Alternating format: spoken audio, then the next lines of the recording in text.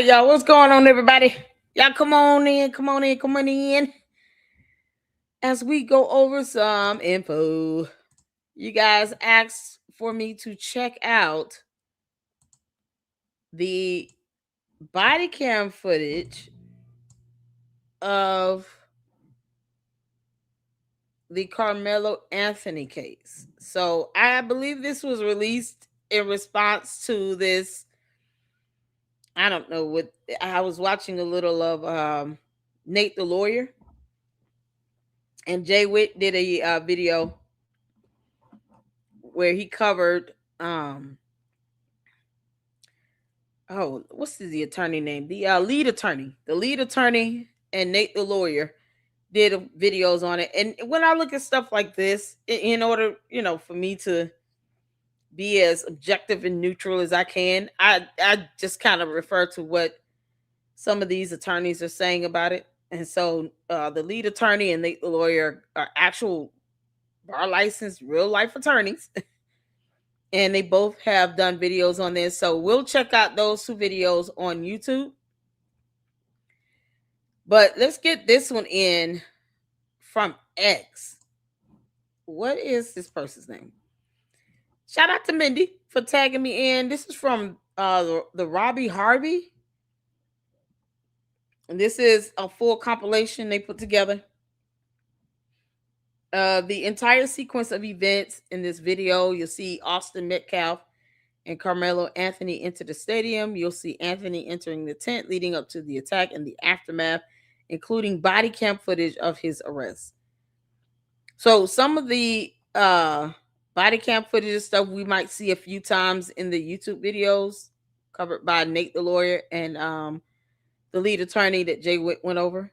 So because I like to hear the perspective of these attorneys that can cover this. What's going on, y'all? How y'all doing? Y'all hit that like button. I appreciate y'all tuning in. I have not covered this this case at all. So I'm just watching the videos. It's my first time even examining this stuff. I haven't read the charging sheet, the court docs, none of that, because I haven't covered any of this. But I wanted to make sure if I do watch anything, I want to hear from what any criminal defense attorneys or bar license attorneys have to say that are savvy in criminal law. Like any other specialty, that is a specialty. And so we got two videos and stuff, and I didn't want to be long with you. I just wanted to check out these videos you guys sent me. So what's going on, Bella? How you doing? Jeep Lady, how you doing? What's going on? Shout out to Mindy. Shout out to the mods, you all. CC up in here again. And how you doing, honey? Francisca back with us. Shout out to my mods. I appreciate you all so much. JP6. And let's see. I did tag you in a compilation piece. Yes, that's what we're gonna check out now. I saw it. Nikki said we are back. Hi, Tanya. How you doing? Good evening from Florence, Kentucky. Shout out to you, honey. How you doing? I hope the weather is up there treating you nicely. What's going on, Jim? Welcome back. Welcome back. I broke this to you. Did you the storyline here?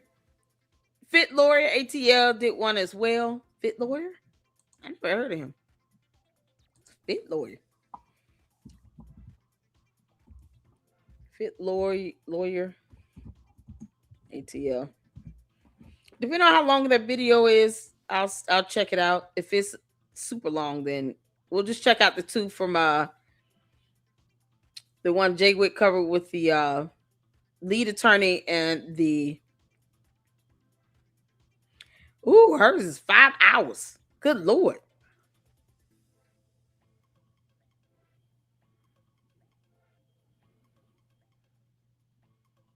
Wow. Oh, hers is 5 hours. Is nothing shorter? I'm saying a 5-hour live stream. Good job. Nick was able to kind of keep his like in 20-25 minutes, something like that. Jay Witt been everywhere. Jay Witt had Fit Lawyer over there on Jay Witt podcast. Oh, big bro. Let's see here. I'm just trying to see how long is her video. Oh, she did a live stream. Yeah, it was 5.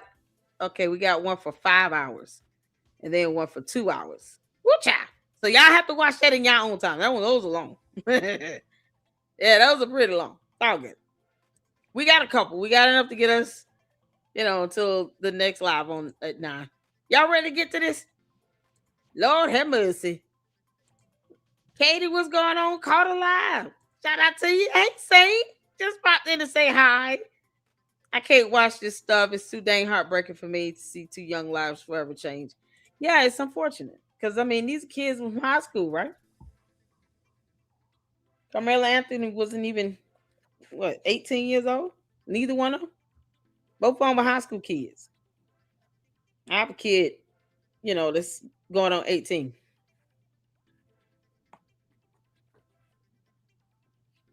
Oh, my God. This totally disproves the narrative. Okay. I mean, and that's what the video evidence is for. That's the importance of evidence. I've seen it on several channels. Sarah is suing some people. Correct. I'm glad the truth is finally coming out. And this is what happens when it comes down to these murder trials. The video evidence itself, for what we don't see in the public view, at some point will be released. Period. It's going to be the same scenario with Charlie Kirk and Tyler Robinson. Whatever video evidence we have not seen so far will be released. It just needs to be shown to the jury first, because they're the ones that's going to make a ruling. And this is kind of the MO of it all. They have to preserve the evidence so that when the jury sees it, you're not talking about a biased jury or any of that. You want them to remain neutral and impartial. And this is why. Now do you all understand? Candace is not entitled to see anything. We don't want that to happen in any murder trial. You want all evidence to be preserved and kept for the jury, because they're the ones that's going to make the rule. They're the ones that's going to do the deliberation. Imagine if this was released during the murder trial or before the murder trial began, and how biased and tainted it would have been. Just imagine. This is how it should be done. It should be done after the verdict has come, sentencing has been done, even if they file an appeal. This is the at the point where you can release some of the video evidence to show here's what the jury saw, and here's why they gave the ruling that they gave. You let the evidence take you where it's going to go. This is why it's important to protect and preserve evidence. They were both 17. Good Lord. They weren't even 18 years old. Karmelo graduated last year. The twins were this year. What? Wait. So he was already he was in school? Oh, he graduated after this happened? What? It happened so fast, not enough time for Karmelo to be jumped. Even Dominique Alexander admitted he wasn't jumped. Gotta let that anger go. Okay. So let's get to this, y'all. Hit the 4 when you can see here.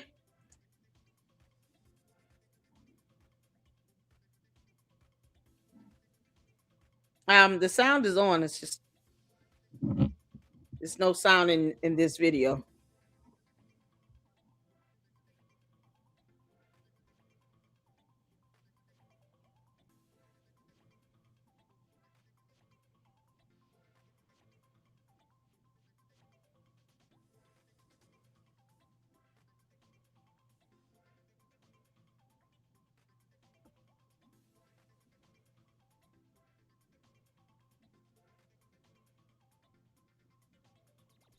Oh man, it was raining.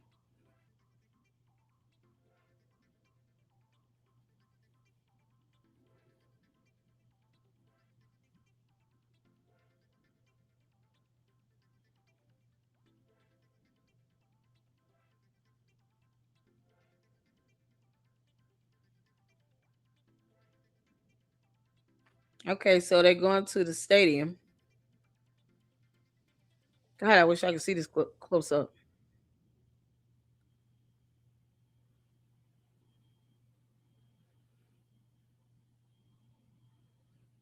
Okay, Carmelo enters the stadium there.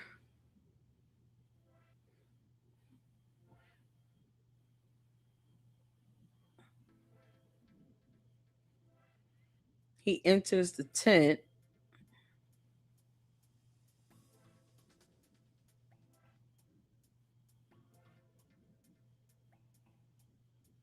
Austin Metcalf appears to move next to Carmelo Anthony.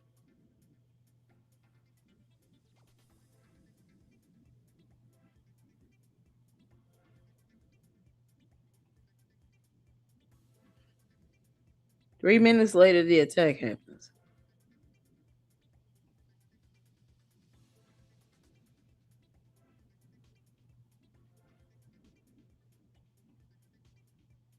This him leaving? What was this over? What was the issue again? What was this over? How did we get here? He attacked him for what? It's hard to even see what happened. So he went into the tent. It must have sped up the time because it was not 3 minutes between him getting out of that tent and then something happening. I'm just trying to keep up with his white hoodie.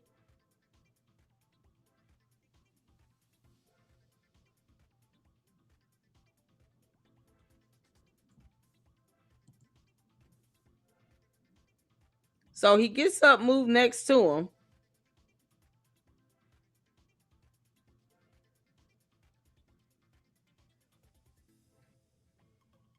So these two talking.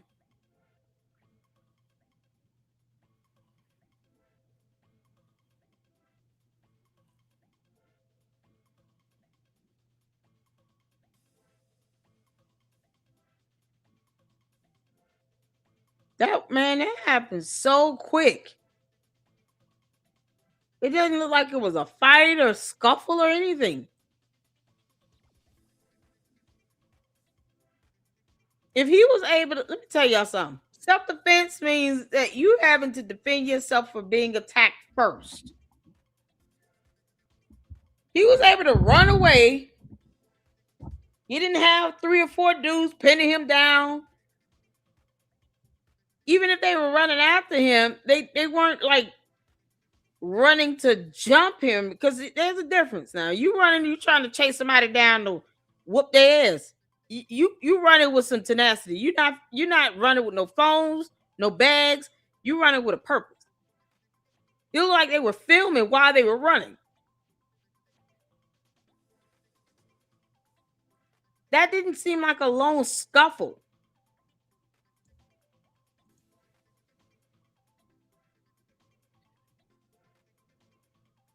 Even if they were standing there arguing, I don't see scuffling. I don't see a fight. I don't see like, arm swinging, none of that.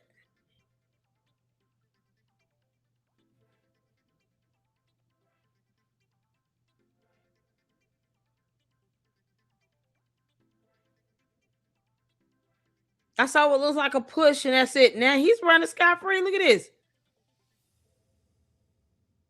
If you're being jumped, you're not able to get away from all them kids that was under that tent.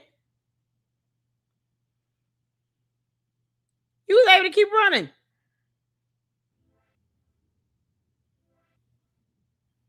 Who was beating him up?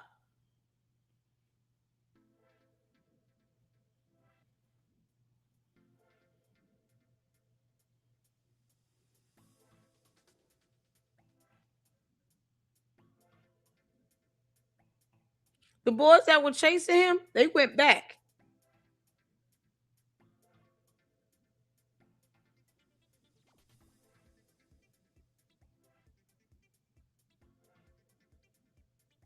Is he walking by himself, walking with a teacher? Who's he walking with here? He's by himself, wide open.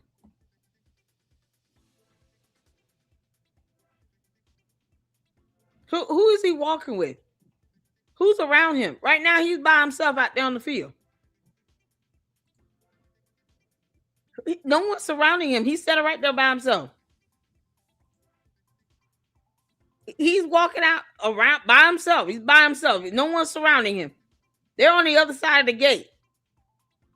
He literally could have ran across the parking lot and would not have been stopped.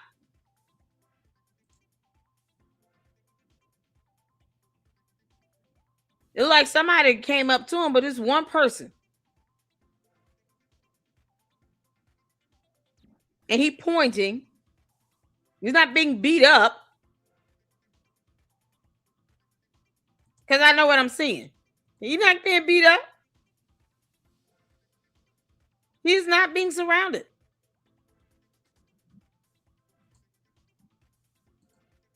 He's standing there next to one human being. Look at this. So far, this bubble around him, there's no other person with him or near him. He walks across the track by himself halfway through.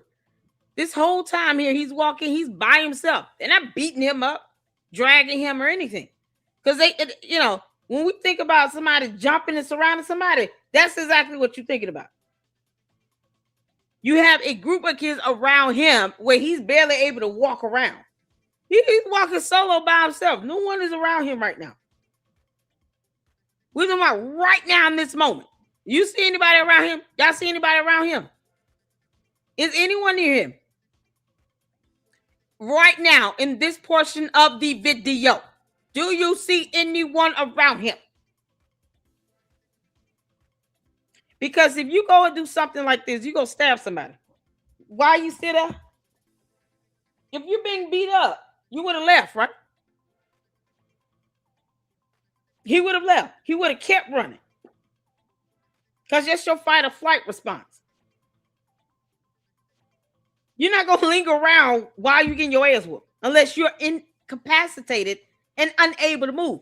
He's walking around freely right now. He don't look beat up at all. Because honestly, let me tell you something. Who are all parents? Who are all parents? Before we go back to the tent, who are parents up in here? Imagine you out here, you with your child. You trying to protect your child. And you trying to go after somebody. Okay? You trying to go after somebody. You with your kid. Because I'm giving the worst case scenario because I want you all to understand the severity of the situation. Worst case scenario, you are with your child. And somebody does this to your child right in front of you. You about to drag their ass. You gonna let them get this far? All parents, you gonna let them get this far? We gotta go worst case scenario here because these are kids. Just imagine yourself being one of the parents. And you see this happening in front of your eyes. And you trying to catch up to this kid that just stabbed your child in the chest. You mean to tell me you gonna let this kid get around this damn track like this? I want y'all to pay attention to this circle. Look how he was able to go around. He didn't even leave the school campus. We going backwards. Backwards. Where's he been surrounded and beat up at? He's running freehand. You think he would have been able to get that far? And you just saw your child get stabbed by this boy, and you actually able to catch him and whoop his ass. You're not getting this far. Now imagine 4 or 5 kids surrounding him. They're not gonna stop chasing him. They're gonna 4 or 5 kids wouldn't have been able to. One of them would have been able to catch him, grab him, and the other 3 or 4 catch up to him, and then they surround him and they take him down. If that's what they were trying to do, you have to think about intent. What was actually happening right now? You don't see anyone chasing him to take him down or to beat him up or anything, because you just saw this kid stab somebody. You're not going to stop trying to whoop his ass if that's what you're trying to do. Let's be honest about this. In a court of law, you got to have what's a reasonable amount of good judgment. What makes sense? What we're seeing is no one surrounding him. He was able to run away from the tent, without being surrounded. He didn't have 3 or 4 boys chasing him up those stairs. Look at that. He got from the tent and got as far as he could. Now, see, he walked over here to this tent. It was already crowded when he got there, after these boys got there. So why would he go over there? That's it. Tell me the logic in that. Good judgment and good wisdom. Now, you look at court rules. The judge has to use good judgment. So does the jury. Why would he go to that tent? It's already crowded. They got there first. It was already crowded. So why he sitting over there? Why did he even go over there? Why did he go over there to the tent? I get it's raining. Well, why did he go over there? It was already crowded. He went over here. Didn't nobody tell him to go over there? Why did he go over there? Well, why did he go there? Why he couldn't sit anywhere else? If he wanted to be out there in the rain, why he couldn't sit somewhere else?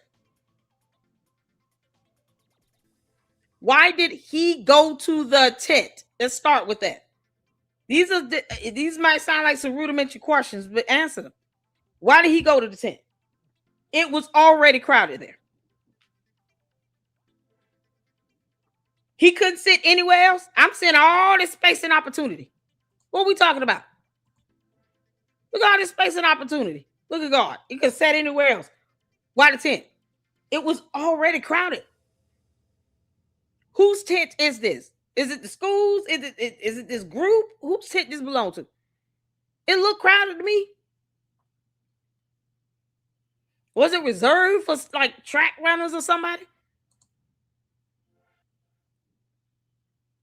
He could have sat anywhere else. He went to a tent that was already crowded. Make it make sense. We're just asking very simple questions here.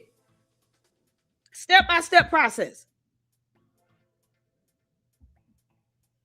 Hey, Mom, Chaos, how you doing, honey? What's going on? Okay, so that group, it is that school's tent. Okay, cool. So it's the school's tent. He went over to the tent where it was already crowded, where it was already what looks like 6 to 8 boys already over there. Now, I'm short, but these kids aren't small or anything, and that tent doesn't look all that big. So you have this tent where you have what? About 8 kids already there. Why? Why is he going over there? He wanted to go out. Listen, he could have, if you wanted to stay out the rain, why he didn't stay underneath the stadium on the inside so he couldn't be out in the elements? Because he came up some stairs, right? Yeah, he came up some stairs. Is there no area where he could stand underneath the area and stay out the rain? Because I see other kids over here just standing around. You got kids with umbrellas. You got kids with other little coverings. He goes over to a crowded ass tent. It's not his. They were there first. He could just stayed over there.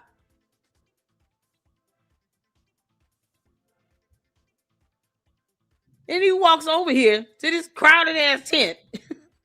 God. Oh, Lord. Like he just sat down.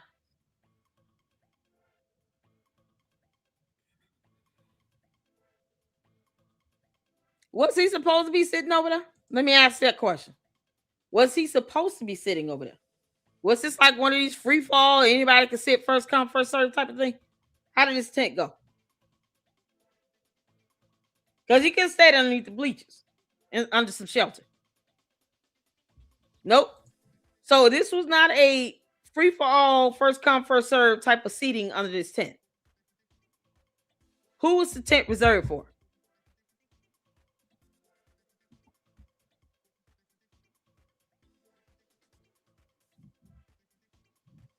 Is this tent reserved for a certain group of students?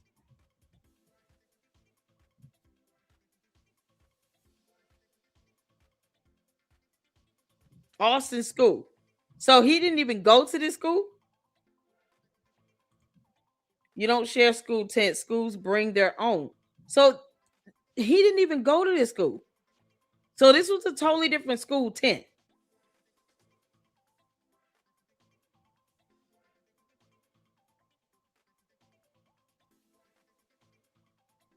So this was Austin School. Karmelo Anthony does not attend the school. The tent did not belong to him or any group he is with. So he walked up to this tent and he's not a student, and this tent was not reserved for him or any group he's with.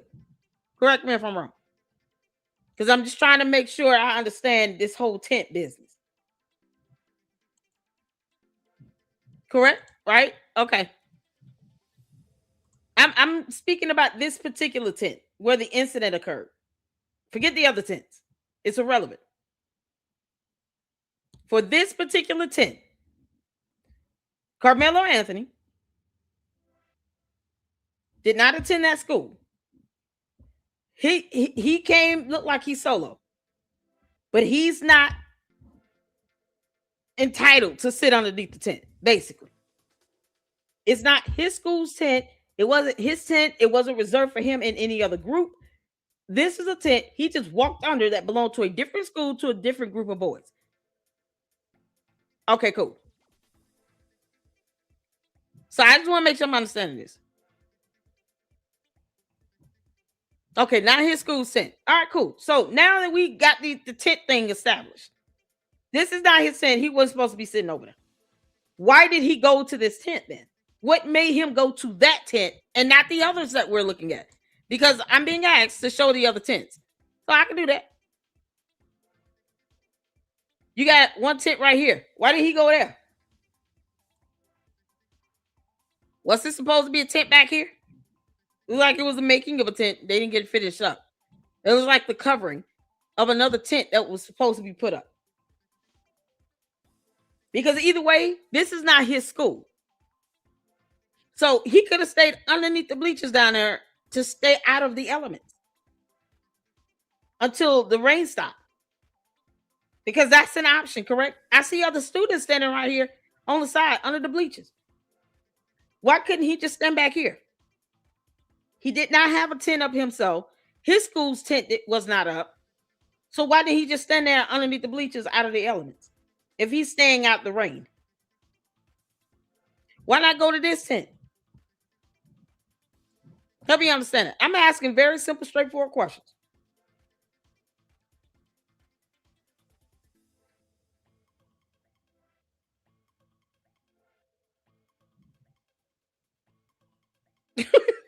My chaos. Oh boy.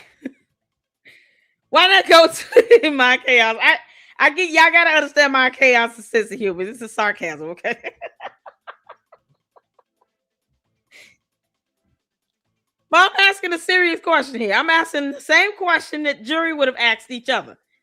Why didn't he go sit under this tent right here? Because the one he went to had the letter M and was blue and yellow. Why didn't he go to this tent? Just a question here. How does this tent seating arrangement work? Because he couldn't sit under the blue and yellow one. That's not his. So why not this one? Why not this one? Can someone tell me? Why not that one?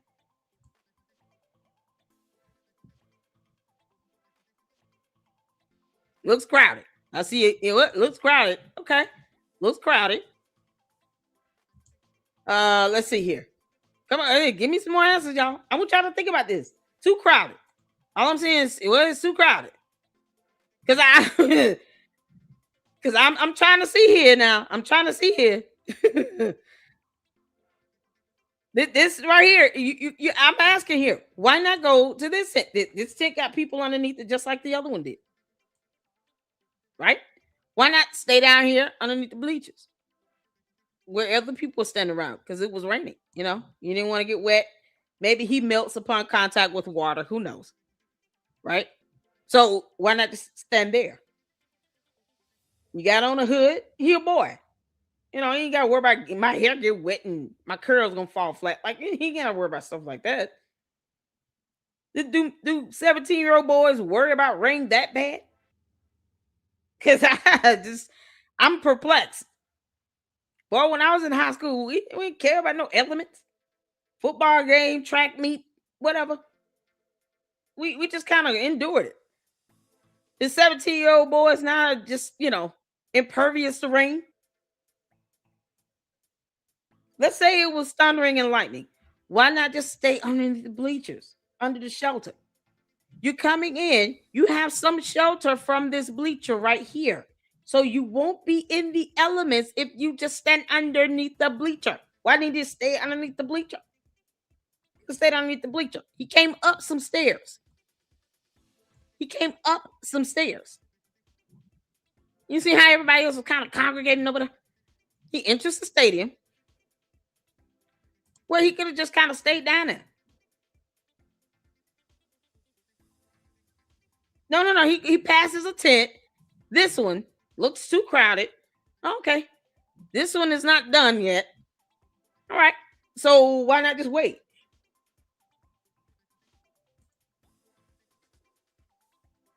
Why not just wait? Or go help put this tent up? Because people were putting up a tent. Look at God. People were putting up this tent. Why don't you just help put this one up and then get underneath this one? Am I correct in assuming that these standard ones here maybe would have been for Karmelo school? Or no? Help me understand this.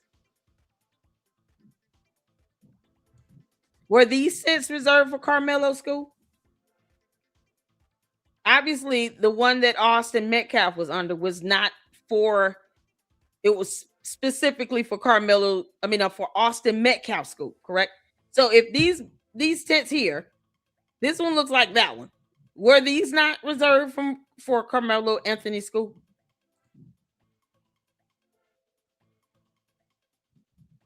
Honestly, don't know. JP said, yep. So let's just say the black ones were for Carmelo Anthony school. Why didn't he go help put this one up? And then he would have had like a first come, first serve type seating thing. I mean, I'm just, you got to think now all the alternative ways to skin a cat. If the idea is I'm trying to get out of the elements, then get out of the elements. Don't go into the elements and then force your way into a tent that's not yours. It doesn't belong to you or your school. And you pass by one because, it's too crowded and all. Okay, we'll go help put this one up. And you go walk to the visitor school's tent that's not yours or the school's and just sit your happy ass down. And they're like, who are you? How many of you all would let this happen if you were, let's say you're at the park and you reserve 5 benches for you and your family. Another group comes up to one of the benches that you reserved. You done cleaned it off, wiped it, sterilized it, sanitized it, prayed over it, asked God to bless it and sanctify it and sterilize it again. In Jesus' name, amen. And then next thing you know, whole nother family comes out of nowhere. And they just plop at your table that it clearly has your name on it. It's got your colors on it. It's dressed up like 4 other tables. You got your family out there. You got a couple people sitting at it. And then this random family comes out of nowhere and they just start putting their barbecue chicken on that table. You gonna be cool with that? You cool with that? I'm just asking. Y'all gonna be cool with that? You got 5 tables reserved. You done cleaned it off. You done did everything. You got your tablecloth on it. You got a couple of people sitting there already. And then a whole nother family comes up and walks up and just sits down at that table. You're not gonna go to them and say, "Hey, we reserved this table. This is our table." You see the Michigan State blue yellow M on it. You see all the we got people sitting here. Like you can't sit here. These are ours. We reserved it. And then they looking at you like, do something about it. I'm not getting into a shoving match with them. But you're not gonna. You mean to tell me you're not gonna say anything to this family at all? Just came and just took your table. Somehow that's supposed to warrant someone being stabbed.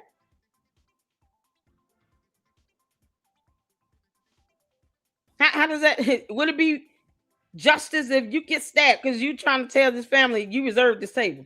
Now you got a knife in your chest. Seriously?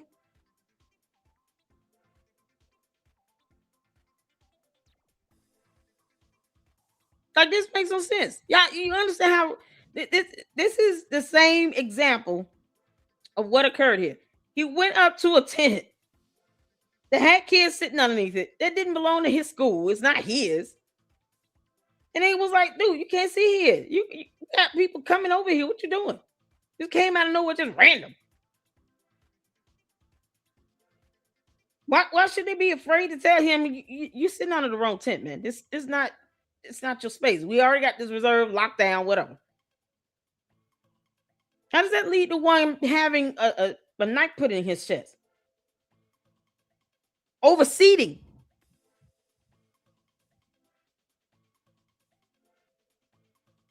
This is crazy. Imagine the others families from Ohio State. You say you got the Michigan State tablecloth, and then Ohio State just walks in, putting down their barbecue chicken, taking over your table. You done cleaned up and reserved. And imagine if you paid for it. Now you're just like, okay, we done paid and reserved for this table. And y'all just come walking up to it. What are we doing? Who told y'all this y'all table? Like human decency would just say, don't sit here and take something that doesn't belong to you, right? Even if it's a reservation of a spot, it's not yours. So what we doing? How do you walk? How do you run away from that with having a knife stuck in somebody's chest over a seating that you were not entitled to have to begin with, where you could have sat anywhere else? See here, here, or you could have helped put this tent up, or you could have just stayed underneath this bleacher. Because somehow these boys nowadays are impervious to rain and they melt upon contact with water. So they can't handle a little rain. So don't go out into the elements. Go under this tent, help put this one up, or just stand underneath the bleachers. Or you stand out in the elements. But at least two boys go home alive. One is in prison forever, the other one is dead over a seating.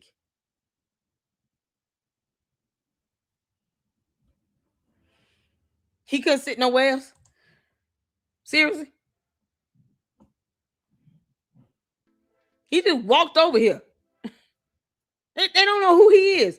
So these kids did not know him at all. These kids go to two different schools. Austin Metcalf and Karmelo Anthony went to two different schools. They had no idea who he was. And he just walked up to the tent and everybody like, what the fuck? Who is he? Hey, is your cousin? Your brother? Something? Who are you? Wouldn't you ask that? You got a reserved spot, you got a tent and everything, and you see this random person to walk up to it. When you say, who are you? How does that warrant a knife in the chest?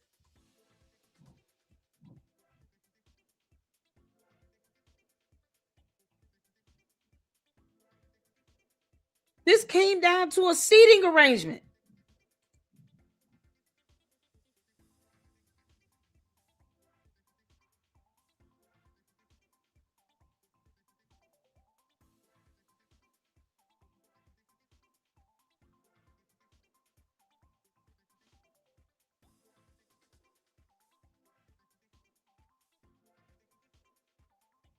I don't see where he's surrounded right here.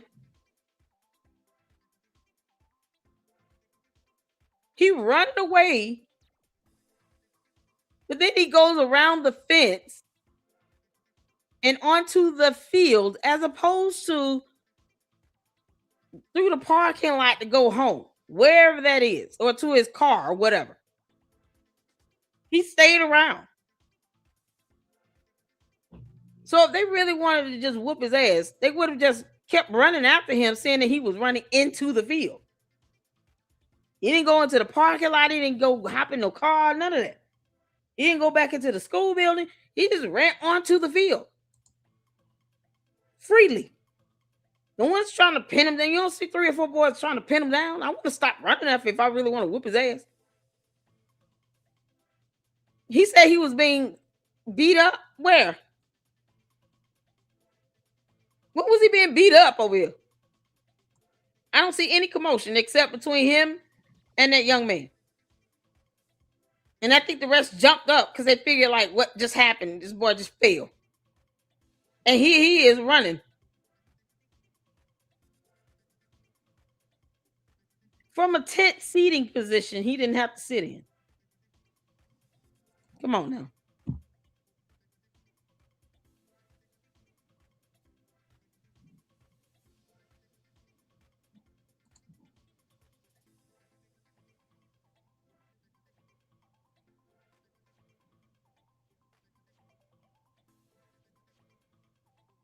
Well, he could have just got up and went to another area to sit down.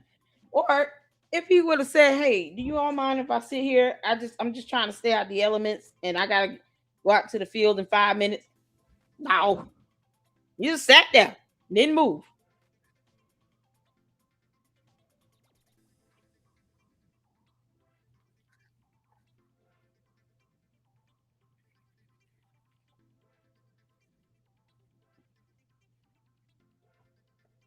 All the time. He's not surrounded by anybody. He's by himself.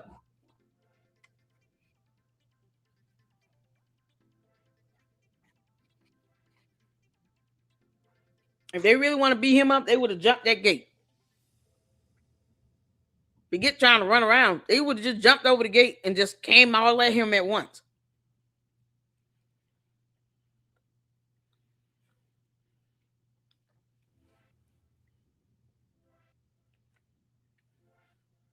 Like he stopped to talk to somebody.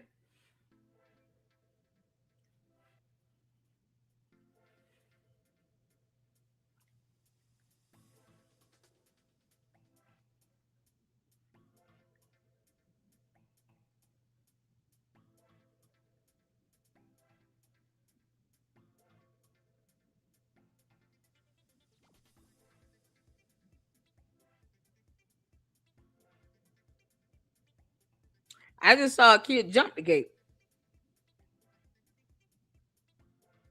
So if they really wanted to beat him up, wouldn't this be the time to do it? Wouldn't this be the opportune time to do it? This man, he's not surrounded at all. If they really wanted to jump him, wouldn't they do it right now? By himself. He's been walking around for at least 2 good minutes. Wouldn't they just jump him right now? If these 3 or 4 boys, whoever these kids are that he said he was surrounded by, if they really wanted to jump him and beat him up, wouldn't they have done this by now? Seeing that he has been walking around this field by himself, no one has pushed him, pulled him, nothing. Wouldn't they do that now? Because now they would be acting out of defense. They'd be mad. They see their friend got something in his chest. And if they really wanted to just jump him, they had opportunity to do this for the last good minute. This whole time. They could have just all ran, 3, 4 dudes could have just ran up on him and beat him up right now. This whole time. Amazing how he's just kind of freelancing.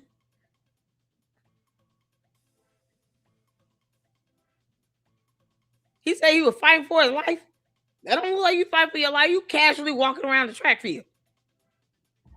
Because that's what we seeing right now.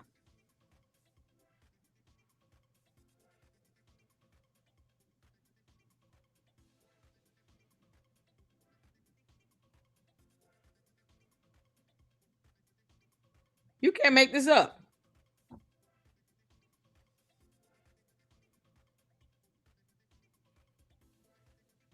So he's just walking around, just casual. He ain't doing anything. Exactly. If JP6, wouldn't that be the prime opportunity for 3 or 4 boys to go jump him and beat him up after they see what he has actually done?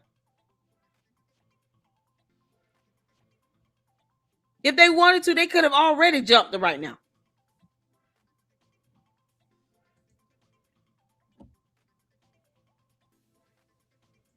Then let me go from here. Wow. Wow.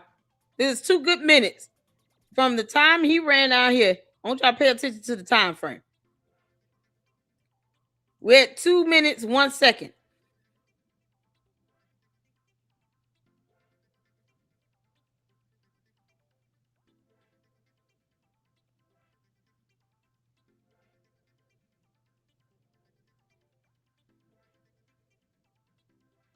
You running? Nobody's chasing him. You see somebody running, but they're not running to chase him to beat him up or anything. They stopped. Then they still running behind him.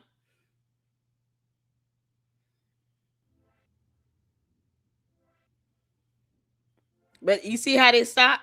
All the space in between him and these boys. Nobody jumped anybody.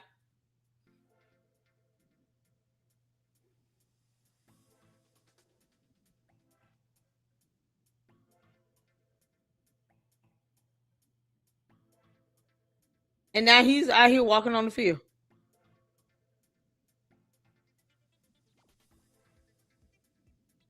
You can't make this up.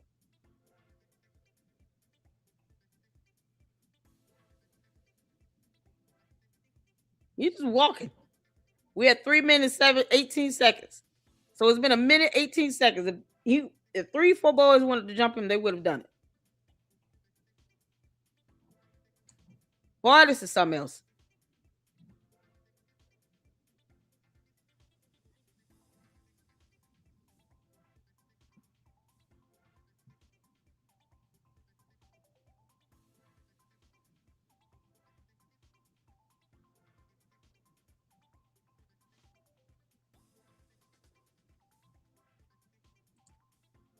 Right now, if they wanted to beat him up, here's my thing. If they wanted to jump him right now, they can. We're at 4 minutes. It's been 2 full minutes since the incident. They could have just jumped the fence and did it right now. These kids nowadays, let me tell you something. You think these kids would have hesitated right now if they wanted to just jump them? To hop over that fence and do it right now? It's been 2 whole minutes. They've had 2 whole minutes to jump him and beat him up. He's been walking freely. You see him walking freely. Who's blocking him?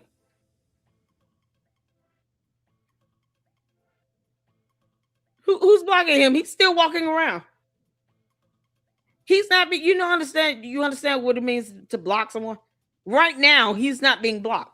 He's been walking around since the 2 minute, 1 second mark. We're at the 4 minute, 34 second mark. He's still walking around.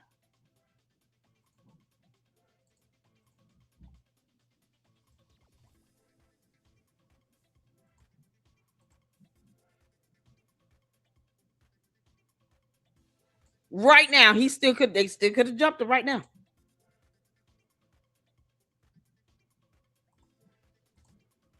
He's not being blocked by 3 or 4 boys. I know what I'm seeing. Listen, we just said what we're seeing. What are these boys that was jumping him and beat him up? He walked over to their tent and sat down when he did not have to. Those are the facts, because that's what we visually saw. I'm not going to some alternate reality to review this video. Hell no. He is standing here free. No one is restraining him or anything. He's not being beat up. None of that. We're at the 5-minute 45-second mark. He's still not beat up or being jumped. Come on now.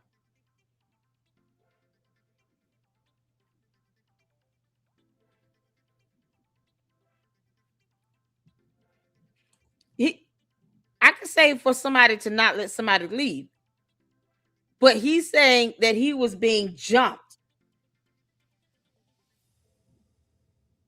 When you claim self-defense, it's like the old adage: the punishment has to fit the crime. In order for you to try to justify defending yourself with a knife being plunged into somebody's chest, the assault itself needs to be on a level of severity that would warrant such a consequence. A shove, or even just a confrontation from somebody, because you walked up to their tent that did not belong to your school at all. They didn't invite you over there. You just went over there and sat down. They told you you can't sit over here. You're going to have to sit somewhere else. And he just chose to not move. How does that justify a knife in a chest? It would be different if he just punched the boy punched him, and then they both got a lick in. They would have just broke that up, and then they both would have went on, and they still would both be alive and free with their liberty. You're talking about a knife into the chest. It is unreasonable in the eyes of the law to say I'm defending myself to the point where I had to pull out a knife and put it in someone's chest to defend myself based on what we just saw with our own eyes. That looked like a shove. And he didn't even have to go over there. He could have just stayed away from that damn tent altogether. He was not coerced into that situation.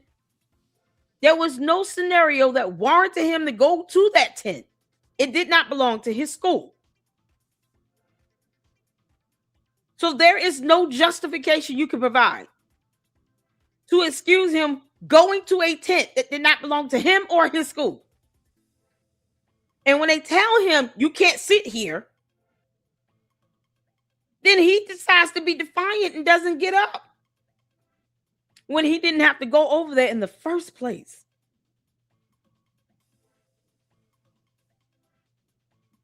This is common courtesy. That's not hard. Is that hard? Is it hard to digest common courtesy?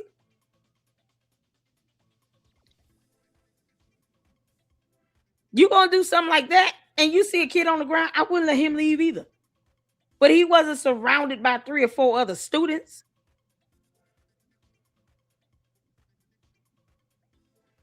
This whole time, if these kids, they not studying what these teachers saying nowadays. If they really wanted to beat him up, they would have just jumped that gate. 3 or 4 would have jumped him and been done with it. But they didn't do that. I saw this boy able to run up, run down, and run around, go around into the field. Even if he was told he can't leave, you can't go nowhere because you just put a knife in someone's chest. Of course you can't go anywhere. You think you're supposed to be able to go home after that?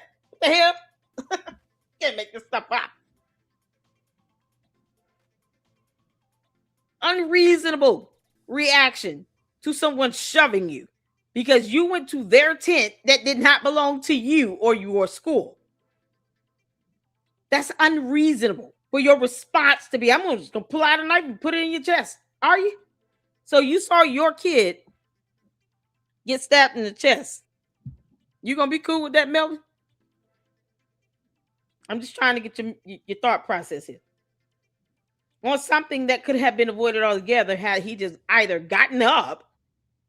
Let's say he was confused. He gets up and then he goes to another tent. Oh, my bad. This is my first time here. I didn't know. He chose to not even get his ass up. What you mean?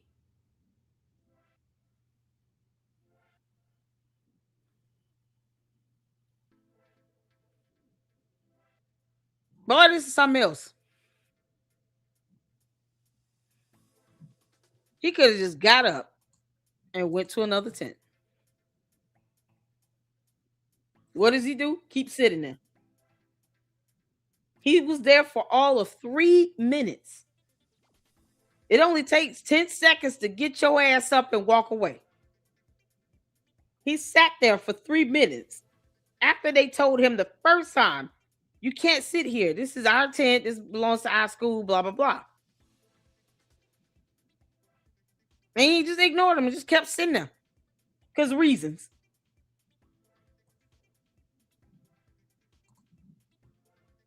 Child.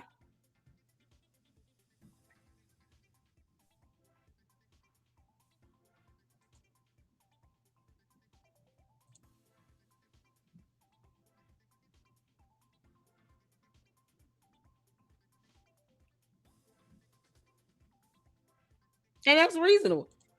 Exactly, Mel. Even if he asks, hey, do you all, if I sit here for just a few minutes until the rain calms down, this other tent is crowded, it's up to them to say yes or no, right?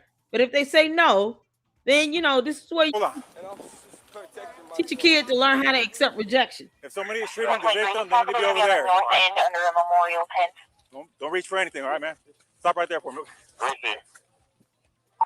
Dispatch 443, I got the suspects, and they're currently treating the victim. Again, he's on the north end of the stadium.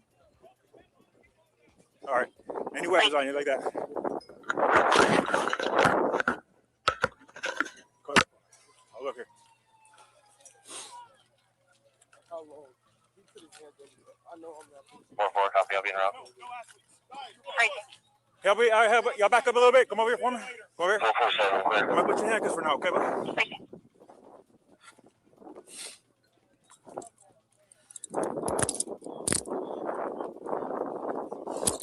This is insane. Dispatch 443. Everybody can slow down. I got the alleged suspect in handcuffs right now, detained. Everyone else can slow down. Suspect detained in handcuffs. Hold on. You can open up the channel, and medics are clear to come in. Have them come to the northeast entrance. That's gonna be a gate that's wide open there, and then you come to the victim from there. He could have just got up. My God. This is the alleged suspect.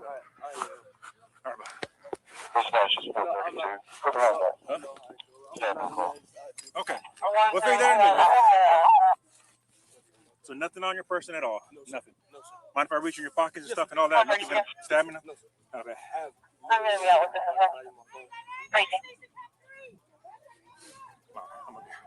A little personal there, okay? Just, and I did notice that, Melvin. That's why I don't understand why he just couldn't leave.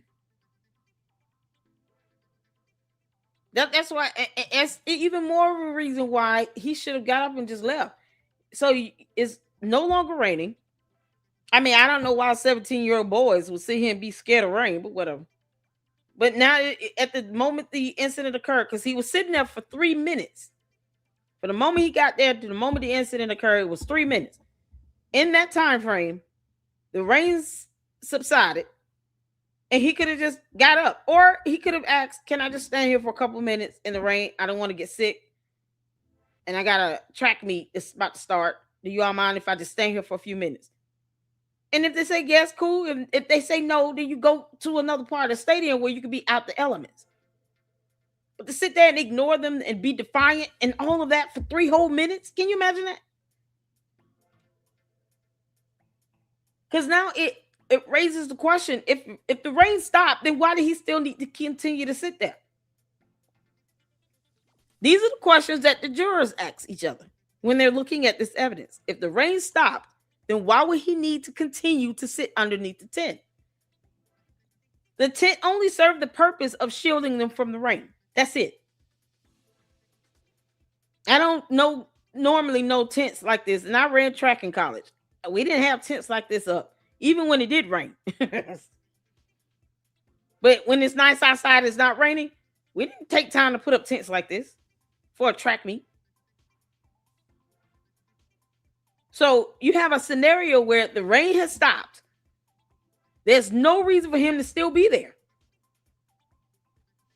Why didn't he just get up? He didn't ask. He could have just said, "Can I just stay here a couple minutes? I know this isn't my tent, but it's raining pretty hard right now. I just want to kind of stay out the elements a little bit. I don't want to get sick."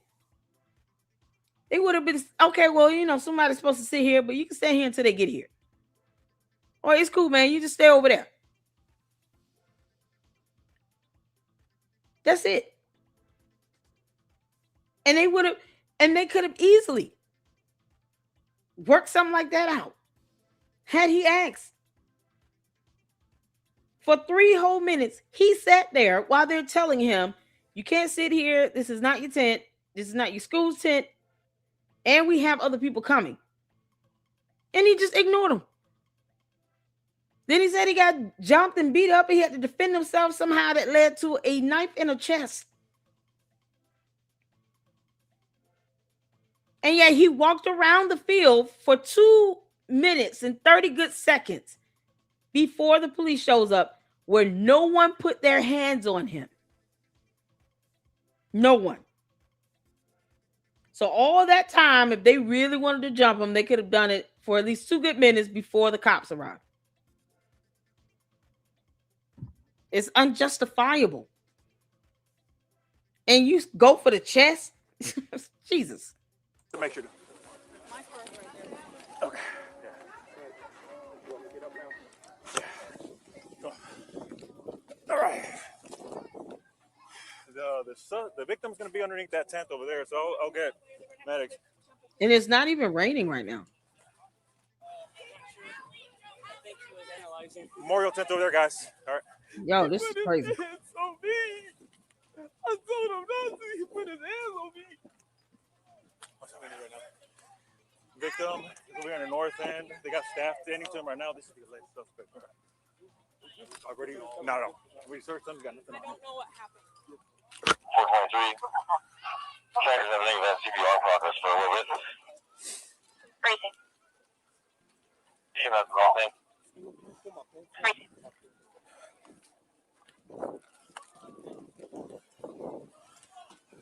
Sorry, over here. Up to you. It's up to you. That's fine. This is closer. Okay. Let me do one more little check of you, okay? Yes, sir. You know, I'm trying for reaching your pockets, anything like that. You good? I'm wearing some little under. Wasn't he just crying? Like no ma'am, I don't think so. What's your name, man? Karmelo Anthony, Karmelo. 430, show me out. Okay. Crazy. Wasn't he just crying? Did y'all hear that, or was it me? Have a seat here real quick, man. Watch your head.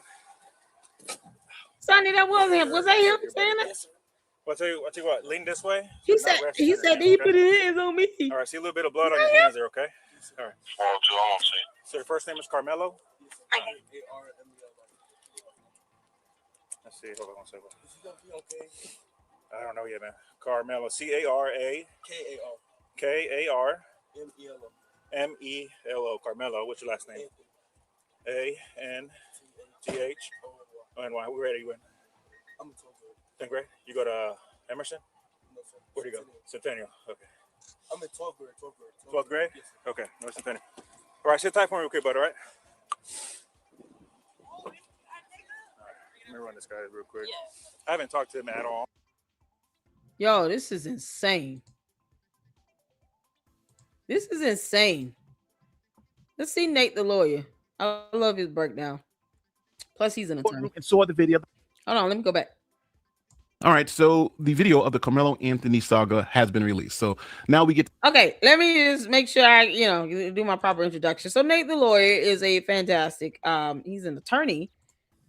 Keep him in your prayers. He's recovering from having had surgery earlier this year, I believe, from a brain tumor. So keep him and his family in your prayers, of course. And I've been following him for a few years. And when I want to know breakdowns from a legal perspective, I go to the experts. And he is one of my personal favorites on YouTube. And so listening to criminal defense attorney Bruce Rivers is another one. Shout out to Bruce Rivers. He lost his son. Was it last year or the year before? He lost his son Michael. So y'all keep him in your prayers. Nate the lawyer, the lead attorney, huge fans. Especially with those being educated and knowledgeable of criminal law. All right. So there's his YouTube channel link. Thank you, Juju. Make sure you guys go follow Nate the lawyer and support him. I love his videos, the editing. It gets right to the point, and he says how he feels, and that's it. So hit the vote where you can hear. Let's go. To see what they saw in the courtroom. Now, before we get to that video, I want you guys to hear how some of the influencers online were describing what they purported to say was on this video. The hypocrisy is staggering. They did not release the video publicly because they know it would exonerate Karmelo Anthony. There was video played of the incident inside of the courtroom that showed Austin to be the aggressor, Austin confronting Karmelo, Austin pushing Karmelo, Austin then getting stuck by Karmelo. But it also showed Austin's brother, Hunter, being at the center of the fight. He also put hands on Karmelo, and so did some of their other friends. Witnesses said that at least 5, in fact, not just witnesses, but it's also on video, at least 5 of them jumped Karmelo. The witness never mentioned jumping Karmelo. Other witnesses for Austin never mentioned jumping Karmelo. They jumped him. Now, for those of you who don't know, that's Willie D Live. He has 1.1 million subscribers on YouTube. Now, next is the amazing Lucas. He's going to describe what he believes is on that video. And I also have questions. I don't know how the defense did not play that video, because when you see that video, it was self-defense. That video apparently wasn't played in court. Now, you want to tell me why a piece of evidence that would prove your client's innocence, that would prove your client's self-defense, that you wouldn't play that in court? You have to explain to me. I ain't got the answers, okay? Riddle me that one, Batman. It's not making any sense. It's not making any sense. We've had multiple people say that clearly this seems to be self-defense based off of what they saw. Unless, like I said, unless you're throwing him under the bus. I have to pause the amazing Lucas here for a second because there's another explanation. They could just be lying. You're feeding him to the wolves. And that's what it seems to be the case. So now we get to watch the video and see if the amazing Lucas and Willie D and all of these people who are telling us what's on the video is correct. But before we get to the video, I have one more video to play. See, when it was found out that the video was going to be released to the public since the trial was over, some people started changing their story about what was on that video. For instance, here's Karmelo Anthony's spokesperson who's doing an interview with someone else who was in the courtroom and actually saw the video. And they've changed their tune a little bit. Listen to what they're saying now. What we saw inside the courtroom was a grainy, hard to see video, but there was a lot of people outside the courtroom who said that they went to ISD and watched the footage and said that it was clear, and they said that they saw more than what we were shown. Can you speak on that? Well, so Nick, you know I wasn't in there, right? But I can tell you I did see the video at Frisco ISD. And the video that at Frisco ISD, it's not like you can sit there and look at the pimple on someone's face, but you can identify what's there, right, in front of you. And so what has been described to me, you know, is like, no, you could at least kind of know and count how many people right there. You know, well, you can count how many bodies, but we can't see like faces. You know what I mean? Like we could see like, okay, somebody sitting right there, somebody sitting right there, but we couldn't see like Karmelo in Austin's face, or you know what I mean? It just was like kids there. Mm-hmm. Some people were saying that they were able to see him getting jumped. I couldn't see that. So I was wondering if you guys saw something different. No. It's not. I didn't see that with that video. No.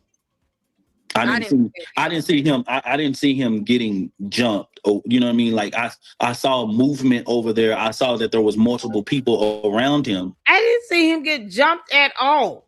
We just looked at it. Where did the jumping occur?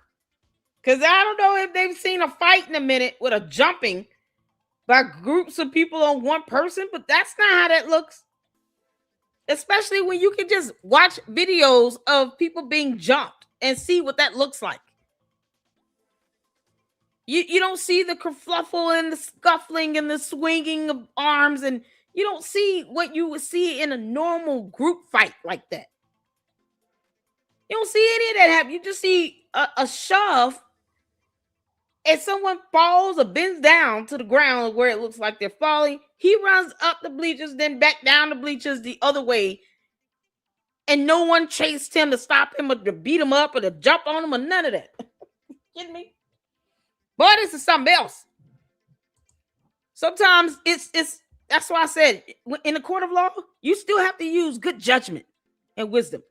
If you don't know what a jumping looks like from like 4 guys versus 1, then watch examples of what that fight would look like and what you probably should expect to see. Some of the aspects of a group fight are going to be consistent.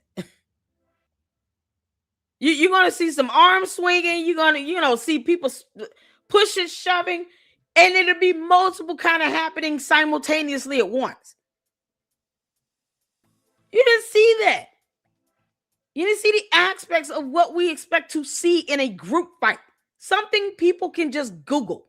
You don't know what a group fight looks like? Look it up. It's that simple. That way you can get an idea of what should I expect to see. It's like somebody saying, it looked like to me somebody was changing a tire. Well, what does it look like when you see someone changing a tire?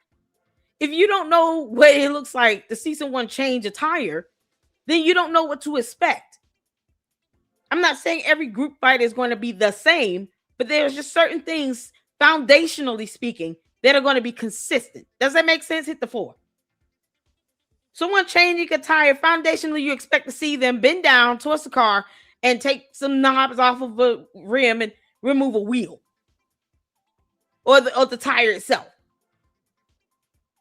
Like certain aspects of somebody changing a tire is going to be pretty much consistent. You don't know what that looks like at all. You can't say, well, I saw someone bend down and change a tire. Do you know what a person looks like changing a tire? You know what to expect when you see someone changing a tire? What do you expect to visually see? That's kind of the same concept you have to have when it comes to certain stuff like this with this video evidence. What do you expect to normally see when you see a group fight? It's not what we saw. And sometimes that group fight will carry you away from the bleachers. You might just get a couple people chase after you.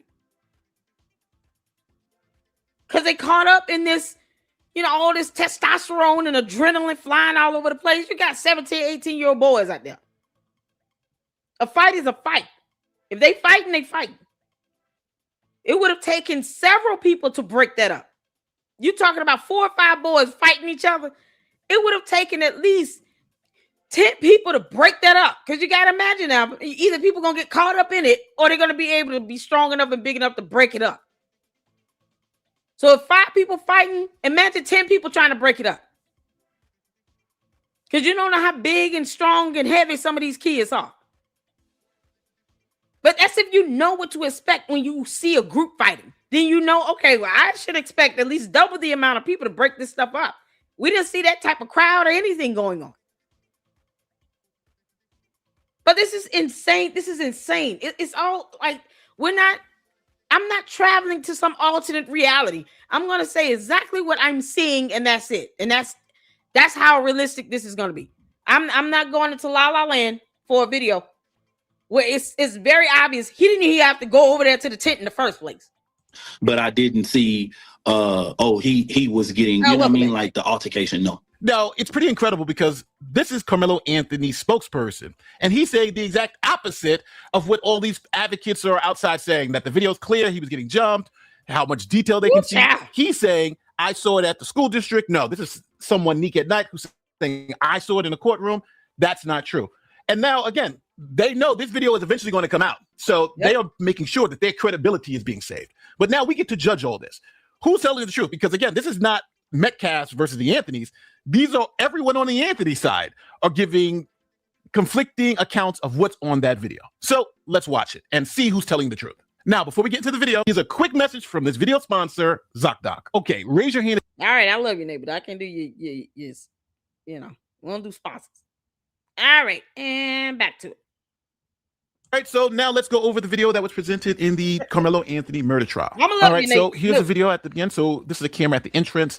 We see Metcalf, the person who unfortunately is going to lose their life, entering the park. So now we go to this wide shot of the field. And if you can see right here, that little dugout place, when it started raining, Karmelo Anthony and his team ran in there, but they were told by officials they had to leave out of there. So we're going to see them now leave out of that area. But as you can see, it's not raining hard. It may be a light drizzle, but it's not raining as hard as some people were making it seem.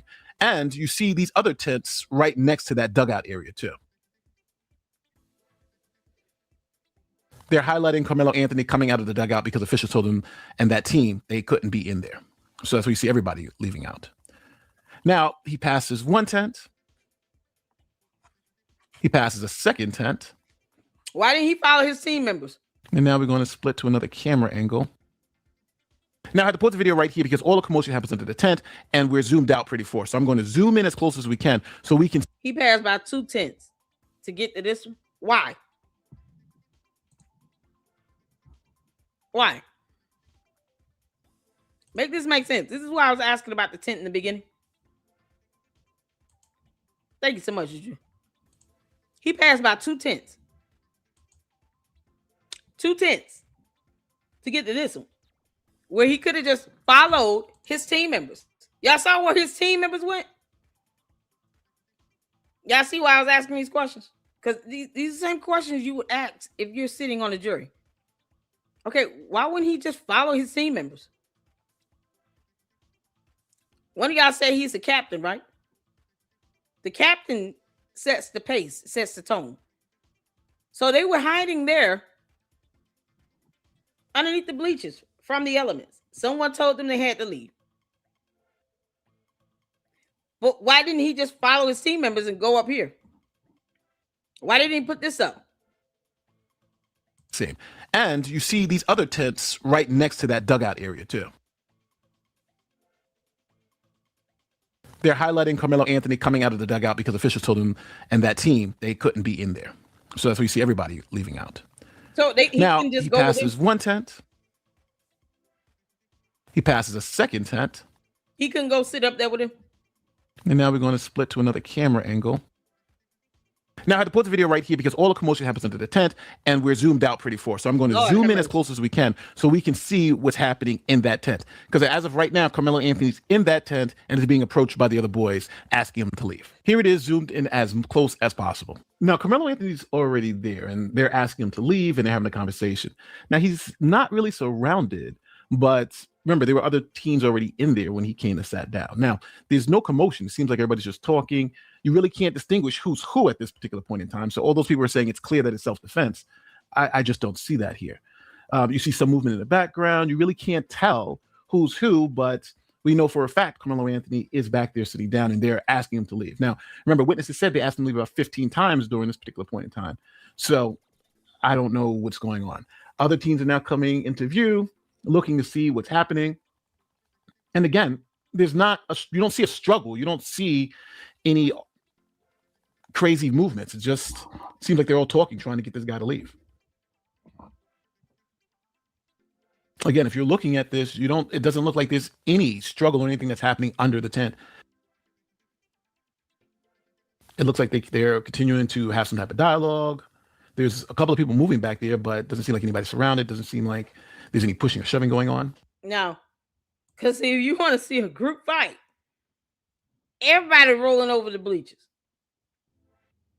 It would have been, the view would have expanded back and you would see these kids throwing blows all over the place. They pushing each other. They would have tore down his tent. These big ass boys would have tore down his tent. Because in a fight, you're not caring about what's in the way. You're probably going to try to use it. You're going to use that tent to your advantage if you're in a fight with 3 or 4 other people. So that tent would have been dismantled. You would see these boys all over the bleachers, swinging, throwing blows, kicking, and all this other stuff. My chaos, I was telling everybody, if they don't know what a group fight with 4 big teenagers look like, they need to look at a video of a real fight. Because this ain't it. This is not a fight, a brawl you expect between 4 or 5 teenage boys. 5'8", who 5'8"? Child, he was 5'11", 162 pounds, dominant both hands, dominant left foot, bench 205 pounds. Man, oh my God. No way in the world.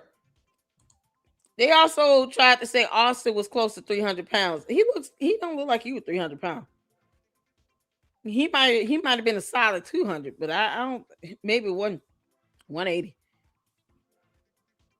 But he definitely don't. Hey, Miss Mac, how you doing, honey? How you doing? How's everything going? You feeling all right? I shout out to Miss Mac Mandy up in the house. You good? Good to see you. A wise man once said, you never have to go looking for trouble. It would always find you. I know, he just walked up to the tent. But still, Karmelo supporters are saying this video helps Karmelo more than hurts him. God, I don't see how. Because he's not being jumped. Because that was the defense. Here's the thing. When you're talking about presenting a defense to a jury, the foundation of that defense was, I defended myself. So what led to you having to defend yourself? I was being jumped. We don't see that, because if you look at an actual fight between 5 teenage boys, what you will see would be madness. You wouldn't be able to keep up with it, because everything would be happening at one time. You see like a couple boys fighting here, a couple boys fighting here, 2, 3 fighting here. It would be all over the place. You just see a bunch of commotion, swinging, kicking, punching, somebody rolling down the bleachers because somebody gonna lose their footing because it's wet. So all this gets slippery. Now I don't care how well the grippers are on here to give friction. You falling down these bleachers if they're wet, and you talking about a fight.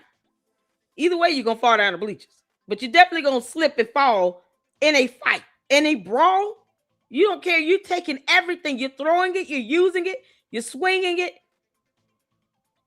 Because now you're fighting everybody. If it was 4 against 1,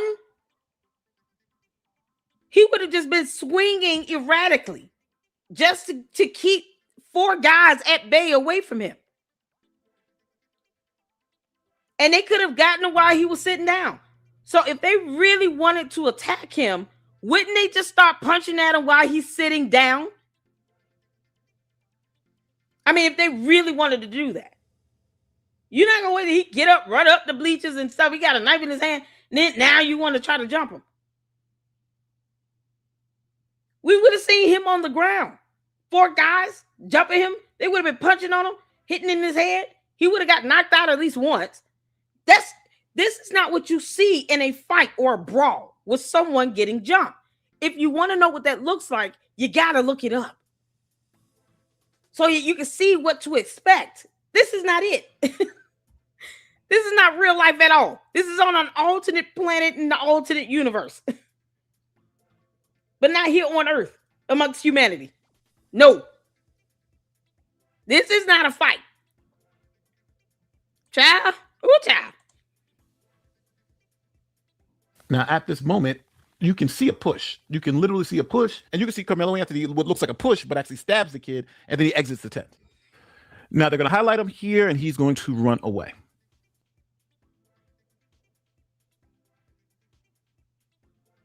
So now, you've seen the video. These people were claiming that Karmelo Anthony was jumped, and they can see it clearly. It was obvious, right? Remember that? Now, I remember the black guy who was talking about, oh, yeah, they pulled him and all this, and none of that came out in court. So I automatically dismiss it. It's like, hey, this person's lying. He's a liar. I don't know, like, people lie. I don't know why they would lie about this, but it is what it is. I love the irony here because he's right. They were obviously lying. But let's hear it out. Then we have other people who are verifying what they saw. Hello, everybody. I'm an advocate for Karmelo Anthony. So as soon as you hear I'm an advocate for Karmelo Anthony, you know this person's account is going to be a little suspect. But she could be telling the truth. So let's hear her full account, because again, you just watched the video, and let's see if what she says aligns with the video. My name is T, and when I went to see the video, they asked if you want to see it from either 2 minutes before the stabbing or 11 minutes before. So I chose 11 minutes. From the moment she pressed play, Karmelo Anthony was already sitting up underneath that canopy, and he was sitting there for at least 8 to 9.5 minutes. You see, well, I saw a boy in a black hoodie go over to him first, and then they left out of the tent, and then you see coming across the field was another 6 boys. When they got to the bleachers, one, he went out of frame, and the other one sat at the bottom. But the remaining 4, they went directly to Karmelo Anthony, and like T said before, it was a brief conversation, and then all you see is commotion. And we know from the interviews that Hunter did, we know that Hunter was, in fact, up underneath that tent. The next thing you see, you can see Karmelo in the midst of them assaulting him. You can see Karmelo trying to back out, but he gets pulled back forward. The next thing you see is Karmelo, he comes shooting out the back, but he's still not standing. And he had to like kind of crab crawl backwards, and he had to like jerk away from them because they still had a hold of his hoodie. He goes up a couple bleachers and he's looking around for which way to go. He runs diagonally down the bleachers and then he falls. At the time of him falling, that's when I noticed another 3 boys coming down the bleachers chasing after him. But when Karmelo got up, he took off. You didn't see him for the rest of the video. You sitting here adding in stuff that did not occur, girl. Who was holding his hoodie? When he had the back road back down the bleachers? When did that happen? Once again, there's no reason to lie about what we all see. I'm not going to your alternate reality, heifer. Nope. We don't do alternate reality in the Lady Luck Club. We're saying exactly what we see in video evidence. That's it. Hunter was, in fact, up underneath that tent. The next thing you see, you can see Karmelo in the midst of them assaulting him. You can see Karmelo trying to back out, but he gets pulled back forward. The next thing you see is Karmelo, he comes shooting out the back, but he's still not standing. And he was standing flat upright. What do you mean? Is he not, if he's not standing, is he flying? Is he on a glider? Perhaps the Green Goblin allowed him to use his glider for a 16th of a second. And we didn't see that, because reasons. Maybe the bleacher elevated him and he was not standing on his own 2 legs. Perhaps gravity gave up for however long. For him to still look like he's upright and running down the stairs. Go figure. Look at God. Like kind of crap crawl backwards. And he had to like jerk away from them. He crap roll backwards. Where is he going backwards? When did he go backwards? How did that happen? Pull back forward. The next thing you see is Karmelo. He comes shooting out the back, but he's still not standing. And he had to like kind of crap crawl backwards, and he had to like jerk away. Crap crawl backwards? What's a crap crawl backwards? Y'all ever heard of that move? A crap crawl backwards. That's a move. When did that happen? What's a crap crawl backwards? Y'all ever heard of that? Maybe that's some turtles do or something. Girl, a child lost his life. Let me tell y'all something. I'm apolitical here, and I'm not looking at race. I'm looking at 2 17-year-olds. One is dead, and one is in jail forever. At least for what, 35, 40, 50 years? Then he get life without parole? How did this go? 2 kids that will not be going home. And you sit here talking about a crap crawl backwards. I speak as a mama. I would never want to see this amongst children, period. They 17 years old, both set to graduate. What you mean? What is a crap crawl backwards?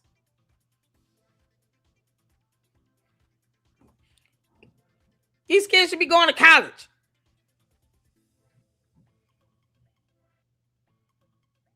I have 15 to 18 years. He got 35 years, 17 and a half years to parole. Oh, Lord. What's a crap crawl backwards? Anybody heard of that move? I'm looking at the words here. Y'all see that? Crap crawl backwards. What does that mean? What the hell is going on? Why is she making stuff up? We don't even know what that is. What type of move is that? This was so unnecessary. Who is clown back here? From them because they still had a hold of his hoodie. He goes up a couple bleachers and he's looking around for which way to go. He runs diagonally down the bleachers and then he falls. At the time of him falling, that's when I noticed another 3 boys coming down the bleachers chasing after him. But once Karmelo got up, he took off. You didn't see him for the rest of the video. Now, this is a master class in lying, because what you do is you sprinkle your lies in with the truth. So it's harder to dissect, because as soon as you say she's lying about what she observed, other people will say, well, no, he did run diagonally down the bleachers, which just happens to be true. But the lies that she wove into it makes her account totally fraudulent. Now, compare what she just said to other Karmelo Anthony advocates who were in the courtroom and saw the video themselves. What we saw inside the courtroom was a grainy, hard to see video, but there was a lot of people outside the courtroom. It's not like you can sit there and look at the pimple on someone's face, but you can identify what's there, right, in front of you. And so what has been described to me, is like, no, you could at least kind of know and count how many people right there. You can count how many bodies, but we can't see like faces. You know what I mean? Like we could see like. I'm gonna tell y'all right now, I couldn't count bodies. I was just keeping up with what was circled around and highlighted.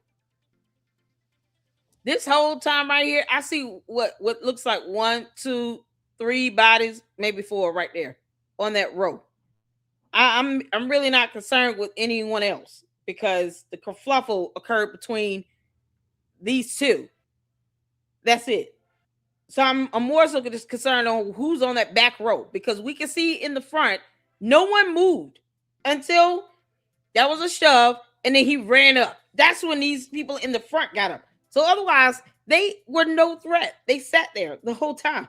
Funny how, they think that he was jumped, and these kids are not even moving. So now you can jump people in your mind.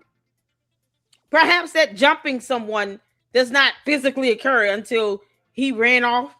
Then that's when they jumped him. When did the jumping occur? Because they're not moving. Y'all see them moving? I don't see them moving. Can't make this up. Okay, somebody sitting right there, somebody sitting right there, but we couldn't see like Karmelo 1, 2, in 3 Austin's bodies. face. That's all I see. You know what I mean? It just Everything was like blurry.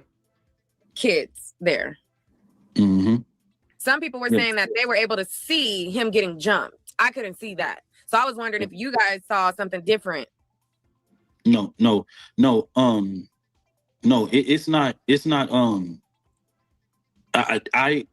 I didn't see that with that video. No. So Karmelo Anthony supporters on both sides telling very different stories. And I'll say this, now you know who you can trust. Now you know whose story lines up with the evidence. And it also exposes how these rage baiters work.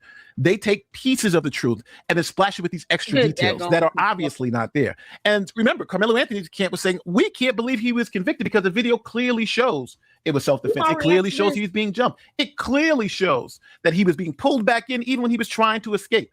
And now that you've seen the video, you know all of that are lies. They were just lying to you. And no matter what I present in this video, there's going to be a contingent of people who are going to believe the lies over the absolute truth. Why? Because they want to believe the lies. Karmelo Anthony is a convicted murderer. And he's a convicted murderer because he killed someone in cold blood for touching his shoulder, for the push you saw on this video. Period. End of story. Now watching it, I think 35 years was justified. I think you can justify this 35-year sentence. Then eventually somebody said, hey, it's time to go, and pushed him to say, get out of here. And he stabbed them to death. That gets 35 years in prison. Now, I will say, earlier I was advocating that this could be manslaughter because it could be a heat of passion. But now after physically seeing the video, no. This kid's a murderer, and he got what he deserved. Tell me where I'm wrong in the comment section. As always, my name is Nate the Lawyer. I'll see you on the next one. Peace. Oh, Nate, we love you, honey. All right, so for those of you... Okay, what is he doing this again?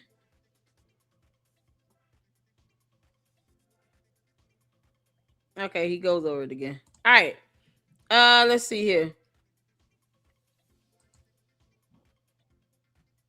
Word of the parents. Notice every little movement, every... This is the lead attorney. Jay Witt checked out the video of the lead attorney. Let's see here. Shout out to Jay Witt, y'all. My brother in Christ and Morehouse brother. All right, let's see what. Give a thumbs up. Green hearts in the chat where you can see it here.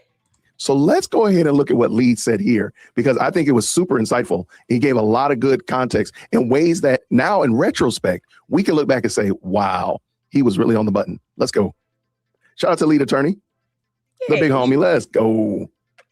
Many of you were surprised at a point that I made in my last video on how Karmelo Anthony's family has actually costed Karmelo extra years in prison. So many extra years. You wanted me to expound on that further because you had not heard anyone make that point. Well, that's why I'm here. I'm giving you the perspective, not of a YouTuber reacting to news, but of an attorney who's practiced for more than 20 years. This is behind the scenes info. So let's get to it. Now, let me explain on how Karmelo's mother basically sentenced her own son Karmelo to an extra 10 to 30 more years in prison, and what she can do about it now to try to fix it.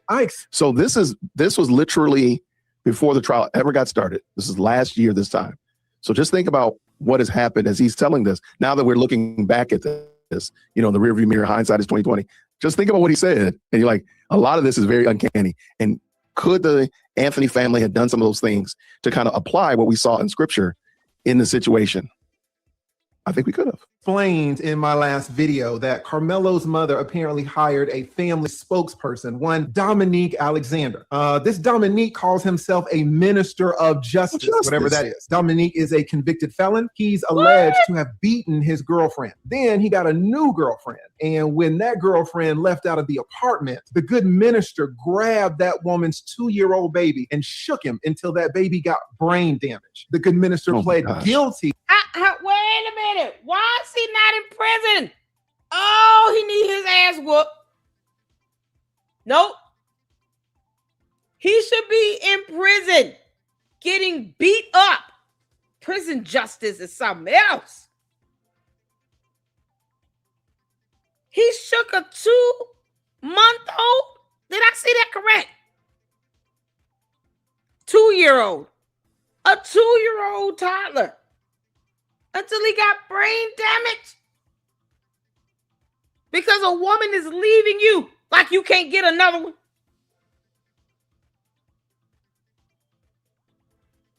Am I hearing this right? Why is he a free man? Why is he not in prison? I didn't know, Tavares. I told you I haven't kept up with this case. Oh my God. What's a minister of justice? What did he say he is?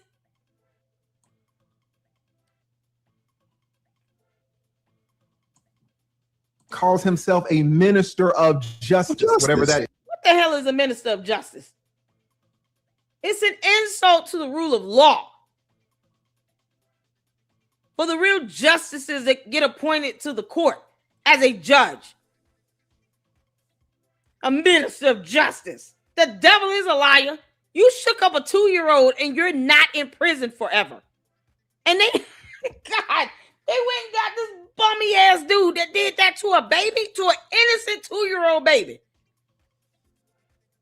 And that mother somehow allowed him to live. Child, let me tell you something. I would have broke his trachea. I'm not even lying.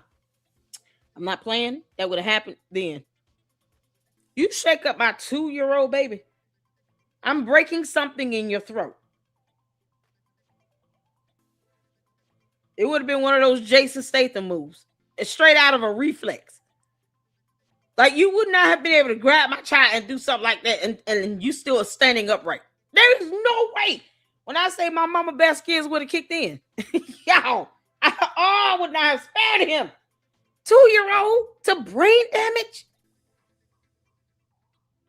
Dominique is a convicted felon. He's alleged to have beaten his girlfriend. Then he got a new girlfriend. And when that girlfriend left out of the apartment, the good minister grabbed that woman's 2-year-old baby and shook him until that baby got brain damage. The good minister pled guilty in that case to felony charges and was in prison. Now, this is the man that Karmelo's mom chose to speak on Karmelo and the family's behalf. The good baby shaking minister. The minister did exactly what you would expect a convicted felon to do when handling Karmelo's case. He absolutely destroyed it. How? He ostracized the most important person in Karmelo's case. Now, who is that? Is that the judge? No. Is that the prosecutor? No. The most important person alive in Karmelo's case is actually Jeff Metcalf, the father of the young man that Karmelo Anthony killed, Austin Metcalf.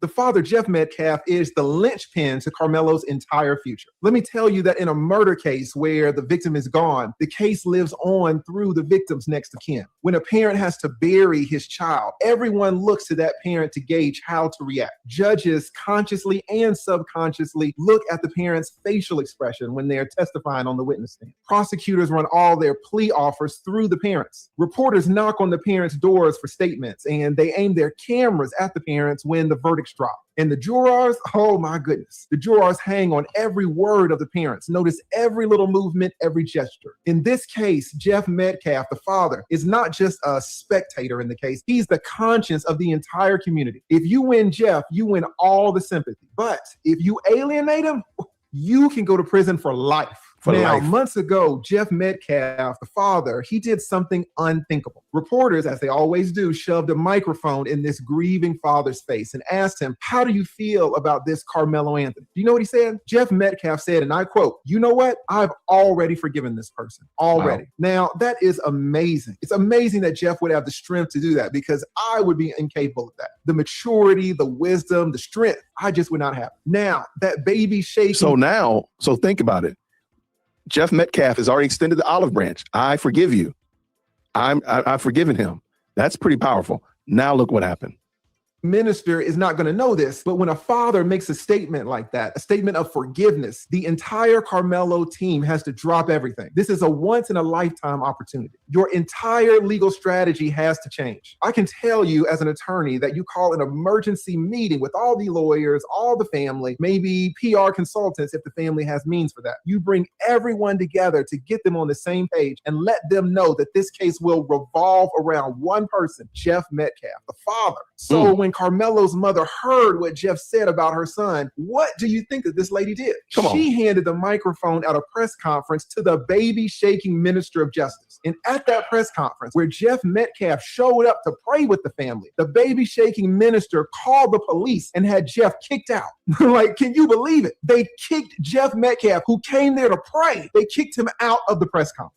The entire spectacle went viral within an hour. Do you know what else? Karmelo Anthony's prison sentence was prolonged by 10 to 25 years within that same hour. Now, why do I say that? What did the family show Jeff in that instance? Jeff, the father. They showed Jeff that there was no remorse. They showed Jeff that there would be no mutual prayers. There would be no reconciliation. Showed that man nothing but hostility and aggression. The same hostility, the same aggression maybe that was at that track meet that fateful afternoon, that was under that tent. Some of you are not going to appreciate how important this father is. You just don't know how these criminal sentences work. I see your comments on YouTube and Twitter. You think, oh, this person killed that person, so put the killer in prison and throw away the key. Put him there for life. That's what you guys say. You have no idea. I will tell you that people kill people all the time. And the sentences range from insanity on the low end to insanity on the high end. Now, who controls where the sentence is going to fall? At the end of the day, it is the sentiment of the community that will decide. And so I want to just add what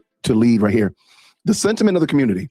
Imagine if after Jeff Metcalf had forgiven the Karmelo Anthony, and his family had said, oh, let's get around Jeff. Let's go ahead and show that we are unified. He's forgiven us. We've asked for forgiveness. We are working together. We are trying to move this thing forward so that in a positive way. Imagine what the sentiment of the community would have been toward Karmelo, because that's ultimately what this is about. It's about how the community sees Karmelo.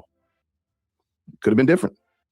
In this case, Jeff Metcalf is at the center of that entire community. Now, let's do this. Let's suppose it is your first day of law school. Pre-K law school. I am your criminal law professor. I'm going to tell you some quick facts, and you tell me the sentence that you would give in this scenario if you were the jury, if you were the judge. But first, and this is important, put right now for the record what you think Karmelo should be sentenced to in the comments. Put it below. Now, he should have, and if I would have been like reporting on this from day one, just based on the charging sheet and based on the evidence that they had at the time, whatever stated in the probable cause affidavit, I would have been like, okay, he might definitely be there 50 years to life.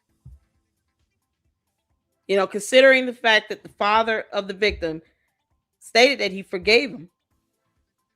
because they would have, the prosecutors would have went to the father, Jeff Metcalf, and asked, okay, how do you feel? What do you, they asked for input. What do you want us to pursue? He could have advocated for the death penalty. Can y'all go for death? If not, life in prison without parole. Like, he could have just said that flat out. See, what the lead attorney is saying is, all of this is communicated with the victim's family. Just the same way, and I want you all to keep this in mind, just simply because this murder trial is happening around the same time.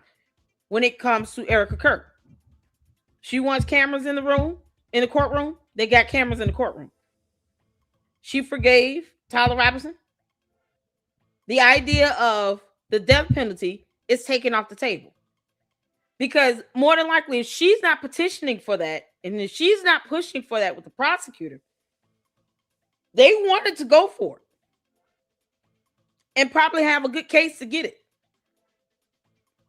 But they go to the victim's next of kin to gauge what reasonably they will be able to do or to get based on the victim's family. If the victim's family is saying, do not put this person to death, and the crime itself, with the evidence here, is reasonable where the death penalty can be taken off the table, then because the victim's relative next to kin is saying that, then they will, okay, let's try to, since she does not want us to go for the death penalty, we're definitely going to go for life in prison without the possibility of parole. In her mind, that's justice to me. Do you have that in every single murder trial? No. But the majority of them, they do gauge the next of kin of the victim that is competent and able to articulate what they would like to see happen. And when they provide the victim impact statements, is something else, y'all. Probably the most powerful statements on record in any murder trial is the victim impact statements. Because you get to hear directly from these victims next of kin. They're like the mouthpiece for the victim. And you get to hear the impact of this case, the loss of life. Is there's a loss of life? You get to hear all of that from this next of kin. And judges have discretion. That's another crucial piece to keep in mind. So let's say the state is seeking, 50 to life, but the sentencing guide allows the judge to use discretion to say, you know what, I'm going to sentence you to life without the possibility of parole. If that is still within the guidance of the sentencing guide, and that judge uses discretion, even if the prosecutor is seeking 50 to life, the judge decides, I'm going to use discretion and sentence you to life without the possibility of parole, the judge could have did it. As long as the judge is not violating the law by rendering that sentence, they could have. Very possible. And that's, man, all of that is, it starts with the victim's next of kin. The influence that this father has over this case is powerful. And they called the police on him when he went to pray with the family whose son took his son's life. They called the police on him and had him removed. Were they on private property? What was the justification? What did they tell the police? We don't want him here trespassing? What do you mean? He came down here, he took our time out of his day to come down here and pray with us. The parents could have told that little fake ass minister, whatever he claims to be, no, we're not kicking him out of here. What's wrong with you? No, we're not doing that. So the daddy, the father of Karmelo Anthony could not intervene to say, no, bro, don't do that. Don't do that. No. We're not calling the police on him. Why would you want to do that? We're not calling the police on him. He lost his son. No remorse. So his little punk ass just stood there and let that happen as well. The father stood there and let Karmelo Anthony's father stood there and let this so-called fake attorney, minister, whatever he is, minister of justice, call the police on the victim's father and get removed. Boy, this is disgusting. So Karmelo Anthony's daddy is a punk ass. I just, want to know how to gauge this. You can't make this up, man. Here is the quiz. I want everybody to take it. Here's the first case, 4 cases. A 16-year-old in Texas, basically the same age and state of Karmelo. He gets hammered, consuming alcohol, consuming drugs. He does the whole thing. He gets behind the wheel of a vehicle. Of course, he gets into an accident. Here's the thing. He kills 4 people. He intentionally gets hammered and gets cooked, and then he takes 4 lives. Now, little law student of mine, I'm going to give you 5 seconds to determine how many years in prison you would give it. Ready? Go. And while you are considering your sentence, for life.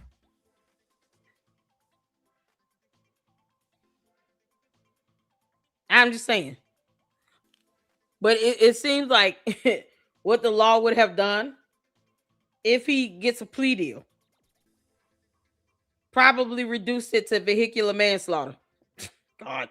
Just know that in this case, the affluenza case, if you're old enough to remember, this young man, he took 4 lives. But how many years did the judge give him? Well, the judge gave him 10 years for taking 4 lives. 10 years. But here's the kicker. It wasn't 10 years of prison. The judge gave him 10 years of straight probation. This man took 4 lives and got a straight probationary sentence. Not 1 day in prison. That's crazy. Did you guess it? Did you guess 0 years? Now, here is the second of 4 scenarios. A football player gets hammered just the same. He gets into his Bentley. He's an NFL player and starts speeding. Of course, he runs over a guy, kills him dead. How many years in prison did this NFL player get for the killing? Now, all right. Lee, this has been edited, of course, kind of speed it up a little bit. How many years? Comment down below.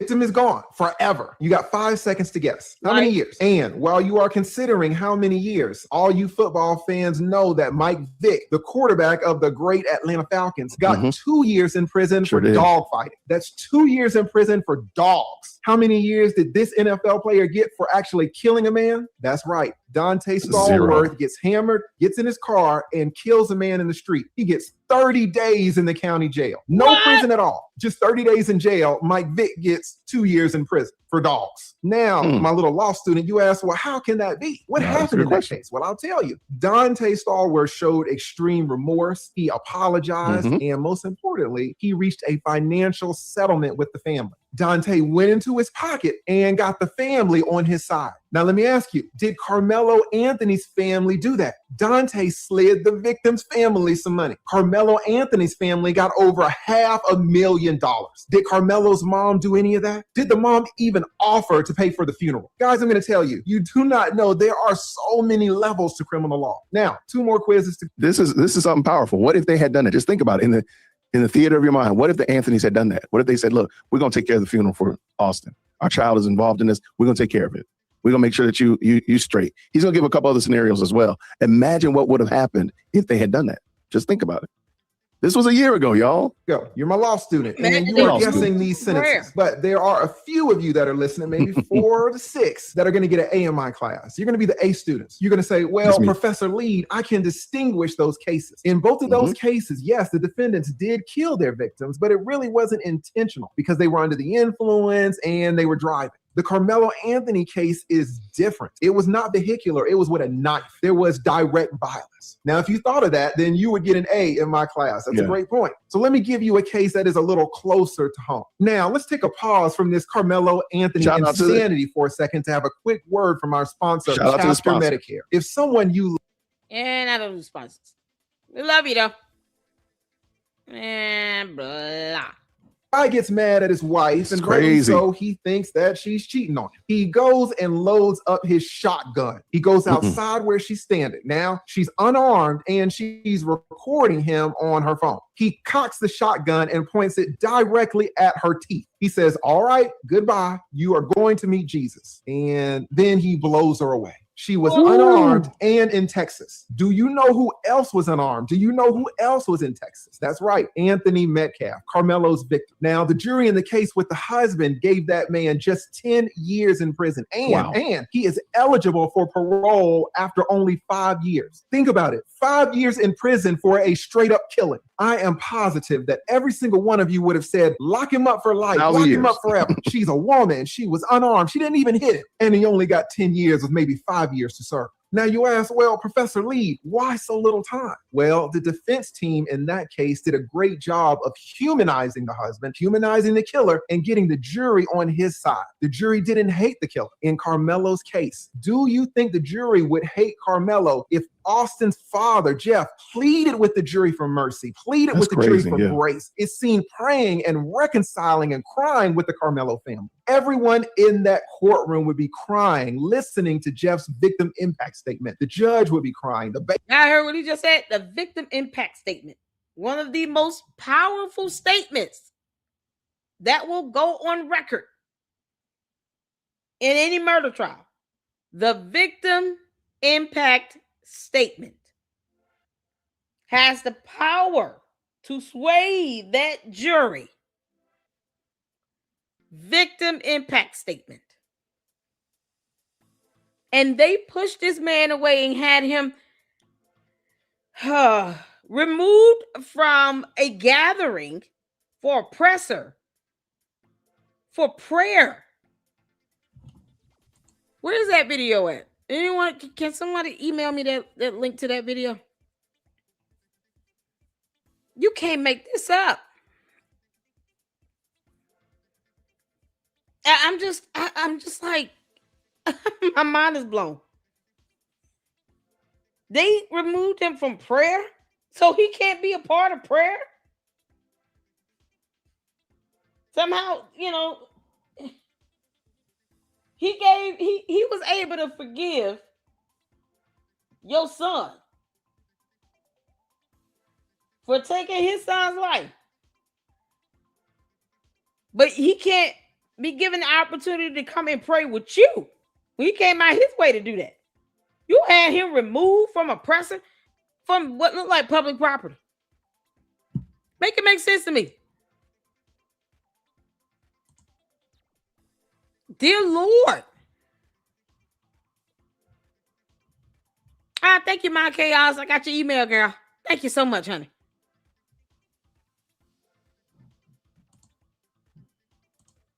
But this is disturbing. If you have the video of him being removed from the prayer, can someone email that to me, please? Oh boy. You can't make this stuff up. Bailiffs would be crying. The attorneys would be crying. The jury. Believe me, everyone in that courthouse would have their eyes full of tears. Now that we know that there were 7 women on the jury and 5 men, how many of them would have been crying? How many of them would have been emotionally impacted if that had happened? If Jeff Metcalf had united with the Anthony family, they had been praying together, they'd been working to reconcile, they had been working together rather than against, even though Karmelo still needs to go to jail. Like, what would have happened? I mean, these 3 examples that he's given have been fantastic. And these could have all been Karmelo's story. At the end of the day, we are all human. Karmelo would have been spared. He would have not gotten a lot of time. You can absolutely get a judge and jury on your side. You just have to know how to do it. Now, and this is the last case, and this is for all of my A students. Let's go back to the vehicular homicide cases. You think that you can get off easy by killing somebody with your car, remember? Remember when you thought, oh, well, it's because the guy who killed 4 people was driving. That's why he got 0 years in prison. Okay, that guy killed 4 people. What about a guy that killed 6 people in his car at a parade? You've got 5 seconds to consider how many years this guy would get for killing 6 people. If the first guy got 0 years in prison for killing 4 people, how many years in prison did this guy get for? All right, no cheating. No cheating, because you may already know this story. But how many years did this guy get? He definitely enough for life without parole. I did follow this case. Y'all know who this is?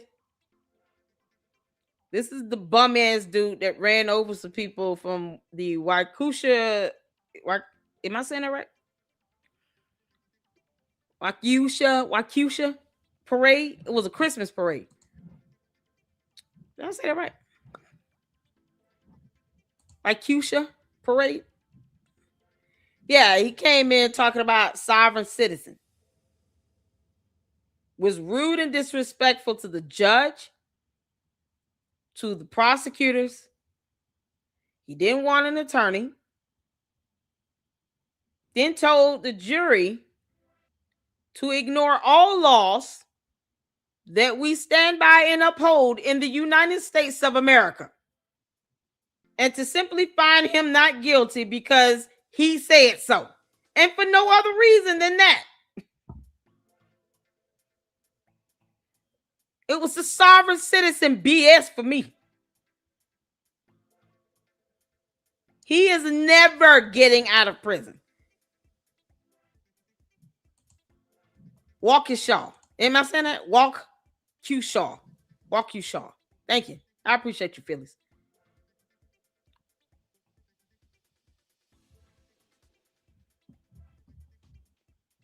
So Daryl Brooks.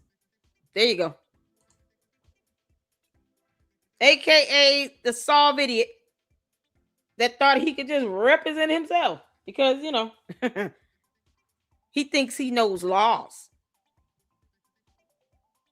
He was so disruptive to where they had to remove him from the courtroom and put him in a separate room where he could just see the hearing through a video and camera. And then had the audacity to take his shirt off, stand up, and turn backwards, facing away from the camera. He gave that judge a hard time. Y'all know why she did not dare let him get to her? The many a times he provoked and probed and pricked and provoked and provoked and provoked. You know why? She wanted everybody to maintain decorum. Because at any given time, if she would have lost her cool, because that's what he wanted her to do. He wanted the judge to lose her cool. He wanted the prosecutors to lose their cool. He wanted the jury to lose their cool. At any given time, that would have happened. He would have filed an appeal and screamed bias. He had already started saying that. But it's one thing to scream bias and you know you're not being biased and you don't have a case for it, versus you allow him through all the provocations. You slip up one time and then he tries to take that one time you slip up and weaponize it. And now he's using that as the whole basis for his appeal. Don't give him a reason to win an appeal. It should be laughable and inconceivable when he files an appeal. He should feel defeated as he tries to draft it. Now he wants to pretend like he's so sick and halfway dead. Daryl Brooks. The dumbass in prison forever where he belonged. One of the people he took, whose lives he took, was a child. That's what had me looking at that. Because I was like, you took a child's life? And that was brutal. If y'all saw that video footage, it is hard to watch that. Bodies just flying in the air. Oh my God, it's hard to see that. In jail for deleting 6 people, not 4. Okay, let's go. For killing 6 people. All right, you got your answer? Don't you know that this guy got 1,000 years? 1,000 years. They It's calculated crazy. it out to like 1,067 years. He got 6 life sentences and an additional 760 years for the people that he hurt with his car. Now, how do you go from 0 to 1,000? Well, this guy got every single person in the community to hate him. Daryl Brooks never apologized to any of the family members and was hostile to everyone in the courthouse during his court case. The judge ended up. Look at this dumb crap. Because he a Saul sick. He gave that judge such a hard time. I was praying for this judge, y'all. Because I was like, man, can you imagine him having some fanatics out here that might try to do something stupid? Now you got to pray for, because one of my godmothers is a retired federal judge. And that's what I see. When I see some of these judges, I think about, my godmother. Now that she's retired, I'm a lot more calm. But beforehand, it's like, man, this could be my godmother. And I can imagine like someone being a fanatic, trying to follow her home or do something crazy because she's doing her job. And my godmother is a retired federal magistrate judge. So, you know, her cases are federal cases. You had a federal complaint that came from a federal government agency. 3-letter alphabet boys, they don't play around. And she served on the bench for 25 years. And all I could think about was my godmom right here. And I'm like, this idiot talking about a soft sit, and then had the audacity to tell the jury, forget all laws. Just render me innocent. Who is you? Yeah. Yeah, he deserves 1,000 years just for getting on everybody's nerve, because that's exactly what he did. And was threatening to the judge. This is the stuff the judges have to go through. There's so many judges out here that are good judges, that are good at what they do, that know the law. And they do their job. You got some that are corrupt. I've reported on a couple that should have been removed from the bench. One more that's still here in Fulton County that's halfway out the door. We got to do a video on her. Getting it on with the police chief in the office, in her chambers. Nah, she got to go. We're not doing that. Can't nobody get away with that. So I believe in the judges being, the court being fair and balanced and impartial. So you get a judge that acts up and behaves unethically and should be removed, remove him. You got this judge here where her life was threatened by this idiot.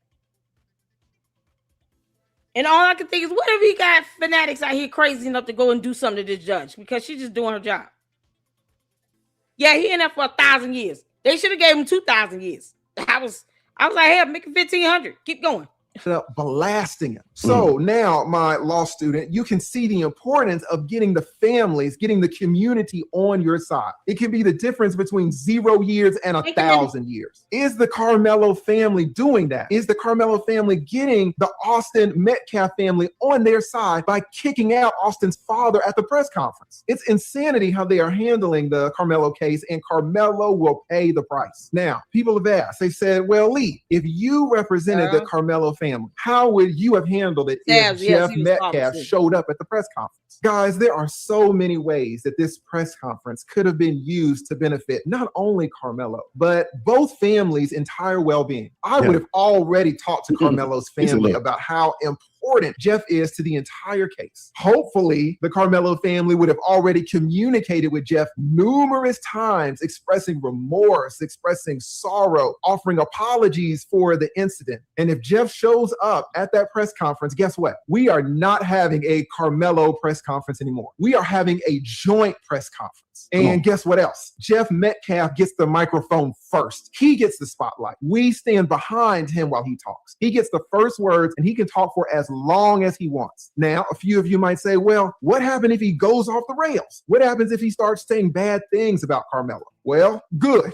Let him say it. He's not saying anything that we all haven't felt. And you know what we do? We stand there behind him and we take it. We take our loss with grace and patience and understanding. This man just lost a son. We are taking all of his heat. We know that the jury is going to see that too. The jury is going to be watching our demeanor while this man is up there blazing us. And after he's finished, we get on the microphone. What do? We express our understanding of his words. We express how justified he is in feeling everything that he feels. All parents can understand where this man is coming from. We thank him for his strength to join us. We tell everyone that we welcome this and all future opportunities to listen to Jeff. We express remorse at the circumstances again, and we apologize for the circumstances again. And you know what we do then? We shut up. We end the press conference right there. We don't go on to put the blame on racist white people. We don't go on to keep claiming self-defense. We don't need to argue self-defense at the press conference. The attorneys, if they need to, can argue that in court. Blaming white people and screaming self-defense gets us nowhere. We have to be intelligent for once in our lives. We end the press conference on the best note possible. The jury is going to see it. If the press conference goes off the rails, it's not going to hurt us because, again, everyone can understand where Jeff is coming from. And Jeff is always free to say those things anyway, inside the press conference or out. So we take the risk. But you know what? Because of what Jeff expressed in the past and because of the man that Jeff Metcalf is, I bet that press conference would not have gone off the rails. I would bet that it would have been beautiful. And like Jeff said, we would have prayed together and sought reconciliation together. And that would have been the start of getting so many years off Karmelo's prison sentence. So what needs to happen going forward? If the family hired me, the lead, to consult with them on this case, here's what I would tell them. First, and this is number one, fire the baby shaking minister of justice. Fire that man immediately and publicly. Let everyone know that he is no longer on the team. We've got to... First of all, fire him and beat his ass.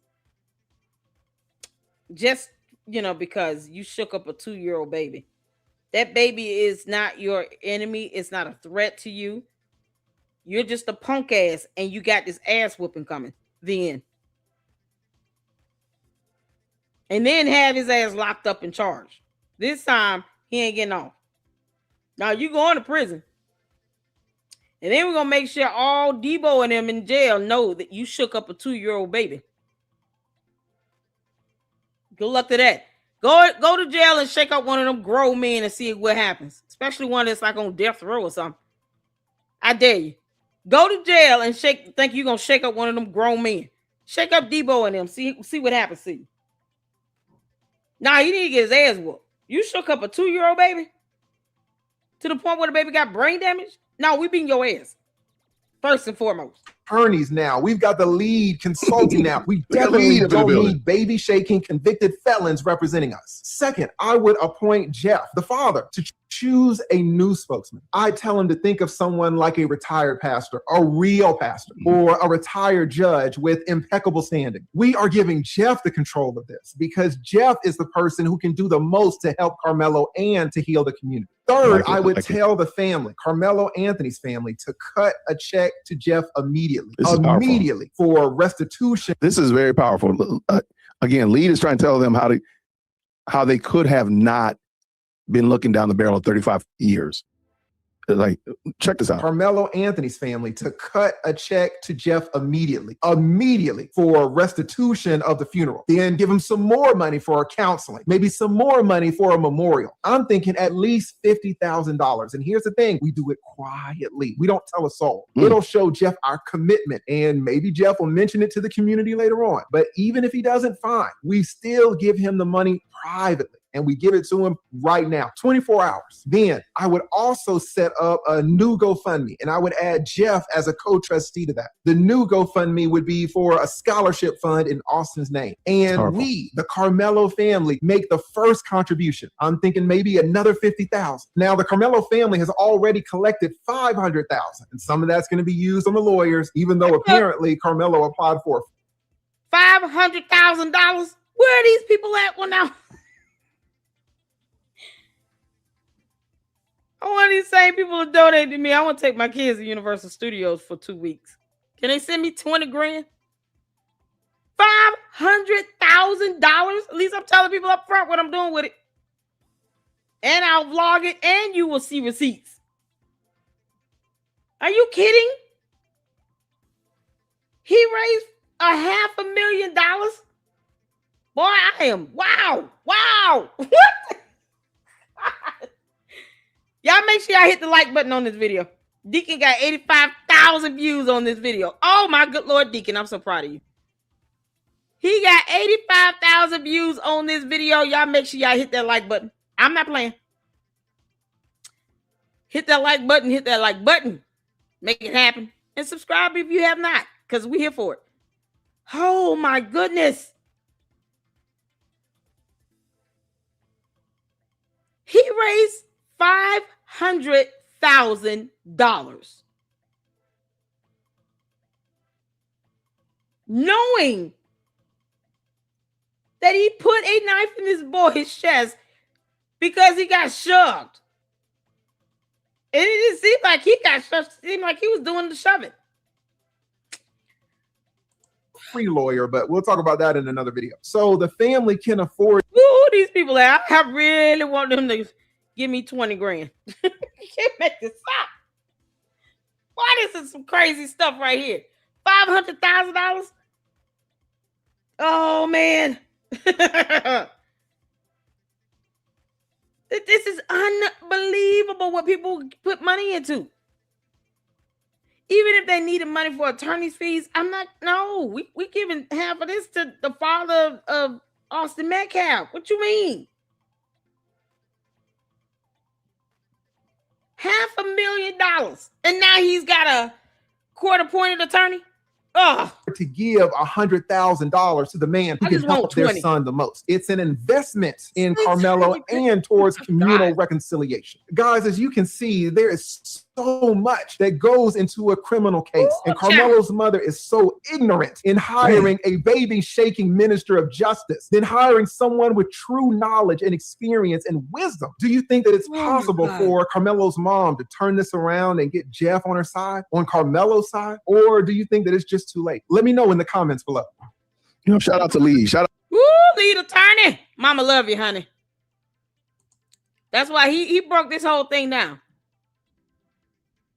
Hold on. Let's go over here. Thank you for sending this link to me. Mindy, I appreciate it. This is real. This happened.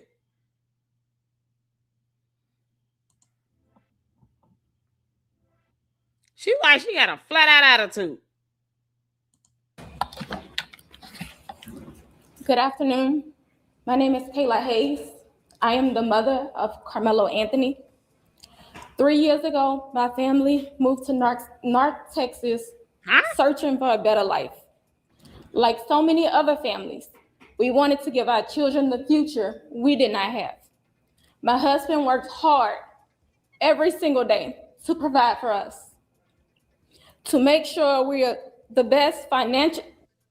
The reflection on his glasses, he's looking at a phone or a tablet.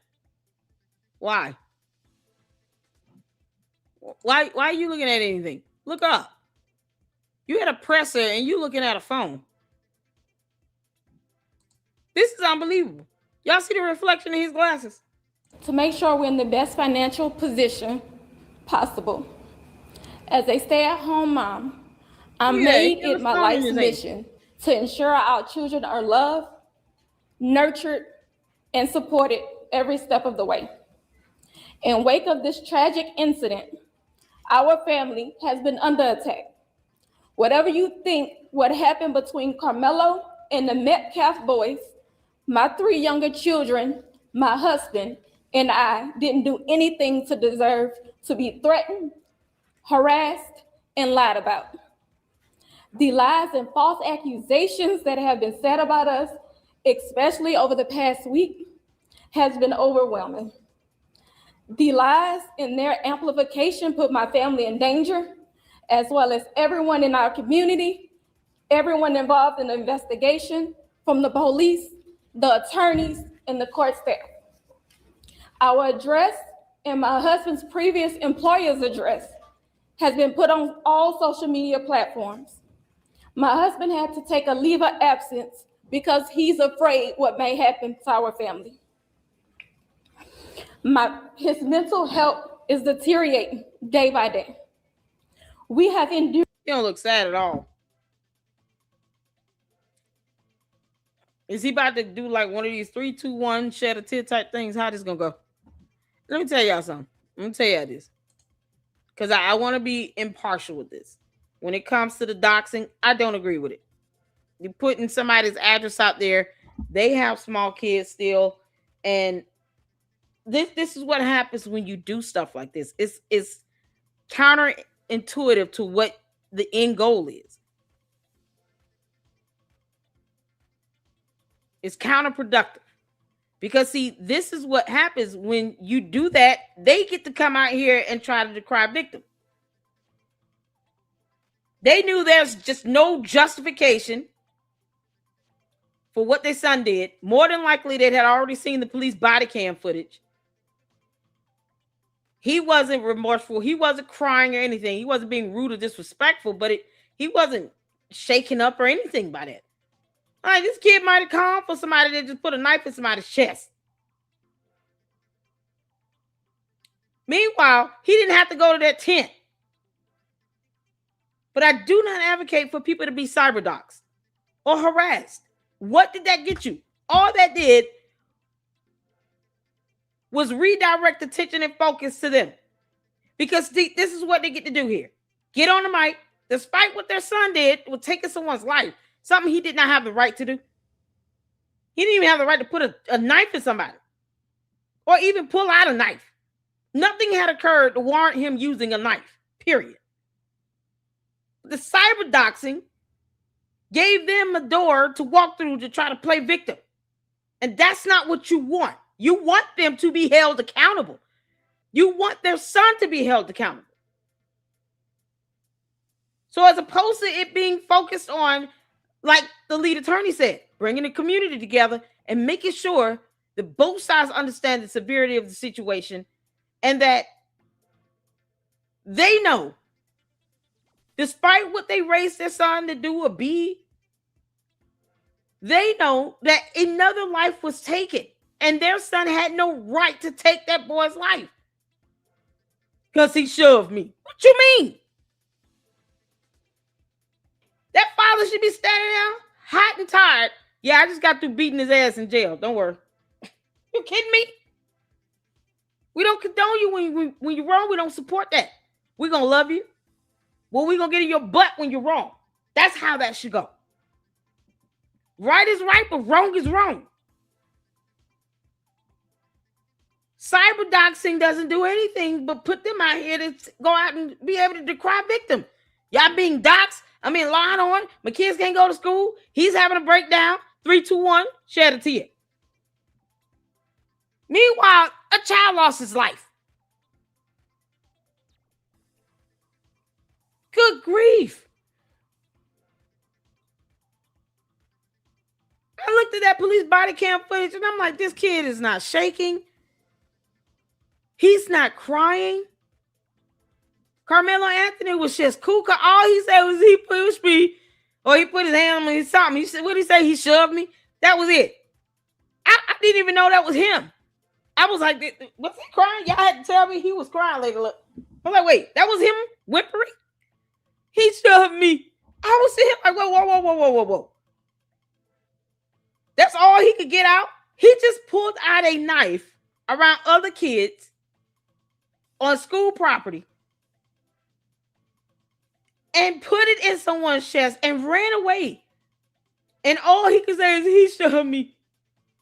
And didn't cry any other time. He didn't cry no more. Child, get your ass in this car. And now his dad about to stand here and put on the show. You can't make this stop. You can't make this stop. I do not support anyone putting out people's addresses. They were private citizens. They're not public figures. And the last thing you want to do is give them a reason to sit here and say, look what's happening to us. People are doxing us and sending us death threats and all this stuff. For what? What does that get you? Because they still alive, they still here, and they still got 3 other kids. That's not justice by doxing someone and threatening to take their life. And they have other kids that had nothing to do with that. The father got his coming because he a punk ass. But God know how to get you far better than anyone else can. Even if he's ordered one day to pay all that money back. What was it, $600,000? How much he get from this GoFundMe? Good grief. They raised over $500,000. What the hell? Boy, I just want 20,000. I ain't even gonna lie. He raised over $500,000. I haven't seen them all, but we have the link. I was sent the link from the Collin, Texas County from Mind Chaos Brew, where they have all of the photos and videos and everything. So I don't. What do you mean? Are you asking me? Have I seen all the video angles? of the incident itself, we saw that earlier in the live. Yes, we did check that out. Now, all the video coverage and the pressers and all of that, I haven't seen all of that. But we saw all the videos of the actual incident on the track field earlier in the live. So I just want to make sure, I'm answering your question. But yeah, I mean, good God. $600,000? Ugh. And I just want $20,000, Jesus. They raised $600,000. But see, they got docs, they got death threats, and they came out and they cried victim. And you all see how quick it was for people to sit and feel bad for them, despite their son not crying at all when he got arrested for taking somebody's life. Felt no emotion on that. I would have been shaken. Oh my God. You would expect the kid to be shaking up 17 years old. You don't know if you took someone's life or anything. You expect them to be shaking and crying and scared and just can't sit still, anything. Asking, is he okay? Repeatedly. I only heard him say that, ask that once. Man, this is ridiculous. Death threats. Yeah, right. My 13-year-old daughter is afraid to sleep in her own bedroom because she's fearful of what might happen to her. And let me be clear, the claims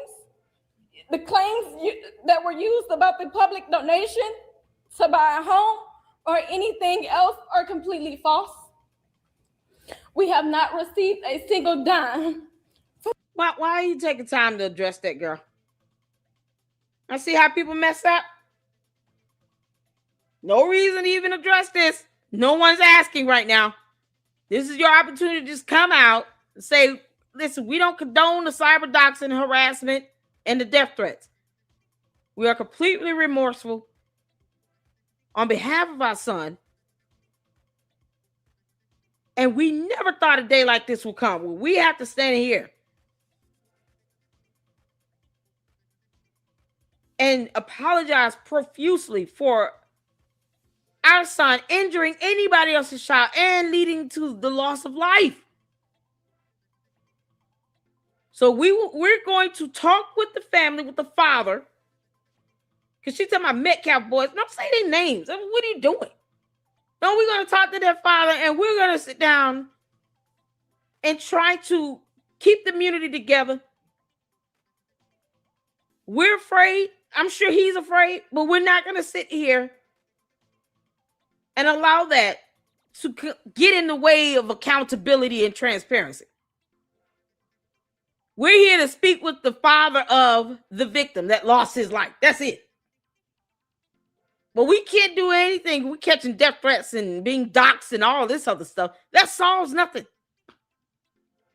That's all she had to say. All this other stuff you standing up here talking about how the money's spent and all this other stuff, girl. If you bought a house and a car, don't you think that receipts can be presented on that? Did they buy a house? Why is she taking time to talk about that? No one asks about no house, no car, none of that. She's here putting stuff out there that's unnecessary. Now you bring up questions and people gonna ask, did they buy a house and car? What the hell they got to do with anything? Somebody's dead. The Give, Send, Go fundraiser. And the co-founder has stated that clearly. In the reality, we were just notified yesterday that we could begin to withdraw funds. And it still takes several days to receive those funds once a request is made. I don't know why we are being targeted and discriminated against before a fair trial. Our son deserves the same rights under the law that everyone is afforded to. He's been raised in a two-parent home with structure, stability, love, and we put God. I'm sorry, what'd she say? Stability? Stability. What? Y'all.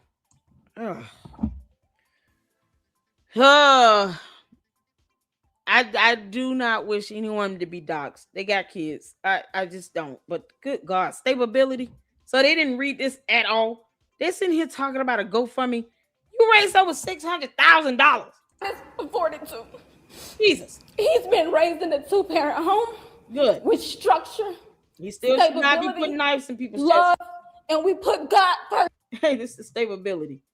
Did y'all know that was a thing? Because, stability is necessary. A home with structure, stability, love. I can't believe it. They didn't even try. They didn't even practice. Y'all, she sounds like Candice. Yes, she does. Stability. It's the kerfluffle of it all. What? This is painful. They did eventually rent a $900,000 home and $150,000 calendar. They rented that.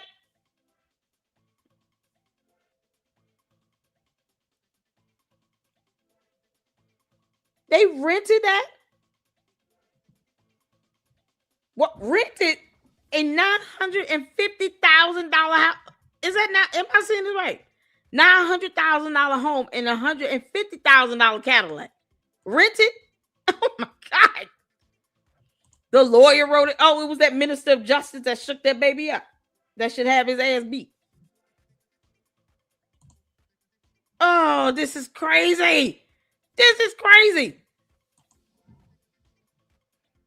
And we put God first in everything that we do.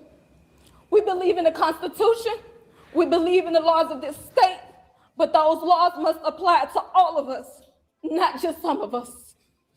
To be clear, we will not speak publicly about specific details of what happened under the tent on that rainy and awful day. There's an active investigation that everyone involved wants to be full and fair. We believe in legal process, and that is where the truth will come out. To the family who experienced the loss, my heart truly goes out to you. To those who have supported my family, thank you from the bottom of our hearts. Girl, no, ma'am. Let me tell you something. I would just, at that point, my heart goes out to you. We are so sorry. We will do whatever it takes to make sure that you're comfortable. Please reach out to us. We want to have a conversation because I don't know what it's like to lose a child, but I cannot imagine what you might be going through. And we need to talk.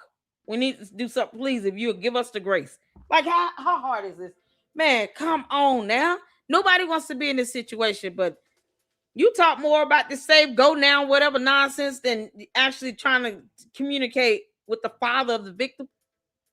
A 17-year-old child lost his life. And you know why I keep saying this? Because I have a 17-year-old. I can't imagine. When I tell y'all the earth would cease to rotate around the sun, I'm messing up this planet. You're not going to be able to get up there and talk about some save, go send me. Oh, I'm suing your ass for all of that. If all you're going to sit here and talk about is that, and then say, my heart goes out to you. What you mean? Okay. My family, thank you from the bottom of our hearts. We ask for your continued support, patience, and prayers as we navigate this difficult process. Thank you. Where's the one where they removed the guy? Where's the video where they removed the guy from the thing? She was so angry. And it's okay to be upset about the doxing.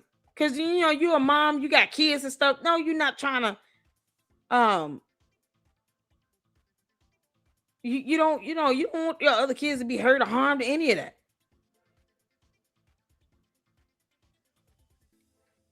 Do y'all know what's the name of the video where they have the hold on a second. I want to find the one where he removed the man from the prayer session.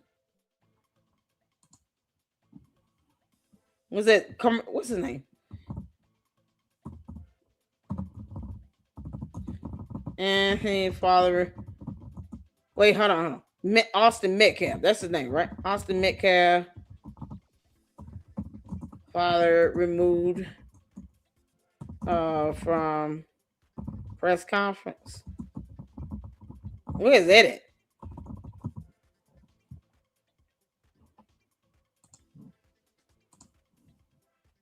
Look at it. Metcalf father escorted out of Karmelo Anthony's family news conference. What the heck? You can't make this stuff up. Well, now to the murder case that has so many people watching right now. A teen stabbed in the chest at a high school track meet. For the first time since the stabbing happened and the U.S., we heard from the family of the teen charged with murder and out of jail right now on bond.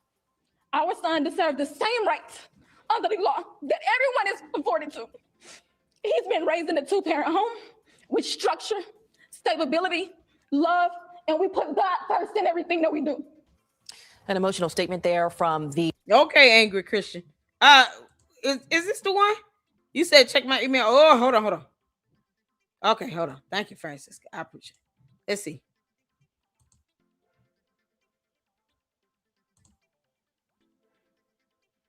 Boy, this is crazy.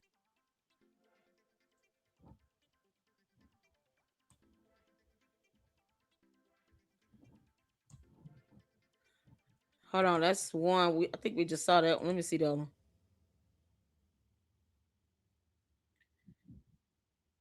Okay, here we go.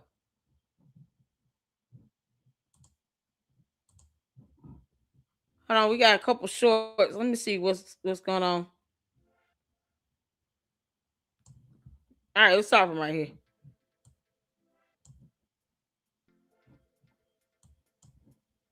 Between the two, and Anthony claims it was self-defense. That brings us to the press conference. Jeff Metcalf was seen wearing sunglasses and talking on his phone at times while waiting for the family of Karmelo Anthony to speak. Dallas police showed up and Metcalf was asked to leave. Officers told him that he would be charged with trespassing if he did not leave. He told CBS News Texas he thought it would be an opportunity for the two families to come together in a productive way. Wow! Wow! Wow! You can't make this up. Oh, good grief, that Minister of Justice dude is an idiot. Oh, that's so evil. Oh, that's so evil. Why would they do that?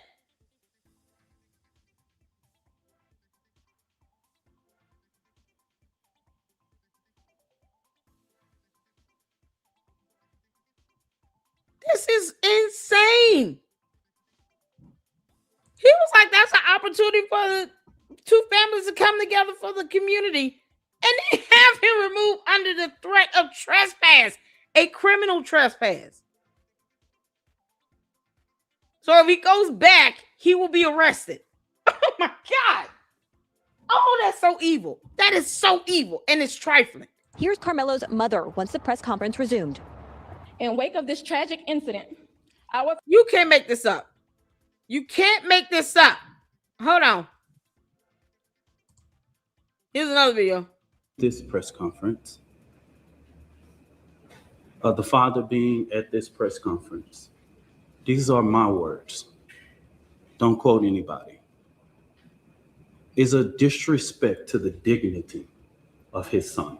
That was disrespectful and just shows you all.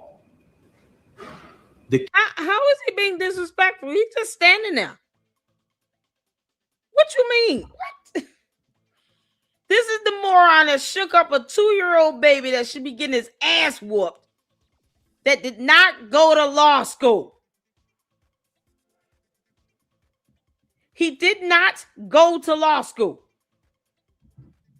Boy, this is mind-numbing. And he can't even say the word disrespectful. The audacity, man. And this is who they want to sit here and take advice from. Someone who did not go to law school.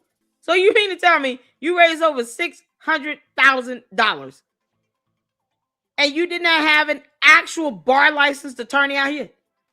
You got this idiot that shook up a baby, a 2-year-old child, and you have no quarrels with that. So you let him around your kids? He shouldn't be around children, not even representing one. I'm sure he has been court ordered to stay away from kids. And yet you let him speak on behalf of you and your 17-year-old minor son? What you mean? Why this got to be the dumbest shit they ever did? Character who was not invited. So what? He knows that it's inappropriate to be near this family. No, it's not inappropriate. This happens all the time. This is coming from the idiot that did not go to law school. Just like the lead attorney said. This is coming from a moron that does not know how these cases operate, even behind the scenes. The prosecutor is going to call the father of the victim first before Karmelo Anthony's parents know what the hell is going on. He's already going to know. They're going to call him first. What you mean? Boy, this is some arrogant nonsense right here. This buffoon.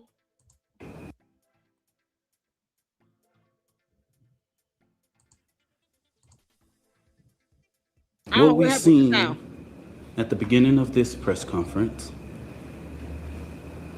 the father being at this press conference, these are my words.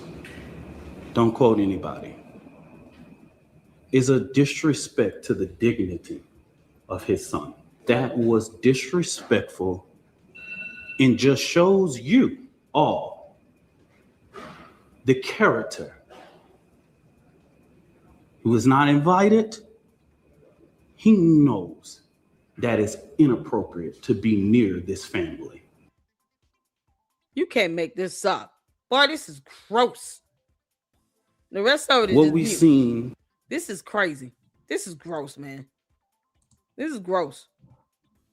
That's gross. You mean to tell me he goes over there to try to talk and all of a sudden, there's a problem for him to be there? What you mean?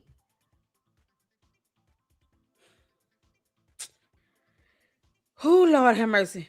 I don't even know what else to say. This was crazy. I find this boy,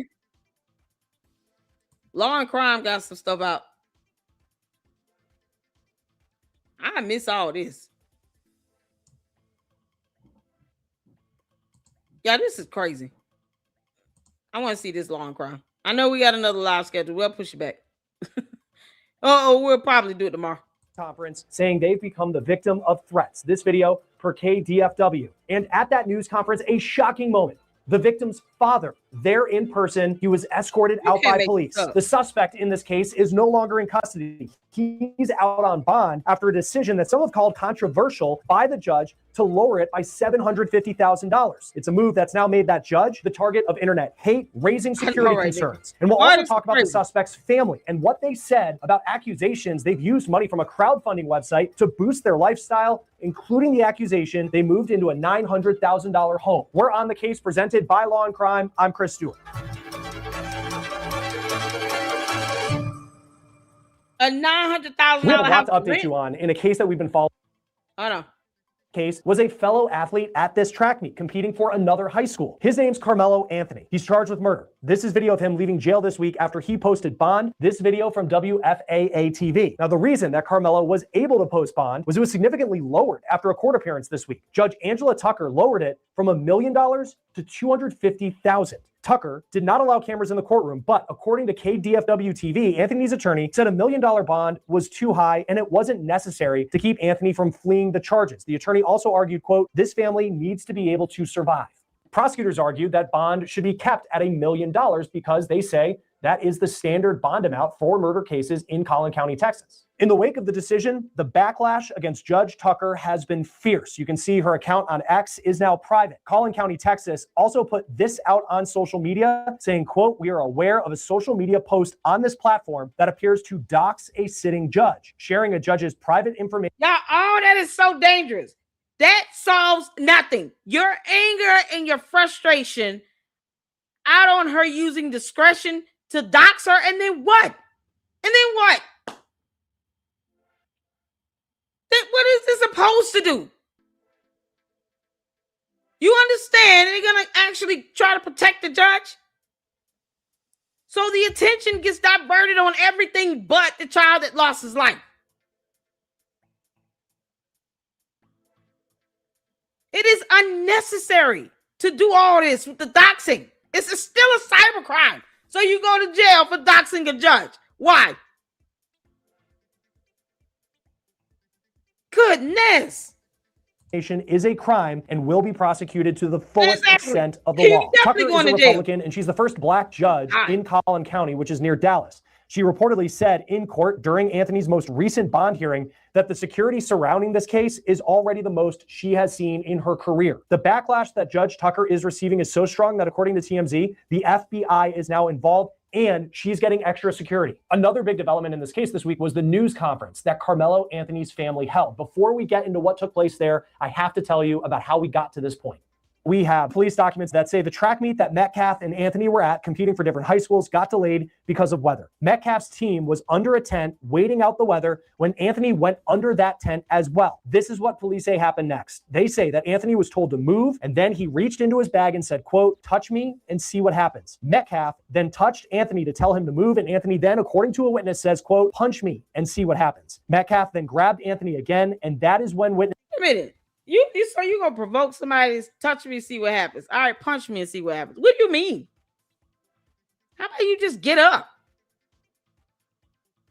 Why did you go there? Here's the question that I asked in the very beginning of this live stream. Why did he go to that tent? He passed by two tents that were up. One that was higher up that could have been put up by him and the other teammates. It was like 4 of them. They could have got that tent up. Why go to that one? And they tell you to move. This is not your tent. This doesn't even belong to your school. Get up and go sit down somewhere else. Touch me, see what happens. Punch me, see what happens. What you talking about? We ain't got time for that. We graduating next year. Get your bum ass up and walk away. Can't make this up. Witnesses say that Anthony took a knife out of that backpack and stabbed Austin Metcalf in the chest. Austin then grabbed his chest and called for help. He would die in his twin brother's arms. Here is what his twin brother told WFAA TV. He's like, "Make me move." Austin grabbed his backpack. The kid, I tried to whip around as fast as I could, but I didn't see the stab. But then I look at my brother, and then I'm not going to talk about the rest. Anthony is arguing that all of this happened in self-defense. What he said to police when they first made contact with him, though, that it's not self-defense when you're provoking. What you're being is what's called the primary aggressor. No, you're being the aggressor. Touch me, see what happens. Punch me, see what happens. Why? Why? No, why are you asking for someone to put their hands on you? Why can't you just get your ass up? So if they had never touched him, he would have just been sitting there. So you think people are supposed to just let you do what you want to do? Come on, man. And he wonder why he in prison for the next 35 plus years.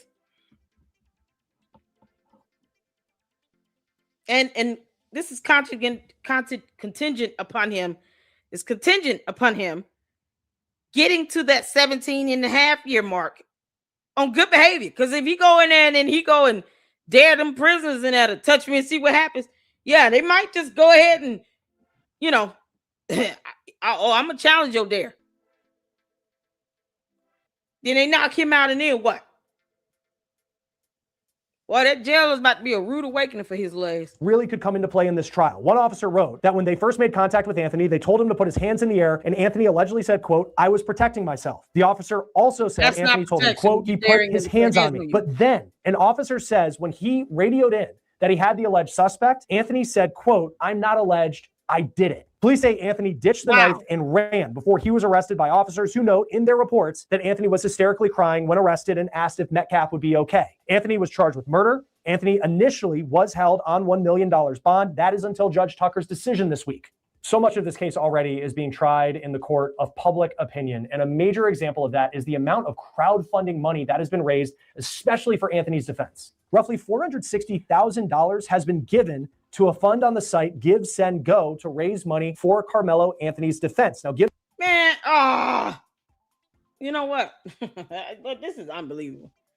This is unbelievable. They were able to get him out on a $250,000 bond before they were able to withdraw from this fund. So how did they get the money to bond him out?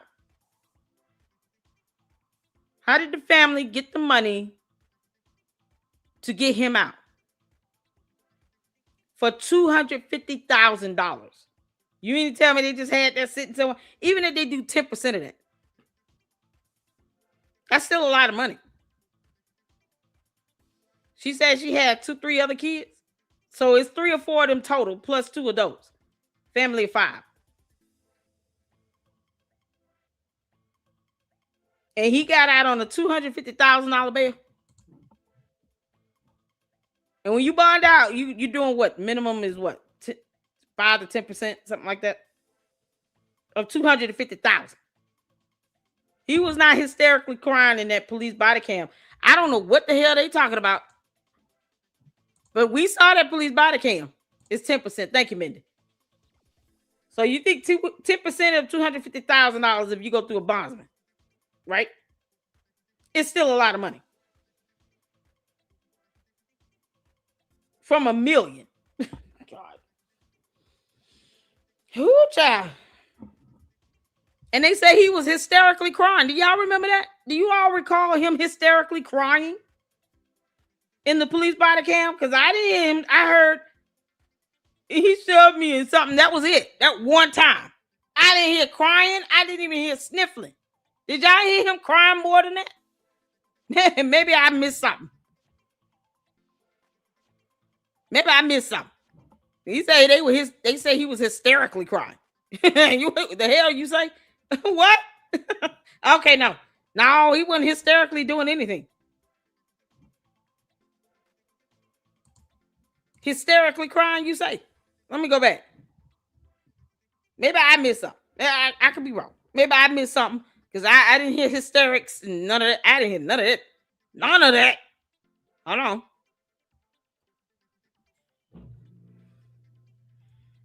Hold on.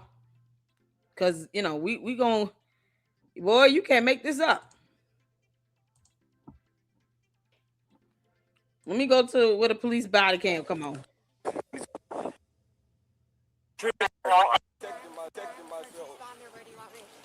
If somebody is the victim, you be over there. Under a memorial pen.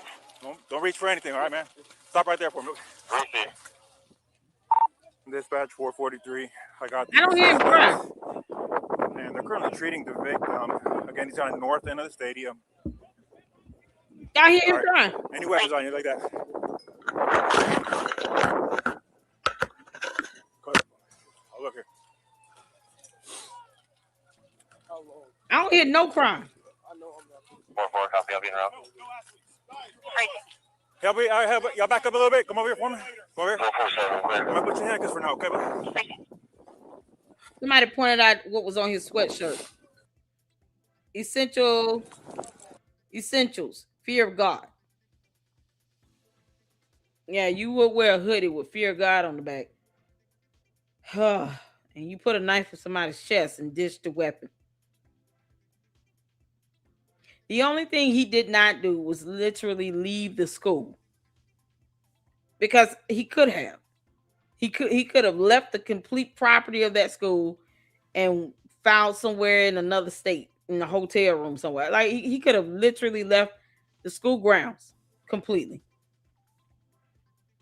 But see, him not leaving was just more proof he was not jumped. He was not put in a situation. You think they would have jumped him after seeing that he put a knife in somebody's chest? You think the brother would have jumped the fence and beat him up after his brother died in his arms? I think that's enough of a righteous anger right there. My brother just died in my arms, God forbid. Oh, I'm jumping this fence and I'm wailing on you until I pass out. That burst of energy is going to come out of somewhere.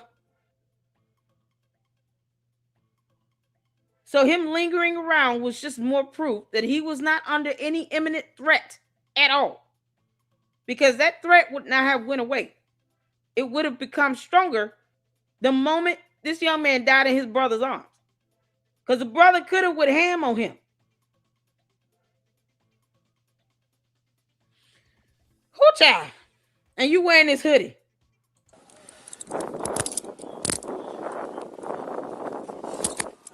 I don't hear no crying. Dispatch 443. Everybody can slow down. I got the alleged suspect in handcuffs right now detained. I don't hear no crying. Hold on. You can open up the channel, and medics are clear to come in. Have them come to the northeast entrance. That's gonna be a gate that's wide open there, and then you come to the victim from there.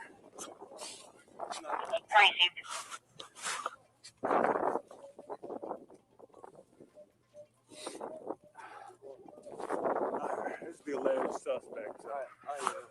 All right.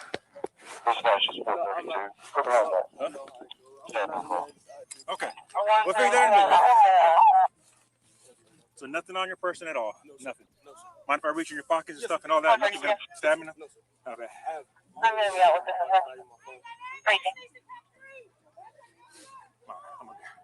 A little personal there, okay? Just to make sure. Okay.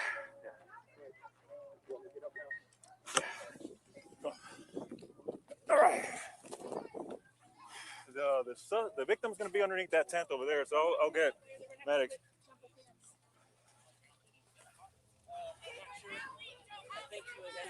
Memorial tent over there, guys. All right. He put his hands on me. What is that? He put his hands on me. He put his hands on me. But you sit here talking about touch me, see what happens, punch me, see what happens. So you dared him to do it, and he doesn't. That's intent. That's intent. What do you mean? What do you mean?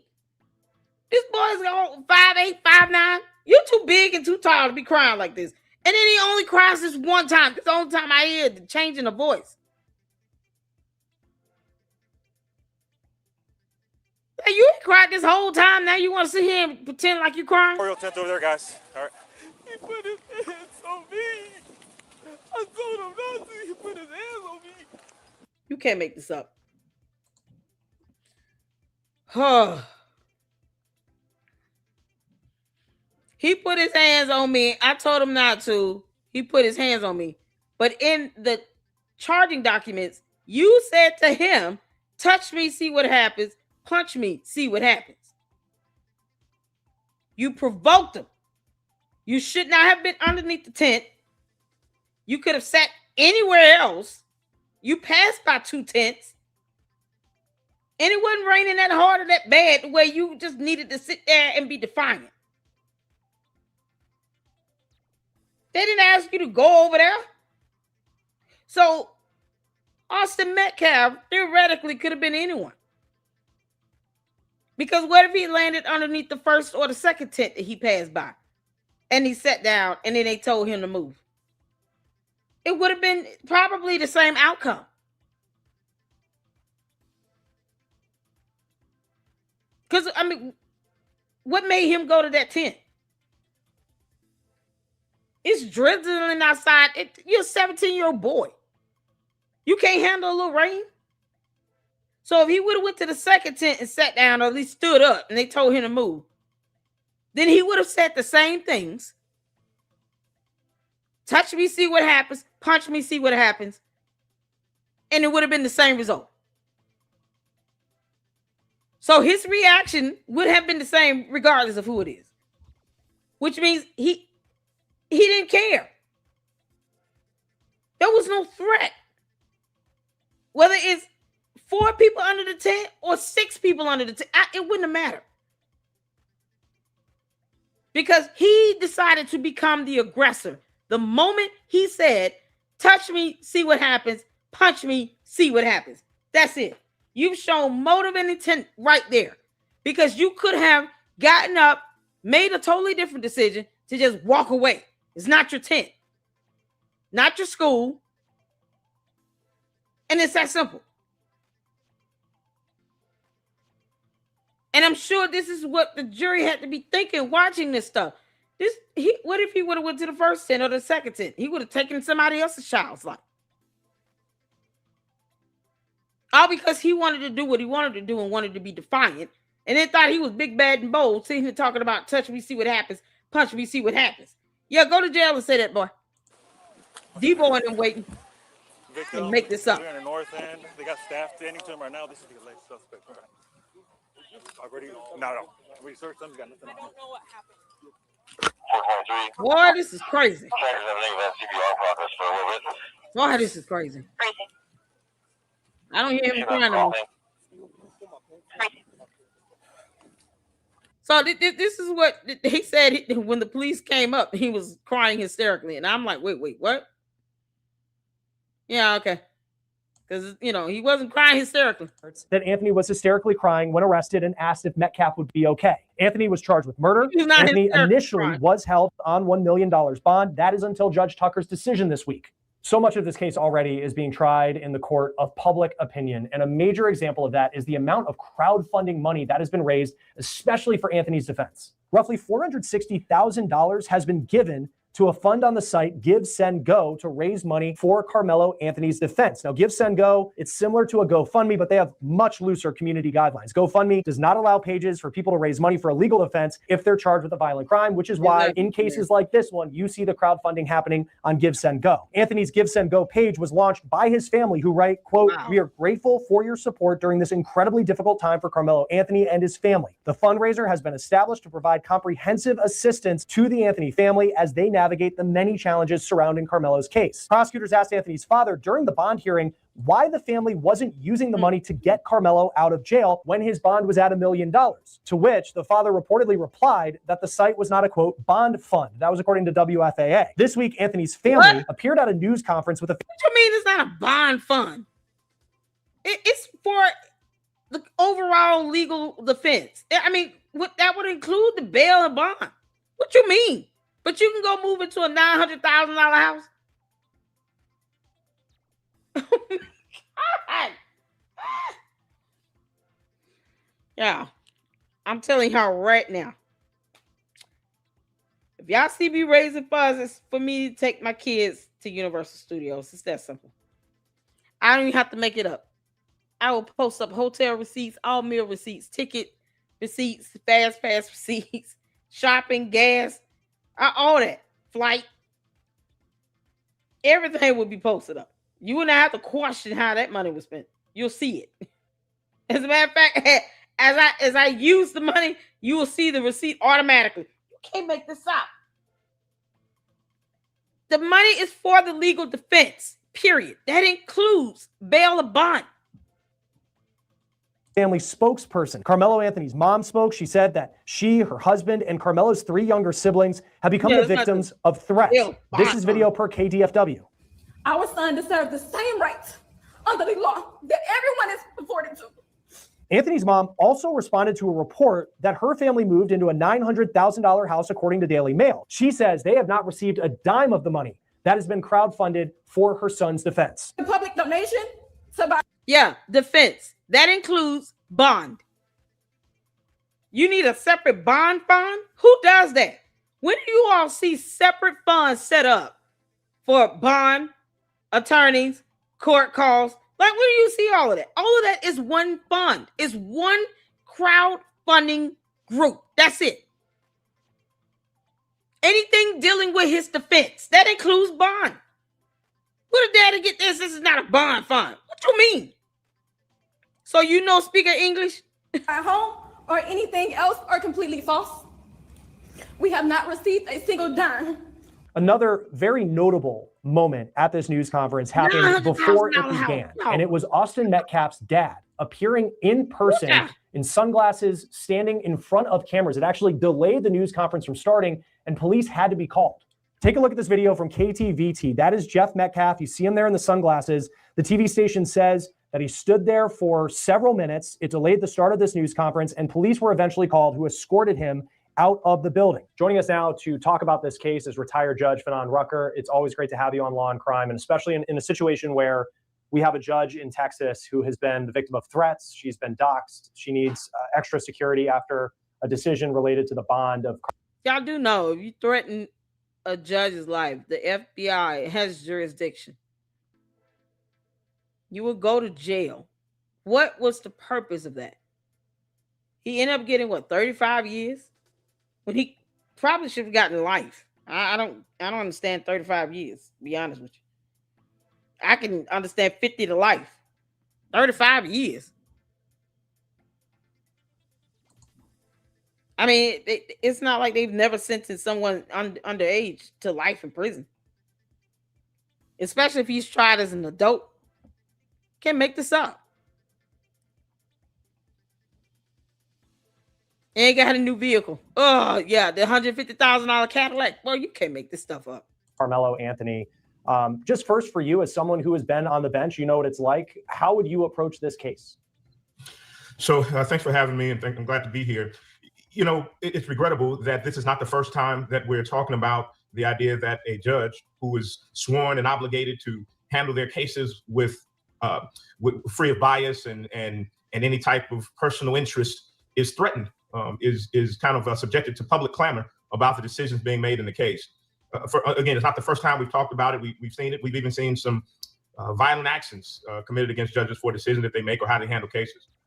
Over my career, during the 13 years I was on the bench, I handled over 300,000 cases of all types. And there were some that had public implications or that got a lot of public attention. There were most that did not. And the way that I would handle this case is the way that I handled all of my cases. I would make the decisions that I believe were the most appropriate decisions based on the law and based on the facts presented. As judges, we are held to an ethical canon that prohibits us from being swayed by, again, the public clamor that may exist in any particular decision that we're contemplating. Notice he used the word canon. If he violates that canon, guess what you can do? Report them to the Judicial Qualifications Commission. They're like the watchdogs for judges. So just like we reported on Shamila Williams, Christina Peterson being removed, this new judge that was getting it on with the police chief in her chambers, she should be impeached and removed. Those are situations where they clearly violated those canons and they need to be booted off the bench. This judge that was getting it on in her chambers with the police chief is a federal judge. No, you got to go. So when you do see a judge stepping out of line and they actually violate the canons and there is sufficient evidence to show they've done that, then you advocate for them to be removed because we're not in the mood. But just to threaten a judge, dox a judge for simply doing their job and handling that case like they would any other case, it's unnecessary. It's ridiculous. And then let's say you get this judge removed off this case and then you get another judge. Who's to say that judge won't be worse and be more bold and brazen? I've seen hearings where judges tried to hold defense attorneys in contempt, criminal contempt of court. Well, you can't make this up. And it's important that we as judges stick to that particular ethical rule. When you look at a case like this, because so much of it is already being tried in the court of public opinion, what how do you approach those types of cases to make sure that the noise that's going on outside is something that potentially doesn't taint a jury pool if this case is tried in Collin County, Texas, where this has been headline news?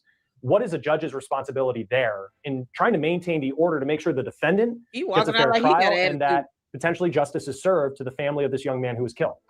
Yeah, and that is one of the biggest kind of hurdles when it comes to cases of high. Are you asking Nikki if that's grounds for an appeal for the judge to be threatened? No. If the judge receives a threat, the defense can't just file an appeal because the judge was threatened. You have to actually prove that there was some legal error made in the proceeding itself. But the judge being threatened gets handled by the FBI. If there's death threats, the judge is doxxed and all of that, that's a recipe for the FBI to come in and intervene, provide extra security detail for the judge, extra sheriffs in the judge's courtroom. The judge now has to be, under more close surveillance and all this stuff. All because the judge is just doing their job. And the judge have discretion at the end of the day. The discretion can't just go outside of the confines of the law. She lowered the bond amount to $250,000 from $1 million. But if she could give a legal justifiable reason as to why she did that, then it would be reasonable. Even if she lowered it to $500,000. Her lowering it does not mean that he's not going to go to prison and be found guilty or that the evidence is not going to lead to that point.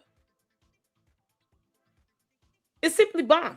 It's no different than when a judge decides to deny bond for someone in any other situation with criminal charges. What does threatening the judge and doxing the judge do other than put them out there to be hurt, harmed, and endangered? For what? It's crazy. It's not necessary. I feel like if she felt like he would escape and get away, because that's what bond is. You're just out of jail until your hearing starts. So if she felt like he was just going to avoid going to court, then she would have kept him. But they have to look at, the financial situation of the defense. His parents in a $900,000 house, though. I'm like, no, she shouldn't have lowered. I don't know. Did they have the money by the time they had the bond hearing? Because if they could go get a $900,000 house, that's almost $1 million. That's way more than the 10% of $1 million bond. Because you're only putting down 10%. So if they had $900,000 to go get a house, then they could have paid 10% of $1 million. Now, maybe the judge did not know that. Perhaps. I don't know. But it's still not worth doxing and threatening her life. I mean, good Lord. You want to be mad? Take it out on the Save Go Now account and have that shit locked up. You can't make this up. Publicity. $900,000. Anytime a case, for whatever reason, garners public attention, there are going to be interviews. There are going to be news shows talking about it. There are going to be TV articles. And in our day of social media, my goodness, I've seen no fewer than 30 different versions of this incident just from scouring some parts of social media. It's not something that the courts, I think, have the capacity to contain. So the judges in those instances have a particular duty to ensure when it comes time to pick a jury that those jurors can proceed to make decisions on the facts and not be tainted by the public information or bias that those public statements may have caused. The lawyers also have a particular duty. What I would suspect, considering, again, how much attention this case has gotten so far, is that by the time this goes to trial, the defense will very likely file for a motion to change venues or to move it to a different county where it may not have gotten as much attention in that particular place as it has. And it'll be up to the judge to hear those arguments and to consider exactly what the basis of that argument and the law in Texas is and make a decision whether it needs to stay there or have the jurors in that particular county make the decision. Oh my God. Before we get to the decision that the judge in this case made related to Karmelo Anthony's bond, and that's been something that's been at the center of a lot of debate for people who are not in the legal profession. But just for you as a judge, it feels like now, especially in the age of social media, and look, here at Law and Crime, we cover court cases, it's what we do, and it's no longer just about the victim and the defendant or even the defense attorneys. Like, the judge has become a character in the story that is covered by the news media when you have high profile cases. Was that something you felt as a judge, that you and your decisions were part of that story, that almost you're a character? And I know it's not just this is real life, these are real people, but it seems like now the judges are criticized for their decisions more than maybe they were 10, 15 years ago.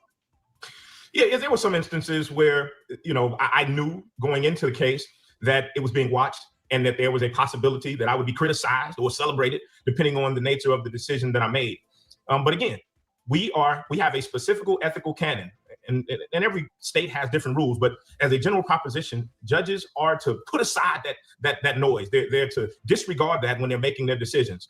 Now, the reality is, and I've said it on here before, and I reiterate it to friends of mine when I'm mentoring them on the bench, we are human. And because we are human, we have to take special care to ensure that we're not being swayed by what we personally experience or how we personally feel, and that we're sticking to those rules and the law when we're making our decisions. Did I feel in instances that my decisions were somehow impacted by my concern about how the public would be, would perceive it? I was very careful not to, and I think I built a strong reputation on that fact. But let me offer something to you. This judge, like many thousands of judges around the country, are elected officials. They are elected by their constituents. She is. That's the worst part, when they're elected. Because, you get some that forget they're elected and then they just go up there and do what they want to do. And then you get some that are just, thinking about, re-election time. Let me try to do things I need to do to get reelected. No, just do the right thing. I personally, if I had to sit and say, here's why the judge should not have lowered the bond, I would have made the argument to leave it at $1 million. Because if this is what the law says it should be for this particular charge, just leave it there. And at the end of the day, you have the finding of law to always fall back on. Does that make sense? I wouldn't have lowered it. Leave it at $1 million. This is a high profile case. You don't want anyone to say, well, what was the purpose of lowering it? Even if you feel like, well, the family didn't have the money. They did get the chance to raise the money. So at some point, they would have been able to consider bonding him out at 10% of $1 million. I would have just left it as is, because here's the law. Let me just follow the letter to T of the law and keep it moving. And if they get to it, they're able to fundraise for it and get that 10% of that $1 million to bond them out. Great. If not, at the very least, here's what the law says. And I'm not doing any deviations or exceptions. I'm not doing anything beyond that. Because if they have the money to raise did they buy a $900,000 house or rent it? Because I would have let them sit there. I would have let them sit there. Because at the end of the day, this case, too many eyes and ears on it. It's certainly not worth her being threatened and doxxed as the judge. And then you got the feds come in and intervene when that happens. With any judge, elected or appointed. And then she has to be subjected to this extra security detail. And what if she's got kids and all this other stuff? It's crazy. But at the very least, if they say, why don't you lower it? Because the law says it should be $1 million based on this charge. And that's enough. That is sufficient to say, I'm justifying it with the law as to why I'm not lowering it. Now, if this case goes to another judge and they decide to do it, that's on them. But me, I'm just going to follow the law on this, and I'm not deviating or using discretion because this case is too high profile. It's too charged, and you can still utilize and see the environment. Read the room, right? Read the room. See, it's too charged. And if you do one thing and it looks like you deviating and leaning one way or the other, one other party, the other side is going to get mad. And then next thing you know, you're getting death threats and being doxxed. Nope. At the end of the day, both sides can see the law. Whether you like the law or not, I don't care. But I'm following the law. I'm going to leave it at $1 million because that's what the law states. And we got to keep moving. That's it. That's how I would have handled that. And I would have made the case to the judge to just leave it there and let the law prevail with that. And if somebody doesn't like it, then they go and get mad at the lawmakers. Don't get mad at me because I'm upholding the law as the judge. That way, no one can sit here and say, oh, you're being biased. You're sitting here lowering it and this, that, and the third. Here's the address. Go for it, free fall. No, it's not. And now you're going to go to jail for doxing. Don't think the feds will not find these people. But it's not worth it. It's not worth doxing a judge over. But it's also not worth her trying to justify why she used discretion to lower it when she could have just said, here's the law. I'm going to keep it there. And that's it. This is a charge. This is what the law says the bond should be. $1 million it is.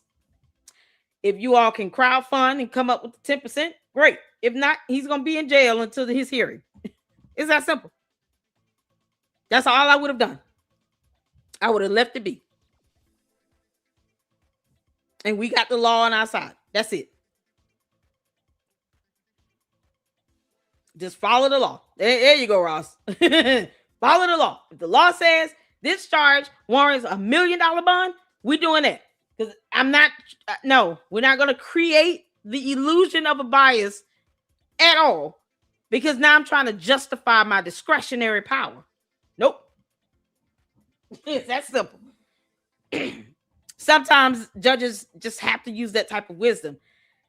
And if you piss off both sides, okay, well, both sides are pissed off, but they're pissed off at the law, not at me using discretion to do something else. Does that make sense? Hit the phone. That's how we say it up in here. Follow the law. Hit the phone. That makes sense. Hit the phone. Let's see here. Juju, we played the beginning. I don't know what interview the Baby Shaker did.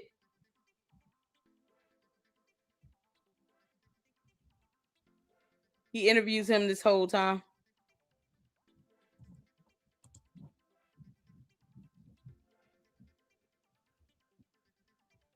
Where's the interview with the Baby Shaker? Oh, I like Dr. Todd Grande. Dr. Todd Grande. Hello, this is Dr. Grande. Oh, I like this. I like this guy. Where is the you asking me to show an interview? See CLR Bruce Rivers? He's a criminal defense attorney. Where's the interview of the Baby Shaker?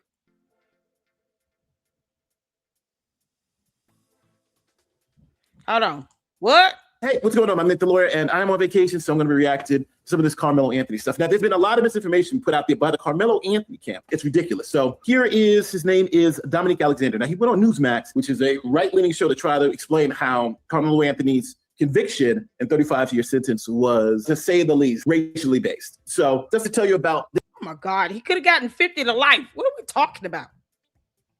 Is this... We're going to check this out. Shout out to Nate the lawyer, y'all. You send me the one you want me to look at. He got on Newsmax, tried to cry racism. This is the Baby Shaker dude? Oh, this is painful. Okay, I'm gonna get past his and okay.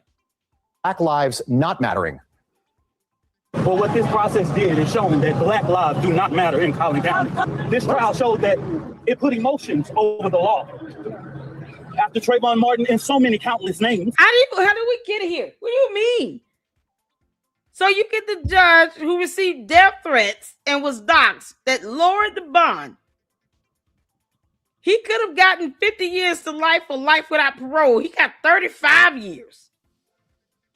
And the father of the victim showed up at a presser to try to reach across the aisle to Karmelo Anthony's parents, and he was removed by the police. You can't. Why? This is ridiculous. This is after he said, touch me, see what happens. Punch me, see what happens. Yeah, okay, cool. It has shown us that black life is not safe in Collin County.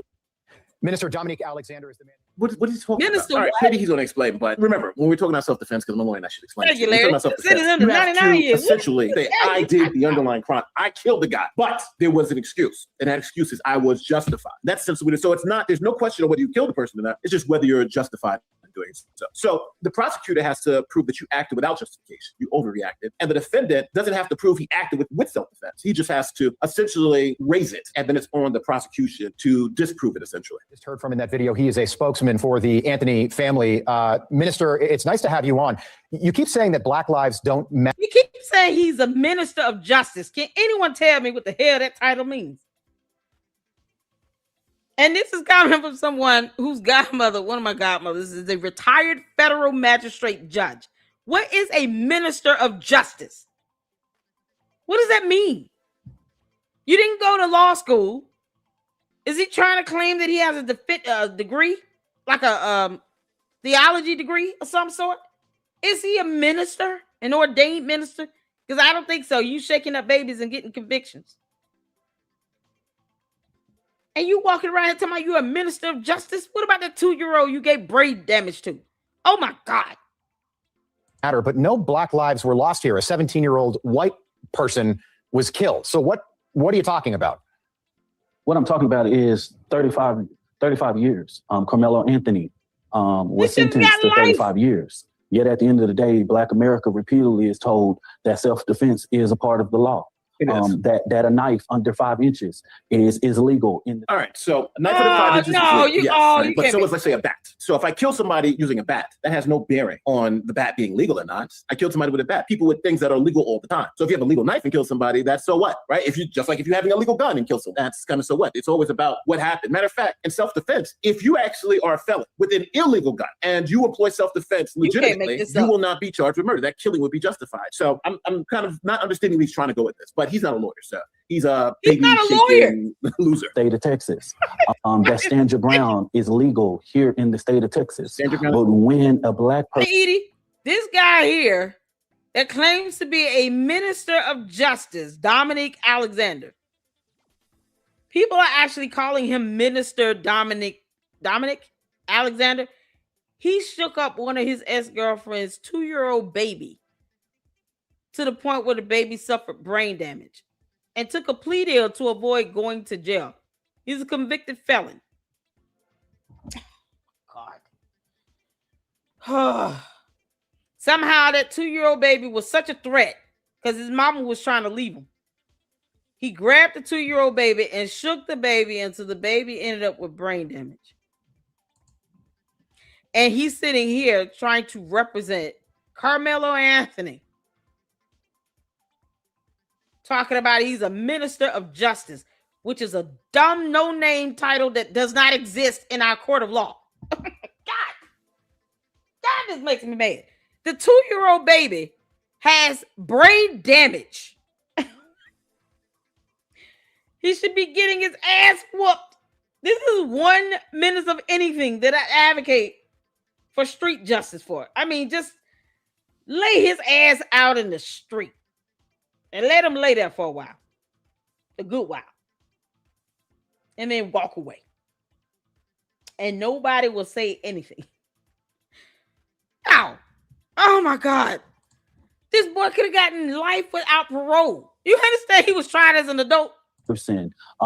Try to use those same basic rights and laws, then we're not afforded those things. Hold the fuck on. All right. Breonna Taylor. Remember her boyfriend? So for those of you who don't remember the Breonna Taylor, cops bust into their apartment in the middle of the night doing a raid. Now that's because there was evidence that they were using her house as like a stash house. Now how the evidence was obtained and whether the warrant was good or not, that's a whole nother issue. But the cops were acting under a legit warrant at the time. The warrant that they had was legit. So they had a no-knock warrant, but there were witnesses that said they knocked. Some people said they didn't. And obviously they heard something that Breonna Taylor and her boyfriend. Well, you must got me confused with someone else.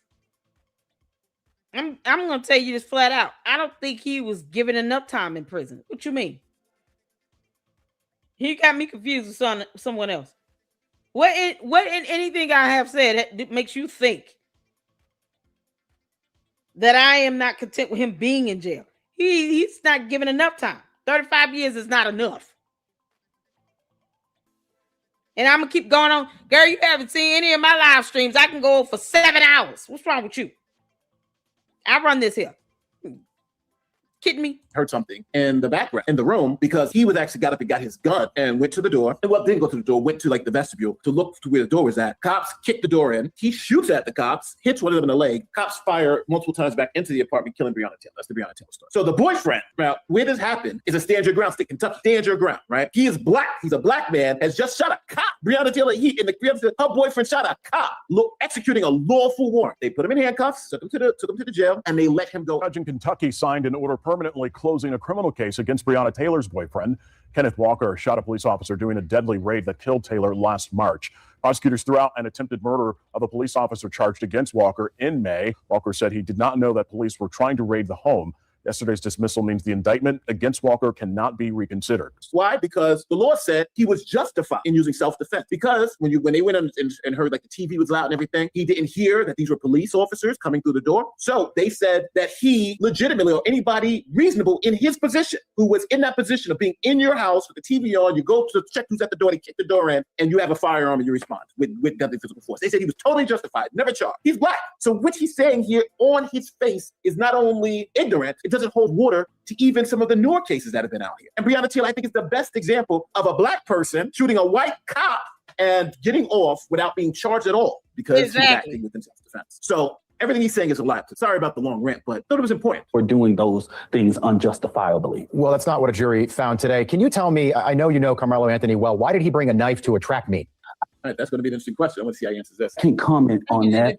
Why can't you comment on that? The trial is over. What? Of course you can comment on it. Well, this is the reason why, right? He's already been convicted. What does it matter? What does it matter? What I can do, I can't speak for Karmelo Anthony, but I can tell you. You can't speak. That's what you're doing. You're literally up here now speaking for Karmelo Anthony. He's speaking for him. What the hell? Everything else he said is speaking for Karmelo Anthony. That the state of Texas made it legal. So at the end of the day, if a person got a problem with it, they might need to call Governor Greg Abbott and tell him, why does this state have open carry laws? Sure. Well, hold on. What is he talking about? What does that have to do with open carry?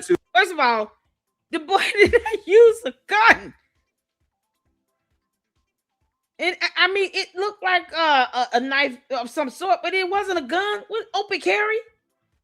Open carry applies to guns, does it not? Correct me if I'm wrong. Boy, you can't make this stuff up.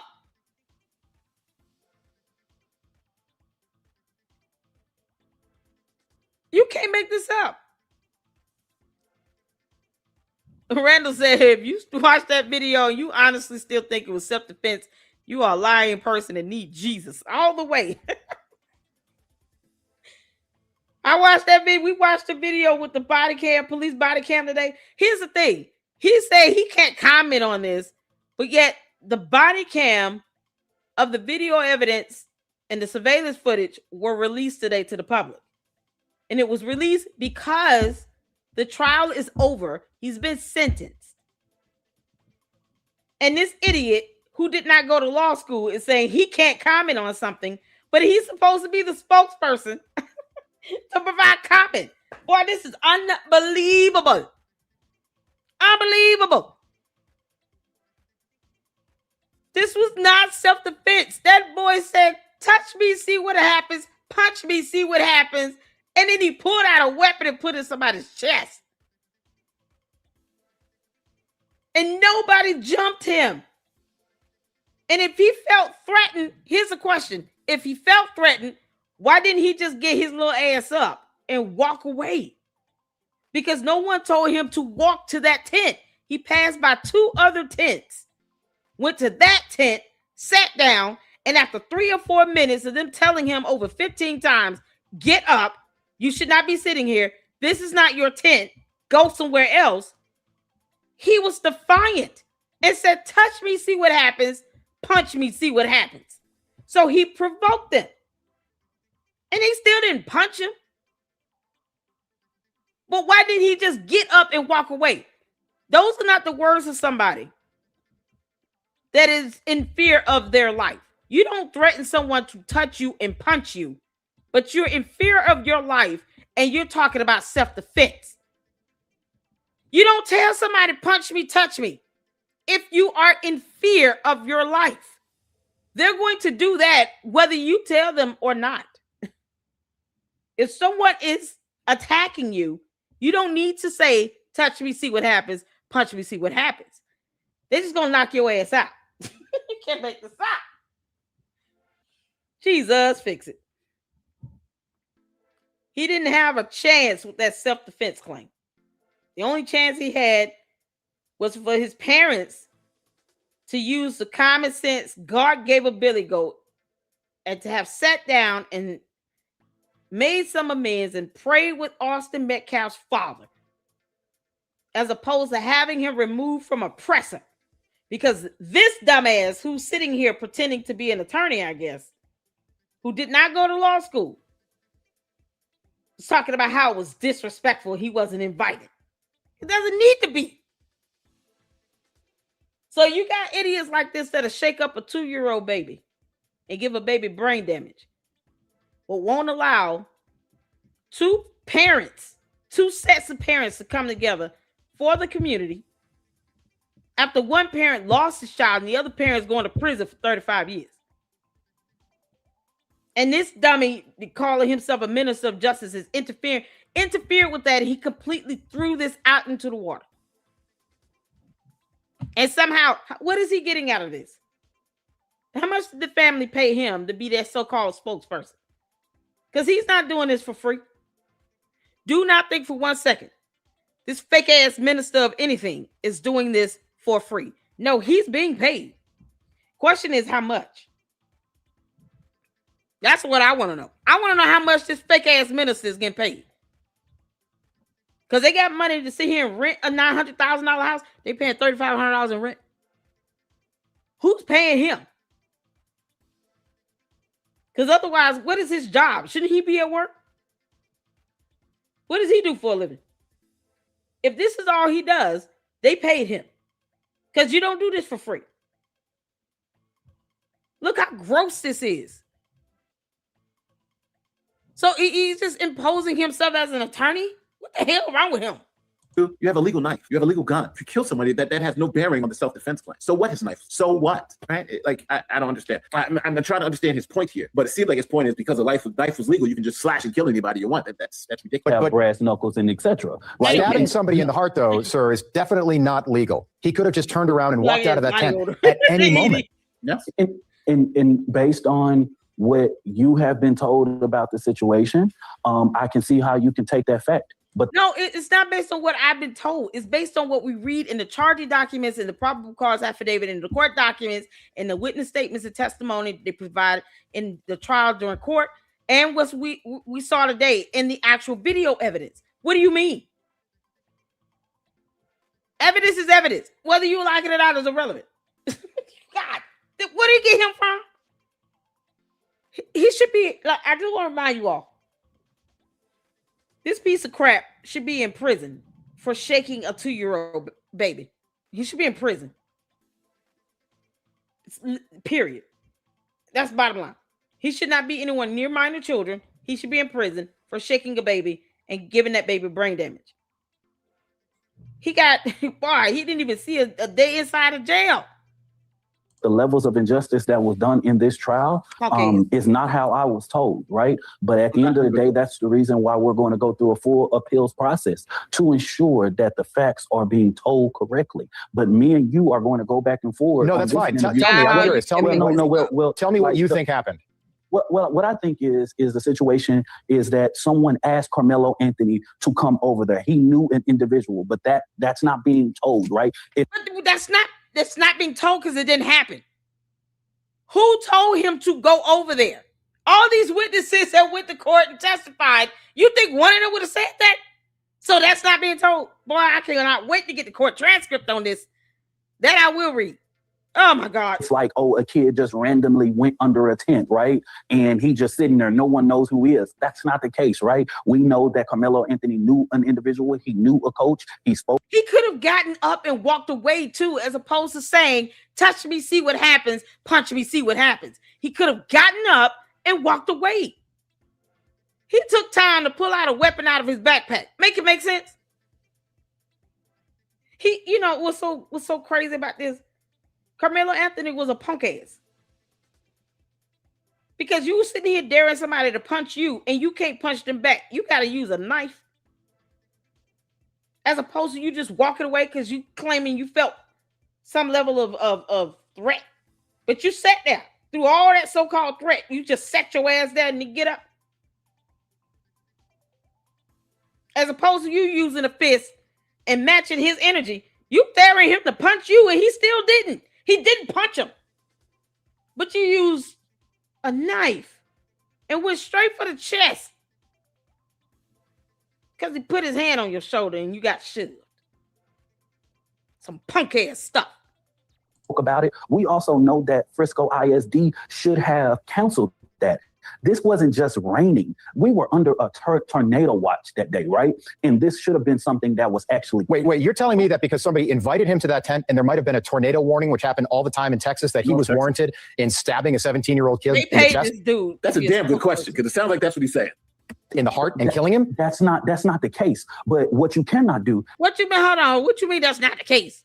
Him to that tent and there might have been a tornado warning, which happened all the time in Texas, that he was warranted in stabbing a 17-year-old kid in the chest? That's a damn good question, because it sounds like that's what he's saying. In the heart and killing him? That's not the case. But what you cannot do is put your hands on someone. Well, you just told me that was the case. No. Damn sure did say it. He said that was the case. Try to backtrack because he got hit with Oh, this is why you shouldn't be speaking when you're an idiot. Oh, Lord have mercy. Nate the lawyer going in, y'all. Nate. Oh, mama love you, Nate the lawyer.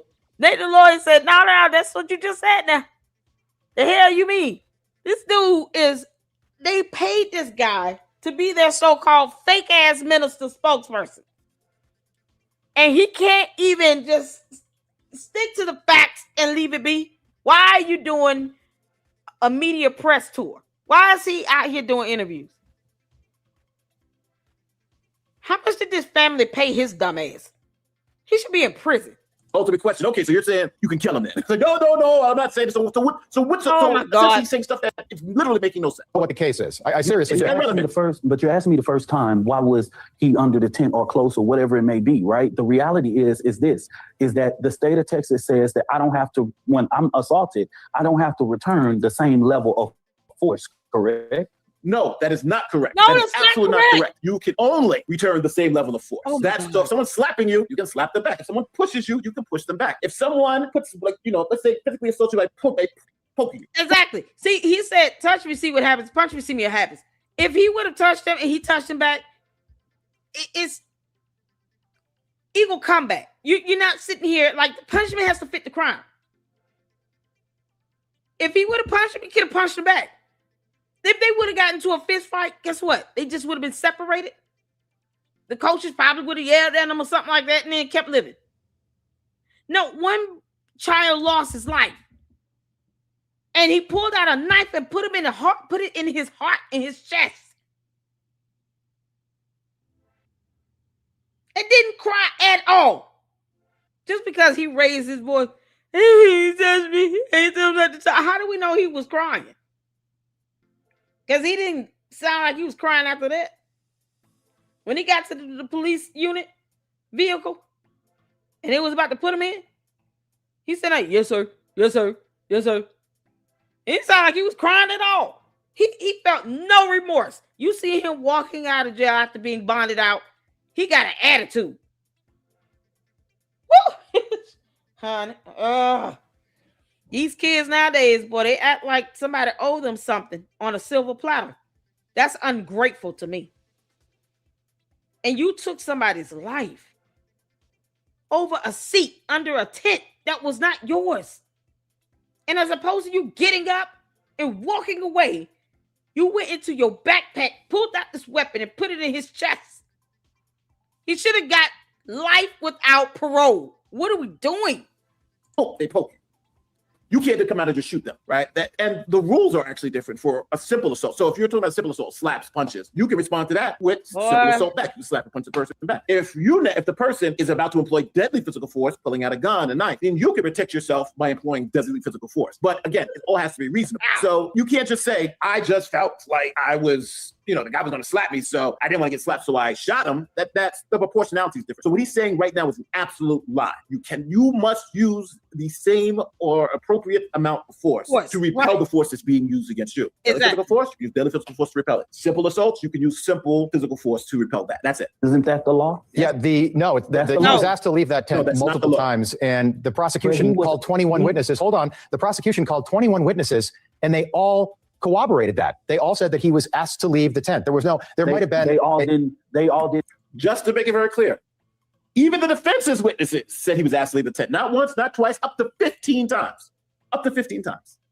So, and he could have chose to get up and walk away if he felt that things were about to escalate. This kid had no restraint at all. If you listen, let me tell you something. As a mother of 2 boys, I teach my boys, you got to learn how to de-escalate. My boys are 4 years apart. One of them is 17. The other one's turning 14 this year. He's 13 going on 14. My oldest is 17 going on 18. I have to teach them, y'all got to learn how to de-escalate. Y'all feel like y'all about to get into a little argument and all that stuff. Well, we're not going to be as physical because both of them are bigger and taller than me. Well, we're not going to be as physical. Go to your rooms and close your doors and go cool the hell down. Now, if I got to intervene, ain't nobody going to be happy. Because at the end of the day, if I got to get the strength of a mama bear, I'm going to do it. But if you sitting there and they telling you, get up, bro, get up. Get up.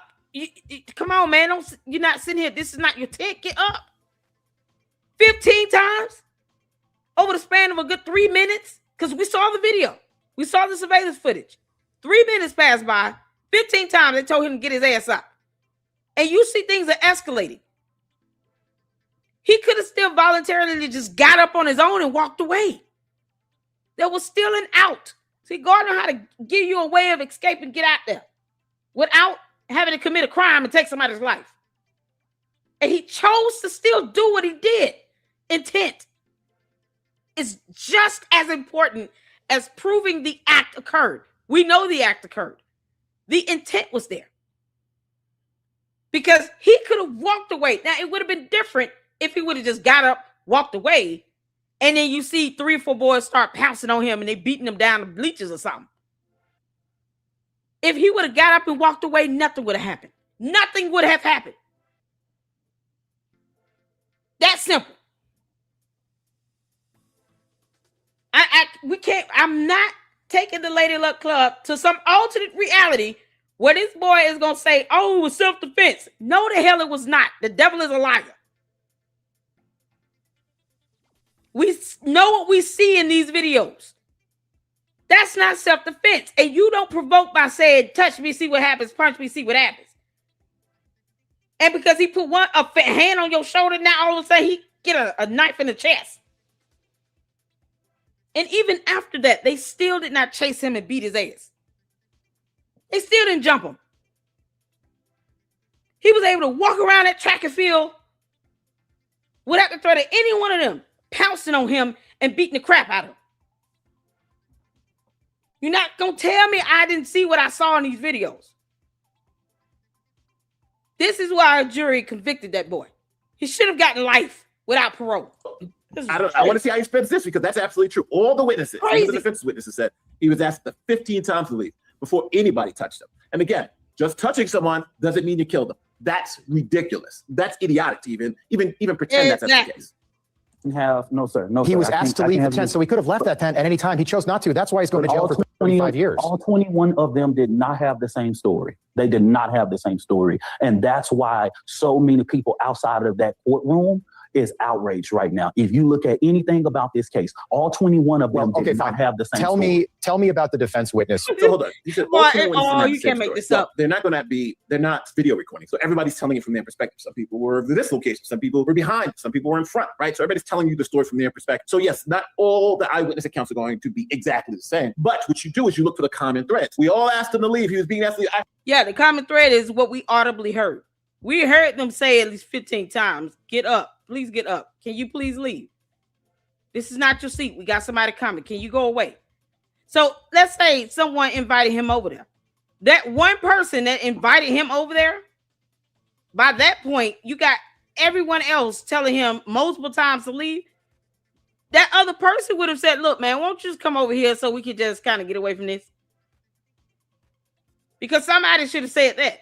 You know, the person that invited him over there even tried to get him to leave and was willing to walk away with him. At the end of the day, 17 years old. Why he just didn't get his ass up on his own accord and walk away? Why didn't he try to de-escalate it and just simply walk away? What was the purpose of being defiant? Why? Why would he need to be defiant? I'm just going to sit here and you could touch me, punch me, see what happens. What you mean? Why do we have to go there? Why does this have to lead to violence of anybody putting hands on anybody?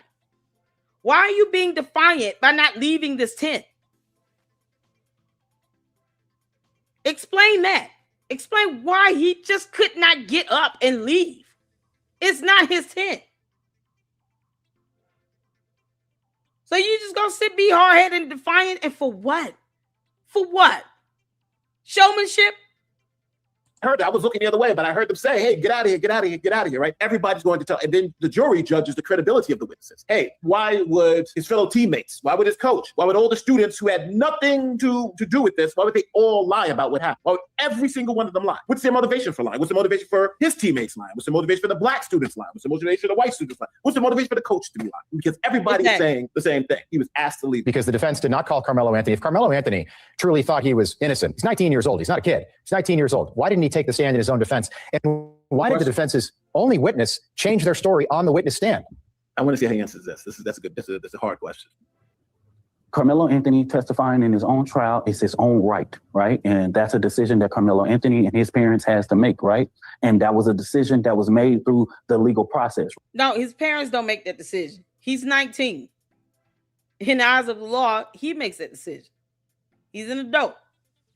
His attorneys probably advised him not to do that. More than likely, it's because his attorneys did not want to put him on the stand. Why isn't that his answer? Because, you know, any other attorney would have said that, but he's not one. Oh, this clown. Y'all can leave these dumbass advocates alone. They're not helping anything. They don't go to law school. They don't read the law. Most of them walk around acting as if they're soft sits. Leave these people alone. They go out and make things worse. This right here is just, man, this dude is a clown. And he shook a baby, a 2-year-old baby, and the baby suffered brain damage. Right? And well, I just want to make it clear too. Generally, you would tell the defendant not to testify in his own defense because that leaves a moment of cross-examination. But in a self-defense claim, generally the defendant has to testify because the defendant has to tell the jury or have the jury understand how they experience the fear, right? Like Daniel Penny and all the other cases. We experienced this fear, this huge amount of fear. And when this huge amount of fear, when I experienced this huge amount of fear, I reacted this way. So that's generally why you would have that person testify in their own defense. So in this particular case, it was important for Karmelo Anthony to explain why everybody else is saying they asked him at least 15 times. Everybody else is saying all this stuff. But essentially, why did he believe this was an appropriate level of force to use? Because again, all the witnesses said what he did wasn't self-defense. It was an inappropriate use of force. So if that's the case, across the board, then obviously you need him to come out and say something about that. Now, they have asked him about the witness who flipped. So let's continue. In this process, of course, there's going to have to be some major reviews, right?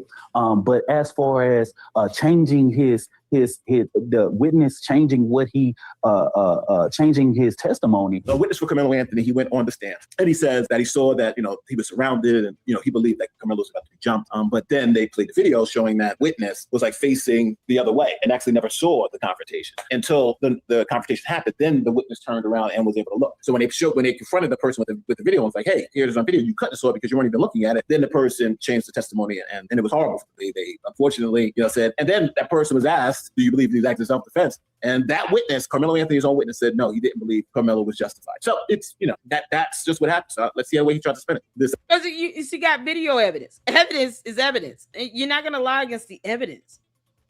Because then that witness is opening himself up to, perjuring himself. Because then you got to ask the question, okay, what would be the motive or intent of you sitting here on the bench and you seeing the video evidence? You were not looking at the full altercation at all. And you're trying to say that he was acting in self-defense. And you didn't see it.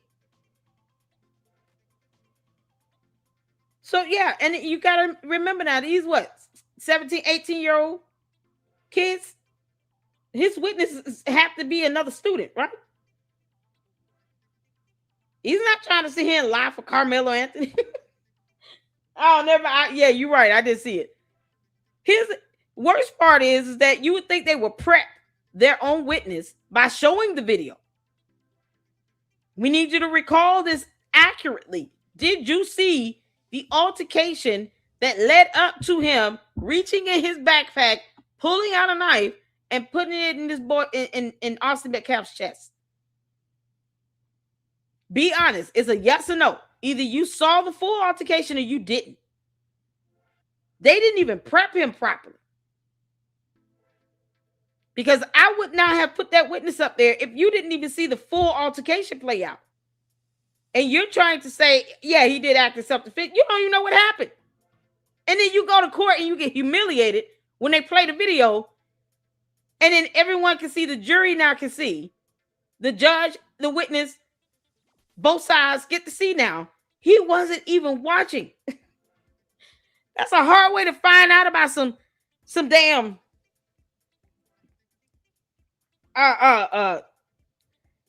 lying against the evidence here. That's a hard way to find out. Yo, this one witness is no longer credible because they weren't even watching. It makes no sense. Makes no sense. Boy, that's a hard way to find out. Boy, this witness sucks. This witness, he wasn't even looking. And the defense thought that was going to work. Because they could have prepped the witness better than that. They didn't. He wanted to put and I don't think that kid will pretend like he didn't see that video before. He knows he wasn't paying attention. This baby shaking minister. Figure out how someone going to say he changed his testimony. Were you privy to his testimony prior to? Well, he changed his testimony. He changed his testimony on the stand. But I'm assuming that's what this guy's going to say. Was during cross-examination, he said that there was not an altercation under the tent, and he didn't witness an altercation. So I don't think that was something the defense was planning on. And clearly it didn't play well for this 12-person jury. Let me just ask you, can a black person ever just be convicted of killing a white person in this country without it becoming like a major race issue? Like some of the comments that you made outside the courthouse today, I don't know why you do that. You stir things up, you make it about race, and that could lead to rioting and protests and looting tonight. The bottom line is more people could get hurt. I'm glad that you will say that, why do we have to bring race in the situation? The reality is that if you know about this I didn't say we, I said you. Why do you, Dominic? Not the black race. No, let me make this very clear. As the president of the largest human and civil rights organization in North Texas, what I witnessed on April 3rd. So this baby shaking wife beater. Yeah, he shook a 2-year-old baby. He's not going to even acknowledge that he shook a baby to the point of brain damage. He should be in prison. Well, that goes to show how horrible whatever happened with his case, man. That judge was way too lenient. Way too lenient. He should have seen the inside of a prison for at least 10 years. Shaking a baby to brain damage?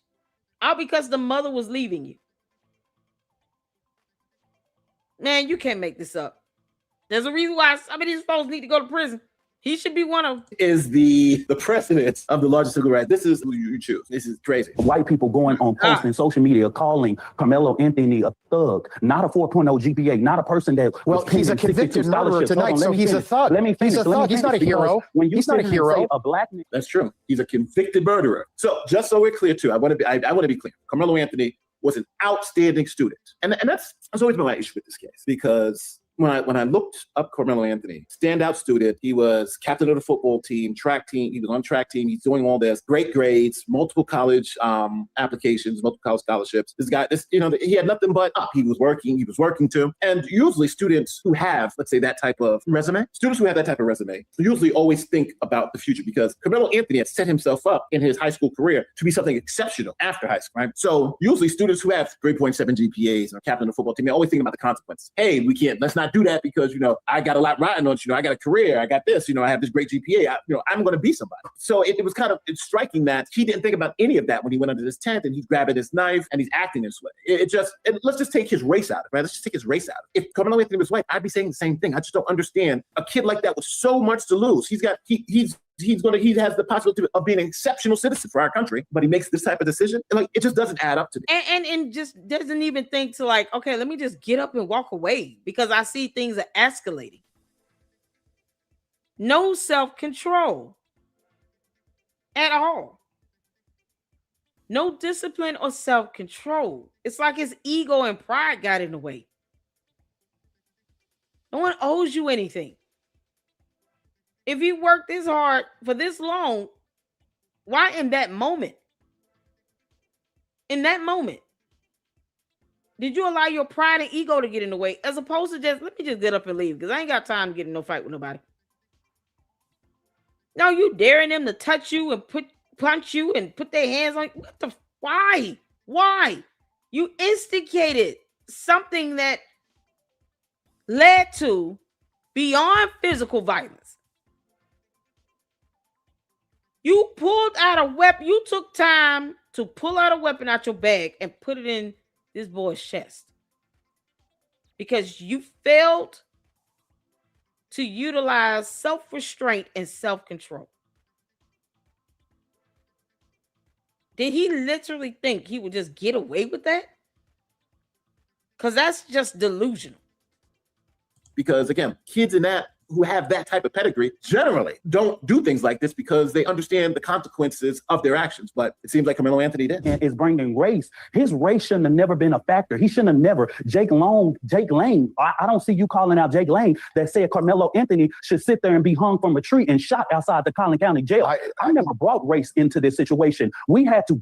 No, they brought race into the situation. And if that's true, if that person did say that, that person's disgusting and morally reprehensible. We have due process here. We have laws. And when you talk about lynching black people, and then the black people talk about killing all white people, this is that type of rhetoric has no bearing. Now he's talking about why don't you call a person out? Okay, I call him out. Of course, I call him out. Call out that racism, that bigotry, and all that stuff. So I call out the people that sit here, the death threats to the judge, dox the judge's address, doxing the parents' address. I mean, Karmelo Anthony has siblings.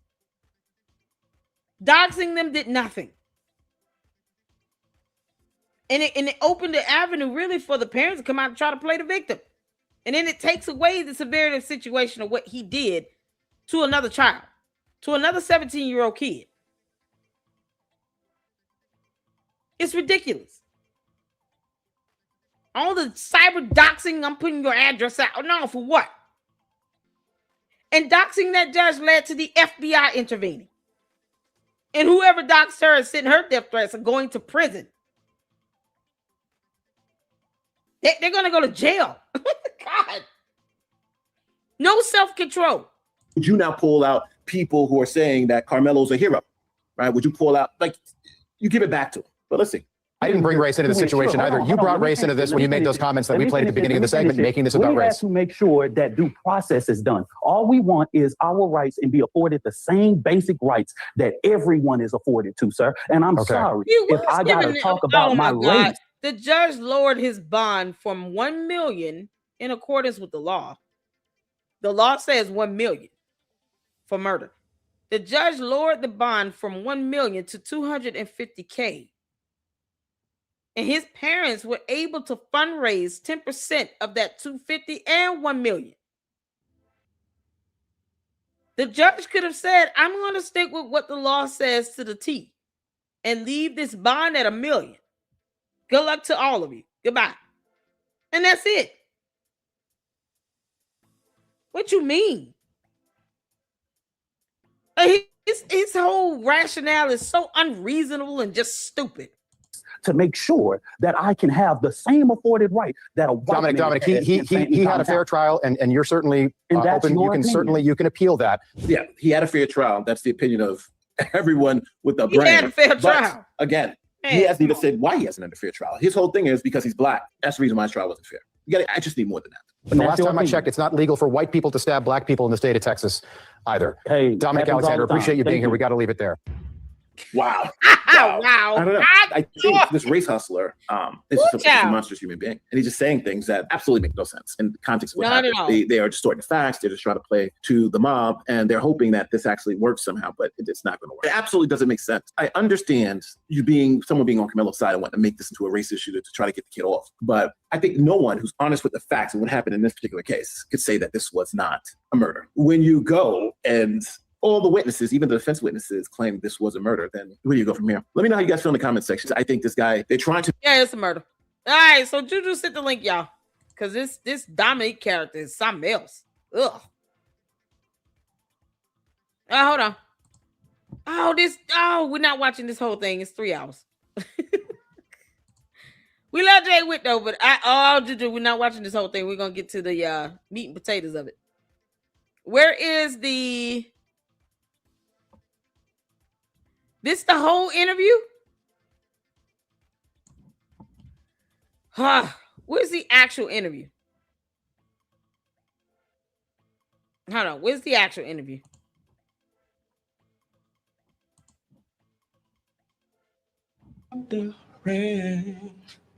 Okay, here we go. I just want to get to the actual interview. Okay, cool.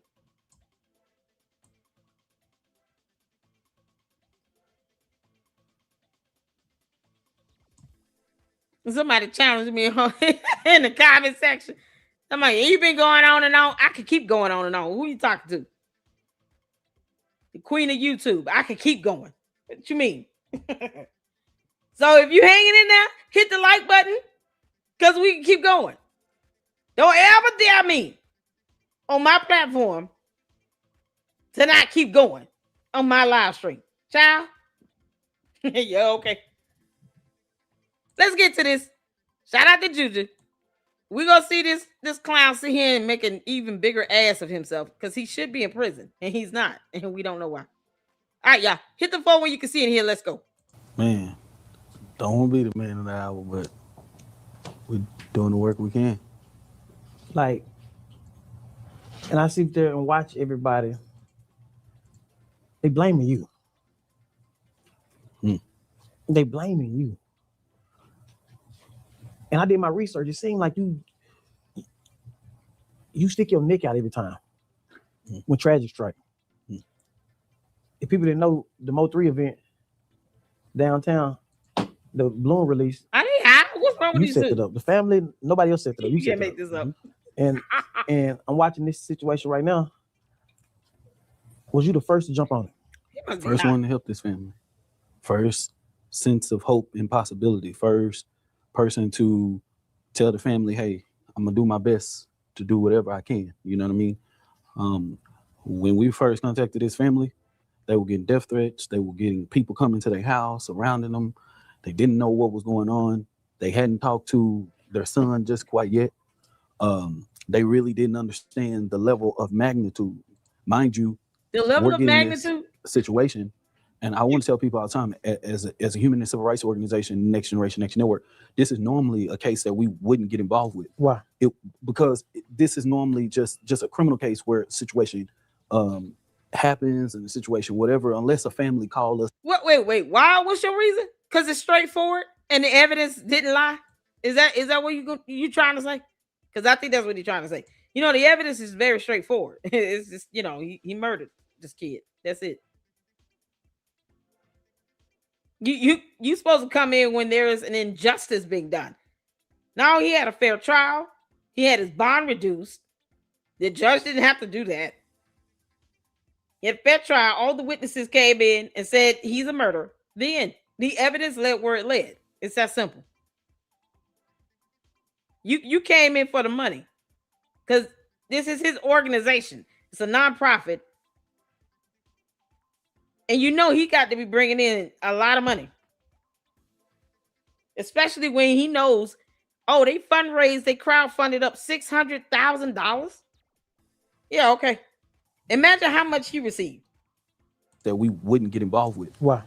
Because this is normally just a criminal case where a situation happens and the situation, whatever, unless a family call us or direct us, we really had Unbelievable. people reaching out to us about this case and saying, hey, can you help this kid, and going out because of the racial tones that were going on. Like, it took a week. No, but it was the day, it was the night.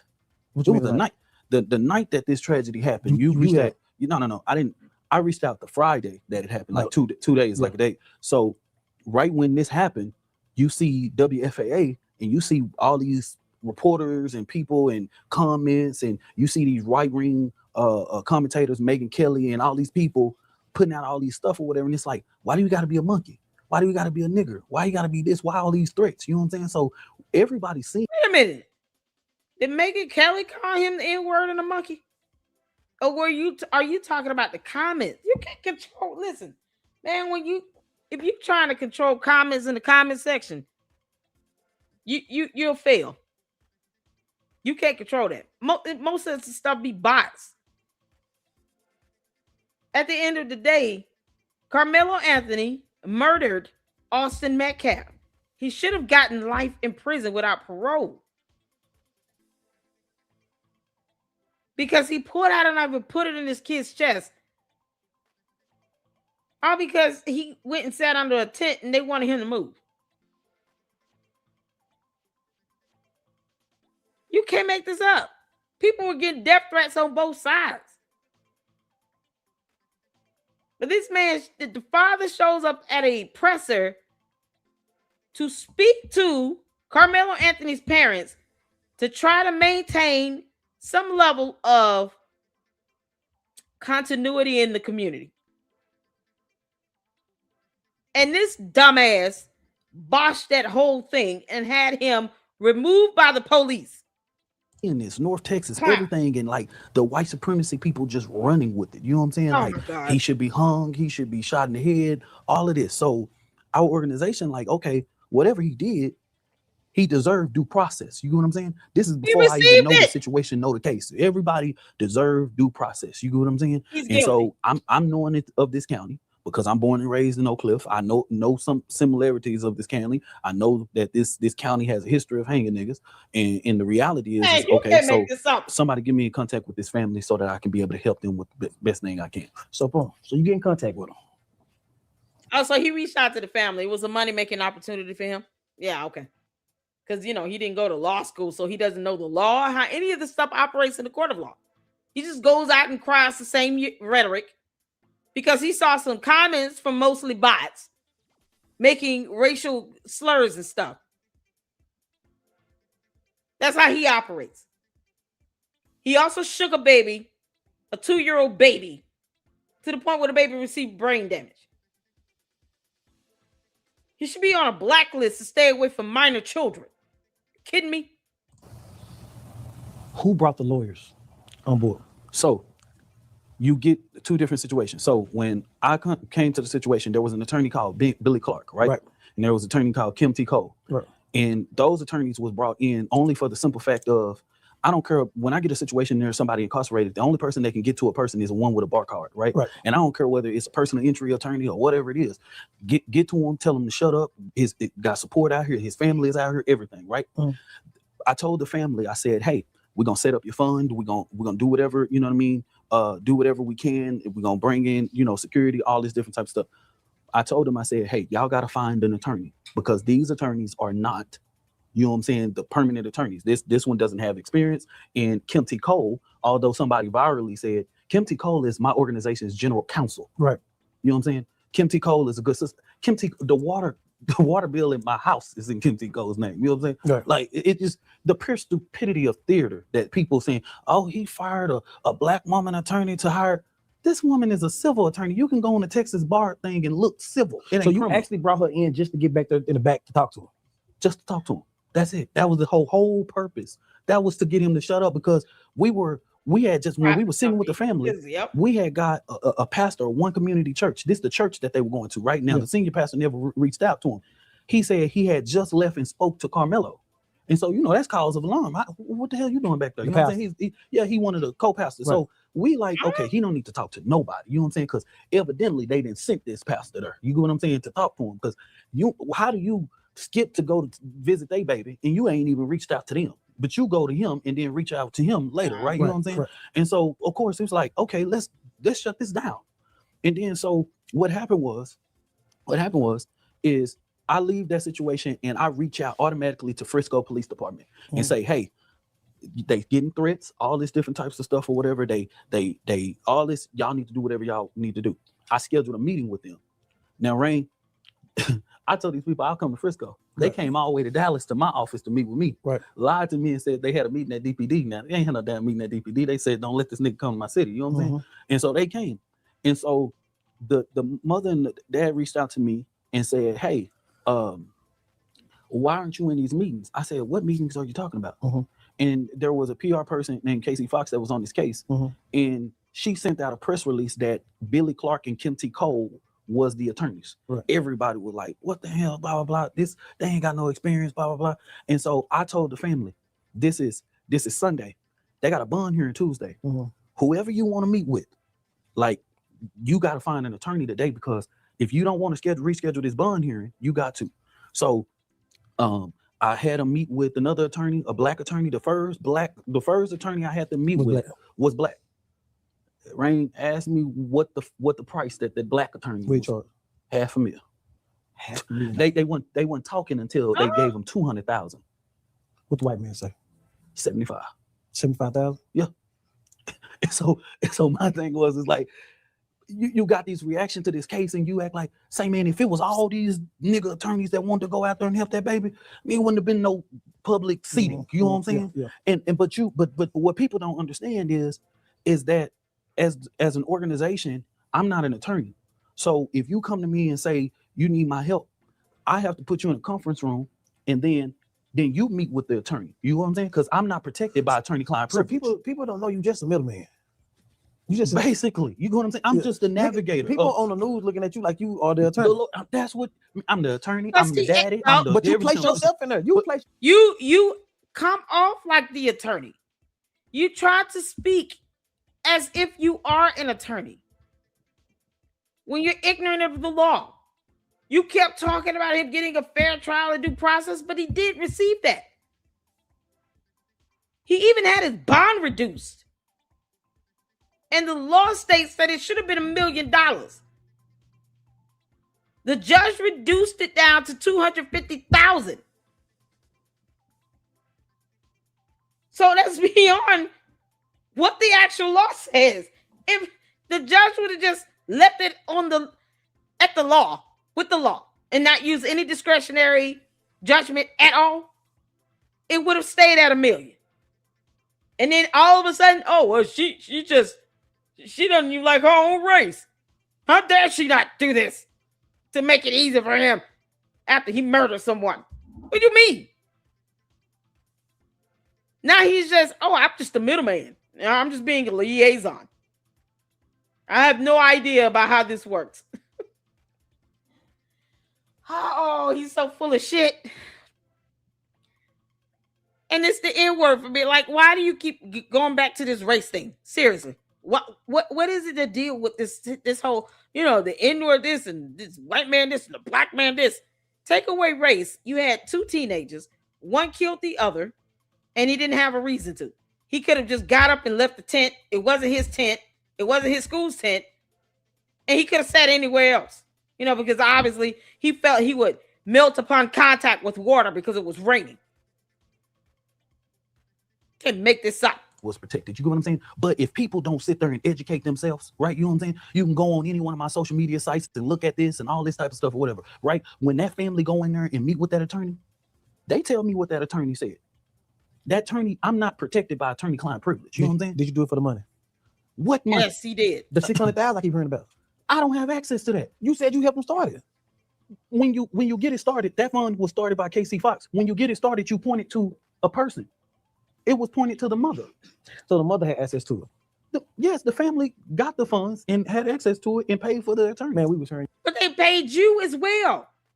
You cannot just do this for free. So you got some money out of it. The question is how much? How much money did you get paid? It's that simple. You was buying all this shit with. Man, listen, whatever people want to think, you know what I mean? That's why I can't keep up with the internet. You're not even asking. You're answering the question. How much did they pay you? Ask the question directly.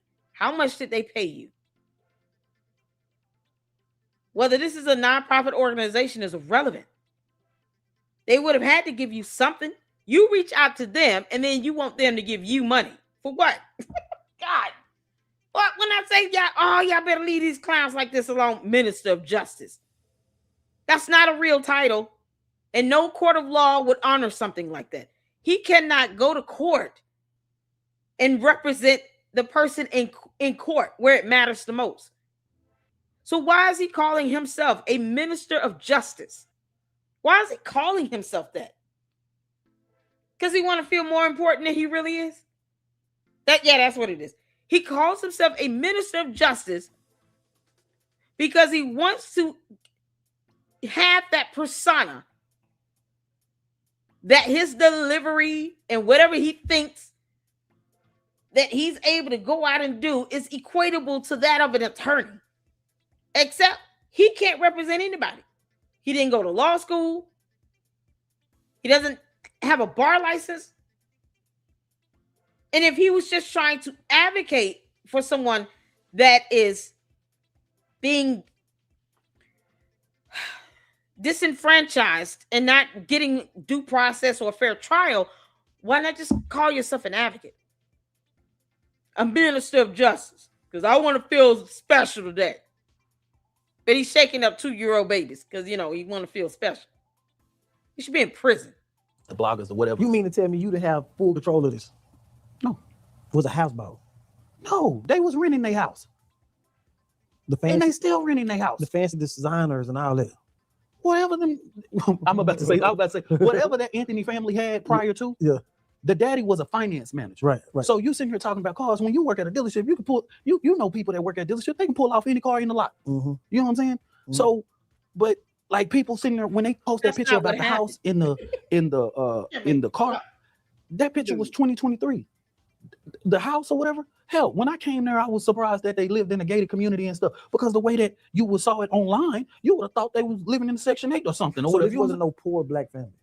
No, they were a decent family. The daddy had a good job. You know what I'm saying? And the wife, you know what I'm saying? Mother, Kayla, is one of the most beautiful souls ever. You know what I'm saying? A real structured woman or whatever, take care of her kids. You know what I mean? Sweet, polite. You know what I'm saying? Every time Karmelo. Now she have a job, because that's the question is about this money and how you got paid.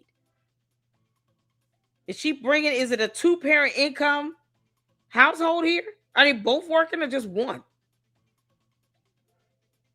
I mean, Karmelo Anthony had a little job. What does that mean? That doesn't mean you sit here and crowdfund for a defense, a legal defense, but you don't use the money for your bond because the father said it's not a bond fund. And then you go out and rent a home that's valued at $900,000, and you driving around in a $150,000 Cadillac for free. You think your employer is going to let you just drive around in a truck like that at no cost?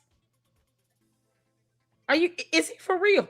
Is he for real, or he's just this stupid? Hello, looked at me. He said, yes, sir, no, sir. You know what I'm saying? Every time, not one time or whatever that he ever looked at me, he did not say, no, sir, yes, sir. Every last child in that house.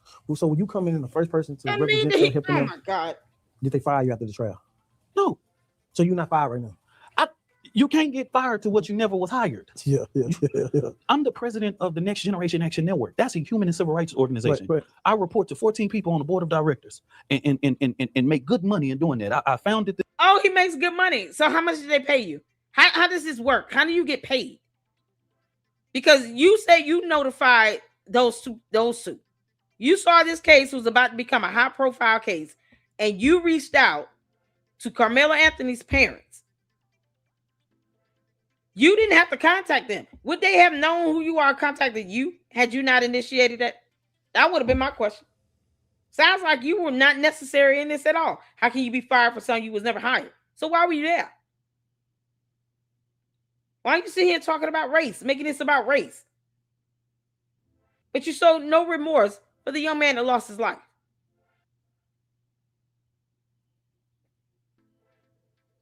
This guy cannot be a parent. Because, I mean, you have no soul. This organization, when I was 25 in 2014, I worked for the organization. You know what I'm saying? Yeah. And the organization accepts to help steps to help families when they have situations. You know what I'm saying? Why don't you help the black on black crimes? Wow. When I can, I do. We didn't see you out there with Z the Wizard. Guess what? You know why? Why? Because The West Dallas. But around that time when Z the Wizard was coming, you got to remember, during this time, people don't even understand. Yeah, because he can't black on black crimes. I mean, you can't go out and just say, "Oh, this is about racism."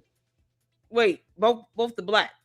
Oh, well, all right, y'all. I'm going home. Like, what you gonna say? You rile up masses when you out here crying, racism. But yet, when the video evidence gets released to the public, and we see what we're seeing, and it's not self-defense, and he just murdered this kid, then all of a sudden, you can't be fired from which you weren't hired from. Oh, okay, cool. So that means the board of directors should not be paying you for this case regarding Karmelo Anthony. That means you should not be getting paid for this. If I were the board, I would say, oh, okay, we saw your interview. You said you were never hired, and you claim you make good money. So we're not going to give you a check for that Karmelo Anthony case because you suck. See you tomorrow. 9 to 5. Damn, I lost my own son to violence. You know what I'm saying? In Michigan. If people look at my social media or whatever, you'll see me actually having to go in front of in Saginaw, Michigan, going for the judge and sentencing and all that type of stuff or whatever. When I first started doing activism was Black on Stop the Violence. It was after Delisa Kelly was beaten and strangled to death and found. I literally created a law in state of Texas called the Clear Alert for victims of imminent dangers between the ages of 18 to 64.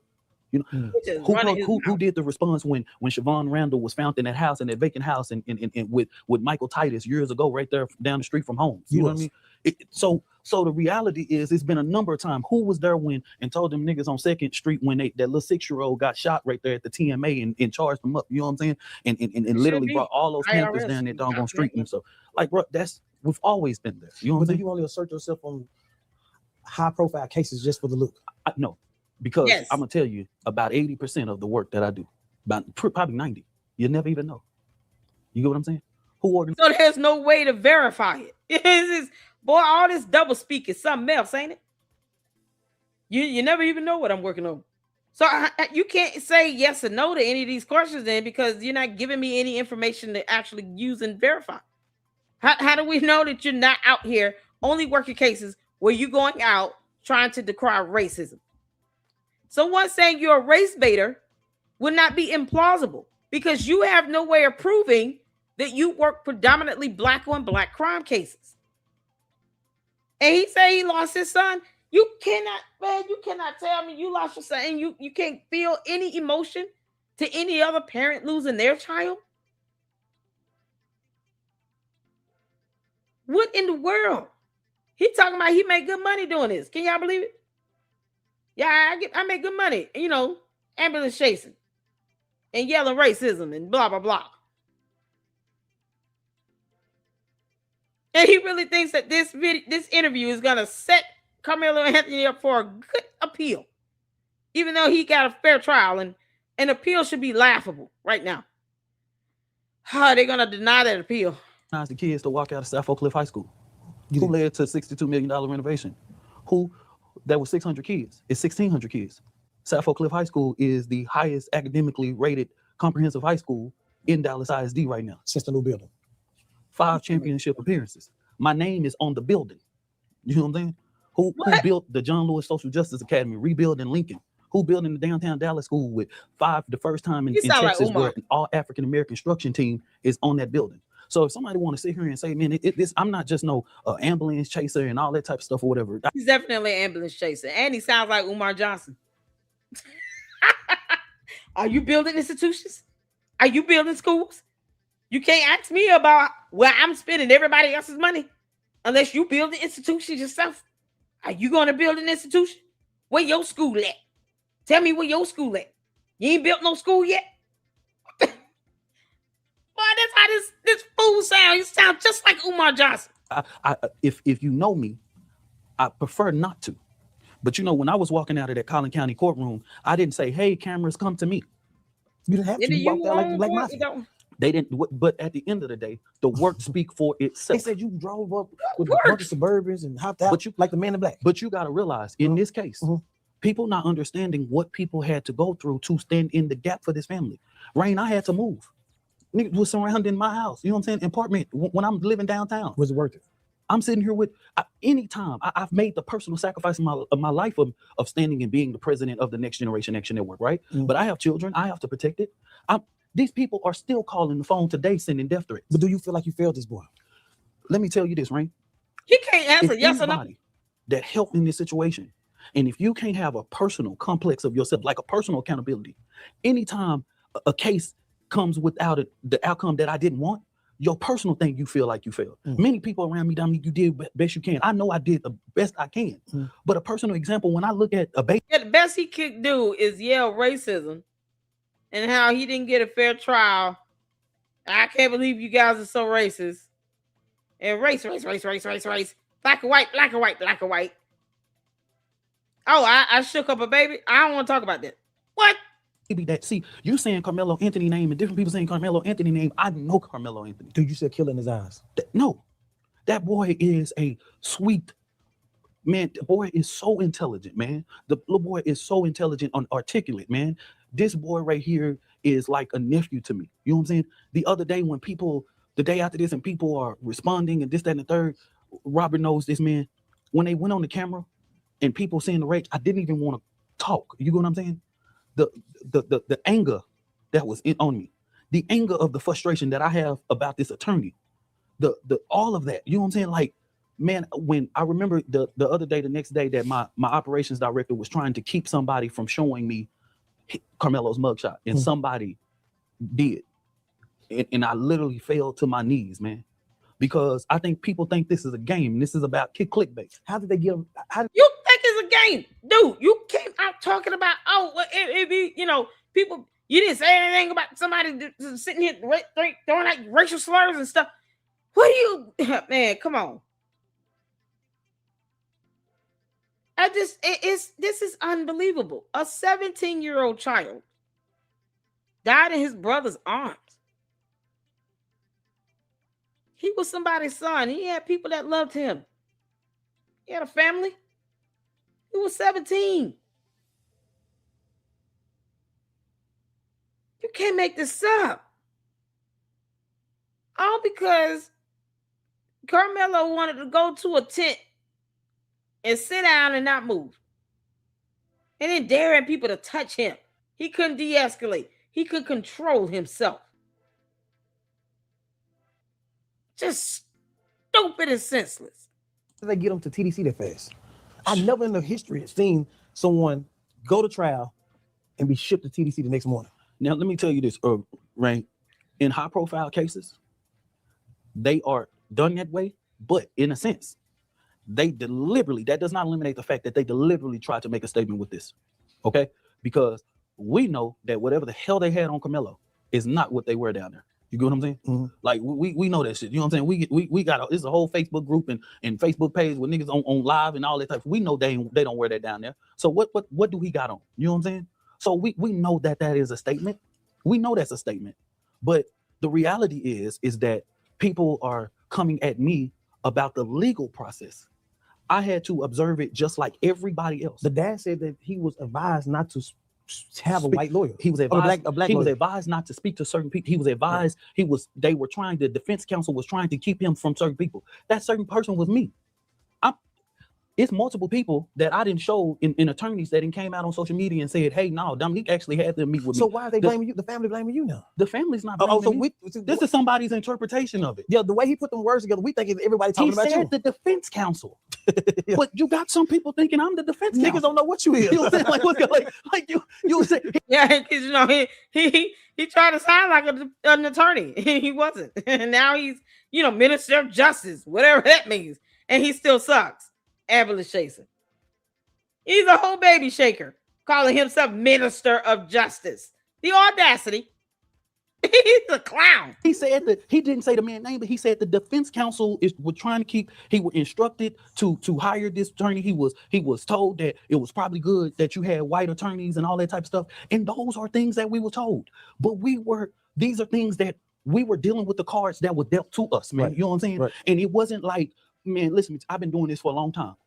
Every black attorney that I called or whatever it may be, and the different ones, it's not like all of them responded saying, man, I want to go down there in Collin County.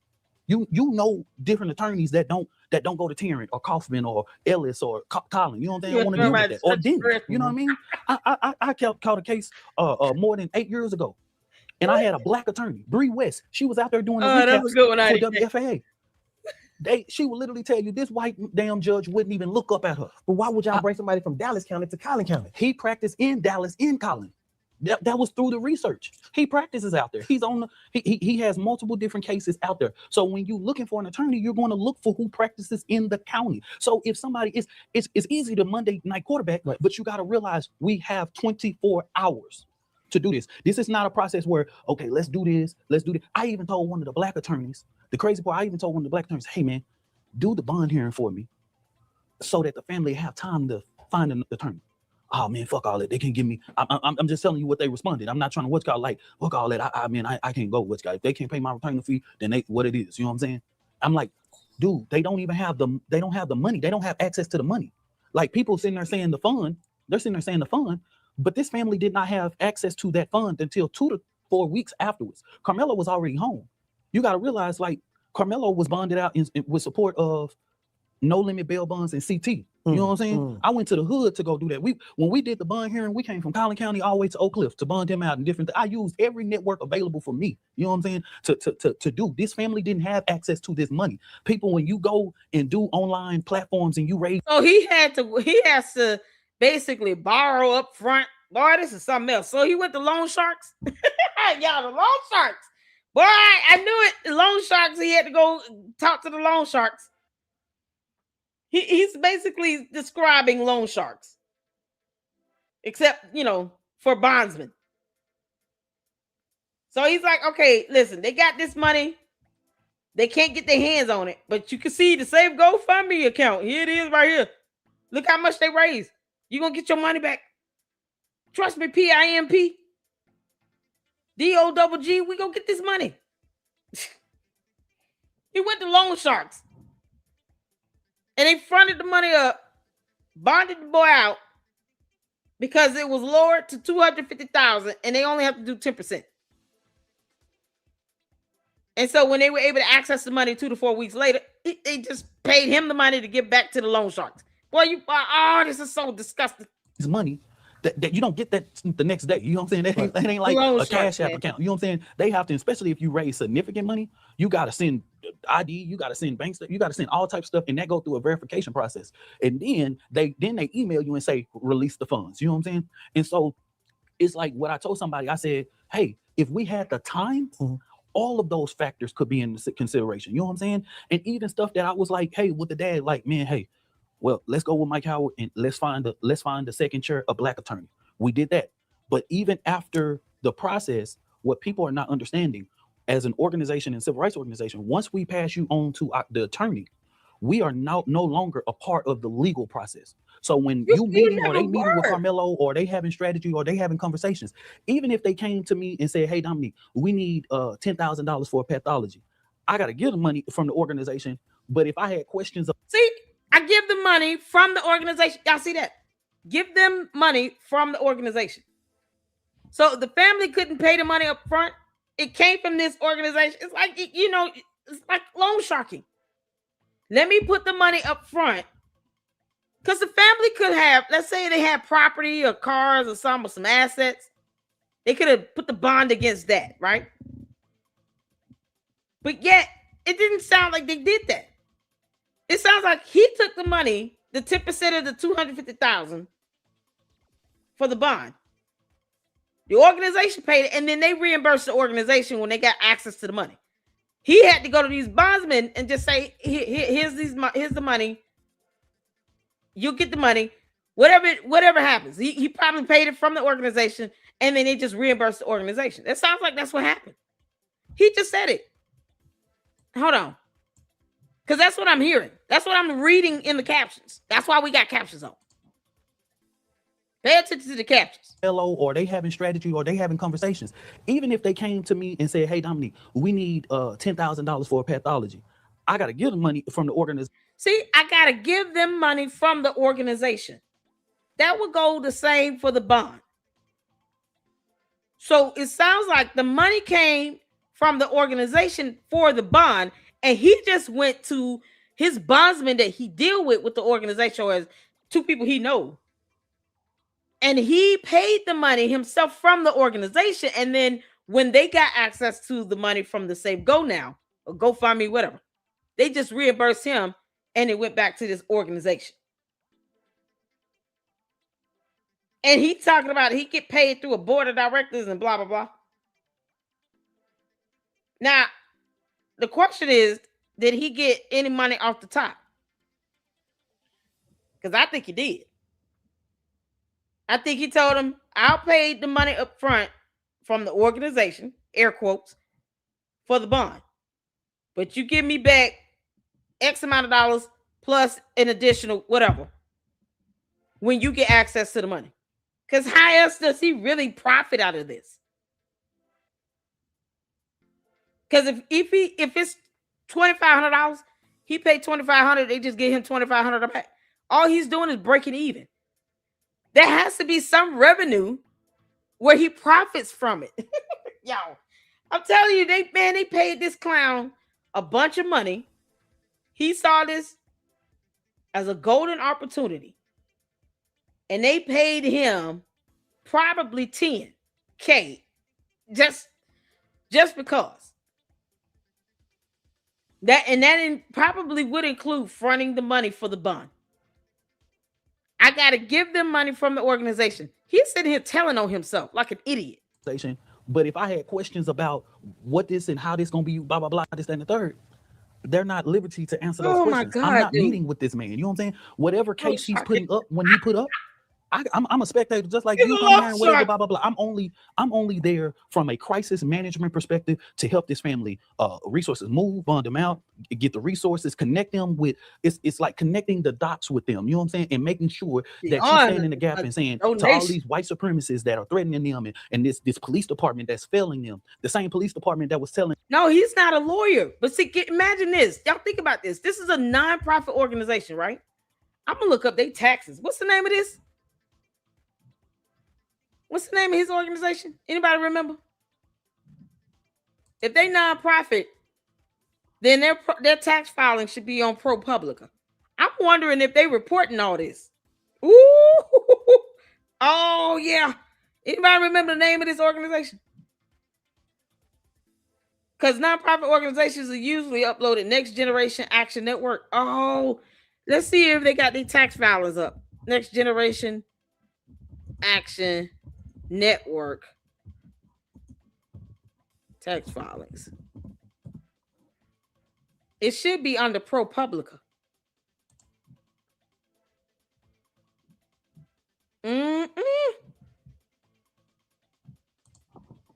Dude, I know you lying. He ain't filed taxes since 2020. Next Generation Action Network Foundation. This right? In Texas. There's not been a tax filing since 2020. This can't be right. It's still a registered 501c3.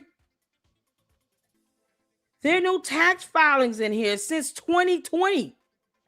Y'all know he got to be bringing in a boatload of money. He's not reporting this. Oh, he's a criminal.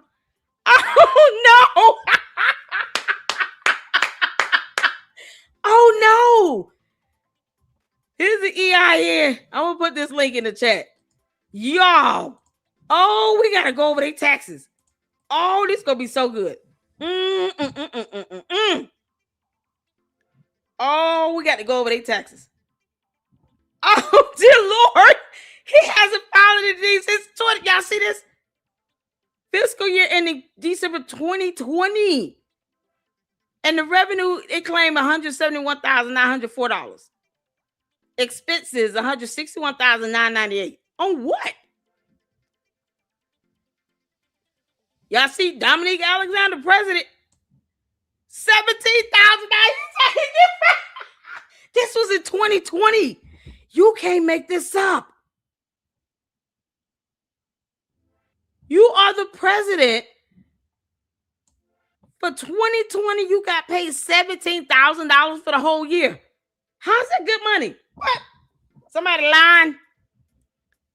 You ain't got to lie, Craig. You ain't got to lie, Craig. Somebody lying. We gotta find this. Where's his recent tax filings? We should be seeing tax filings up to 2025. You can't make this up. Did he change EINs or something? This is the EIN. Next Generation Action Network. Is it something else? This is crazy. Being tax exempt mean you're tax exempt from federal taxes. Doesn't mean you still don't have to file. So don't nobody know what the hell is going on with the money here. And he get mad when people call him an ambulance chaser. He hasn't filed taxes since tax year 2020. What you mean?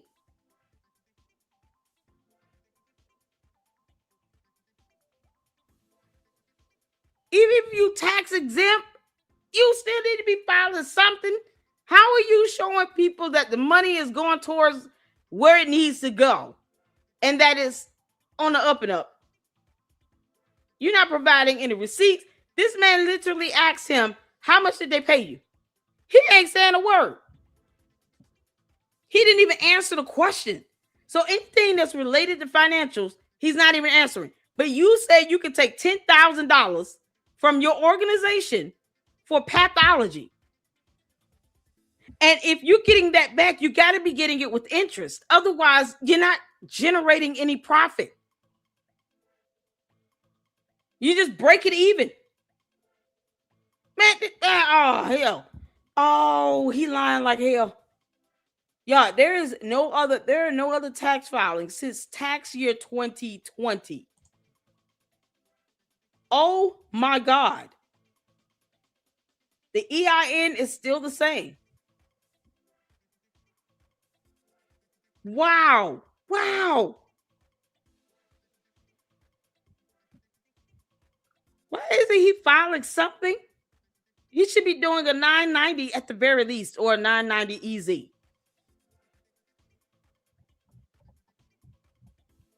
Oh, this is crazy. Oh, he tripping. This dude full of crap. And when people don't want to sit here and show you what they doing with it, you know they doing something they shouldn't be doing. You know they doing something they should not be doing. This website right here is taxexemptworld.com. You got to pay to get this report. It's saying here that he has assets in 100,000+, income 100,000+, Form 990 revenue 100,000+. Updated October 5th, 2025. Y'all see that here? Let me put this link in the chat. I'm not paying to get this stuff. Child. he's so screwed. Y'all.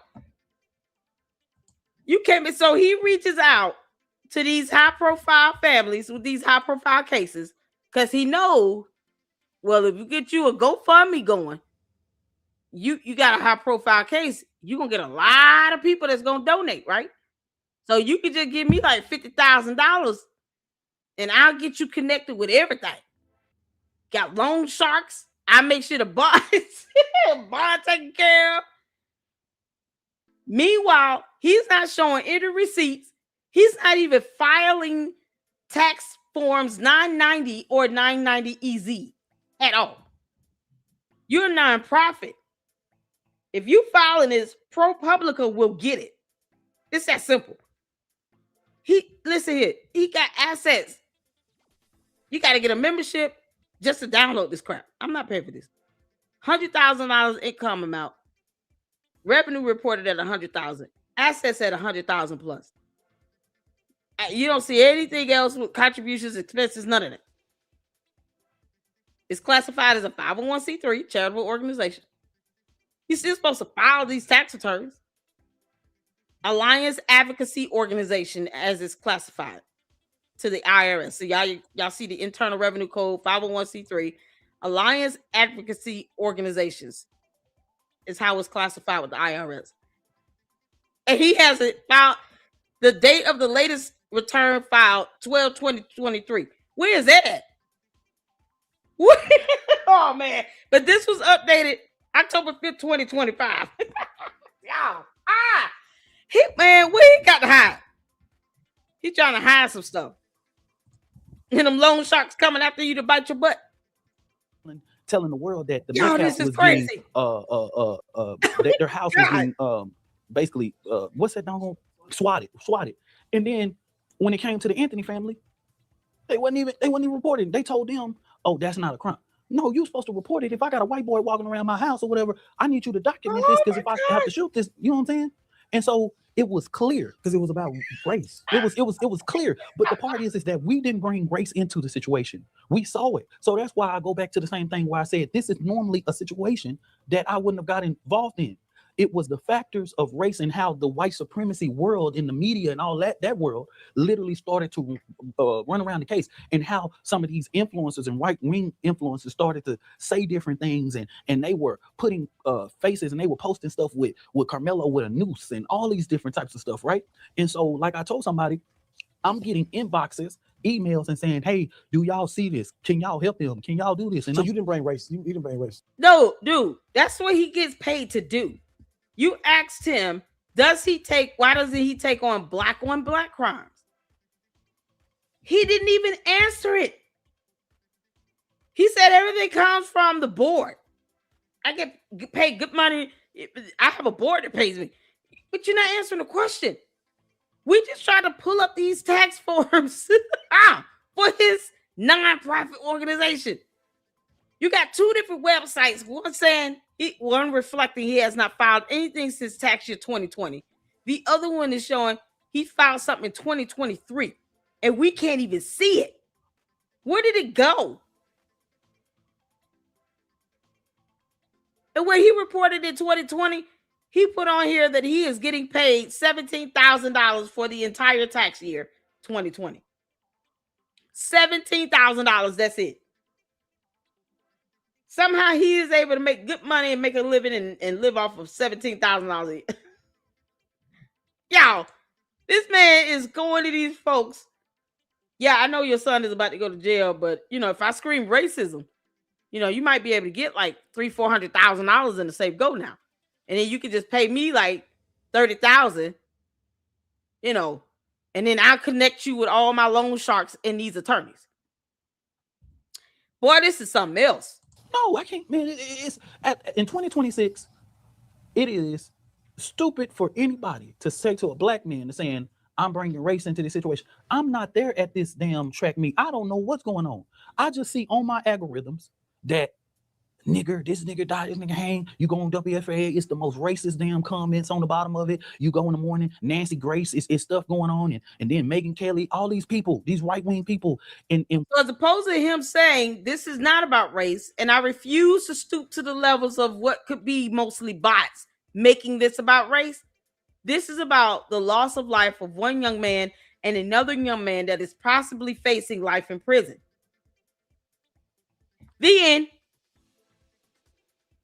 You sitting here having the father of the victim escorted out when he said that he forgave Karmelo Anthony for taking his son's life, and you having him removed by police, all because you just said, oh, he shouldn't be near the family. But you couldn't say why. That's not how that works. Well, under what law? What do you mean he shouldn't be near the family? You understand that victims on both sides of the families could come together and talk?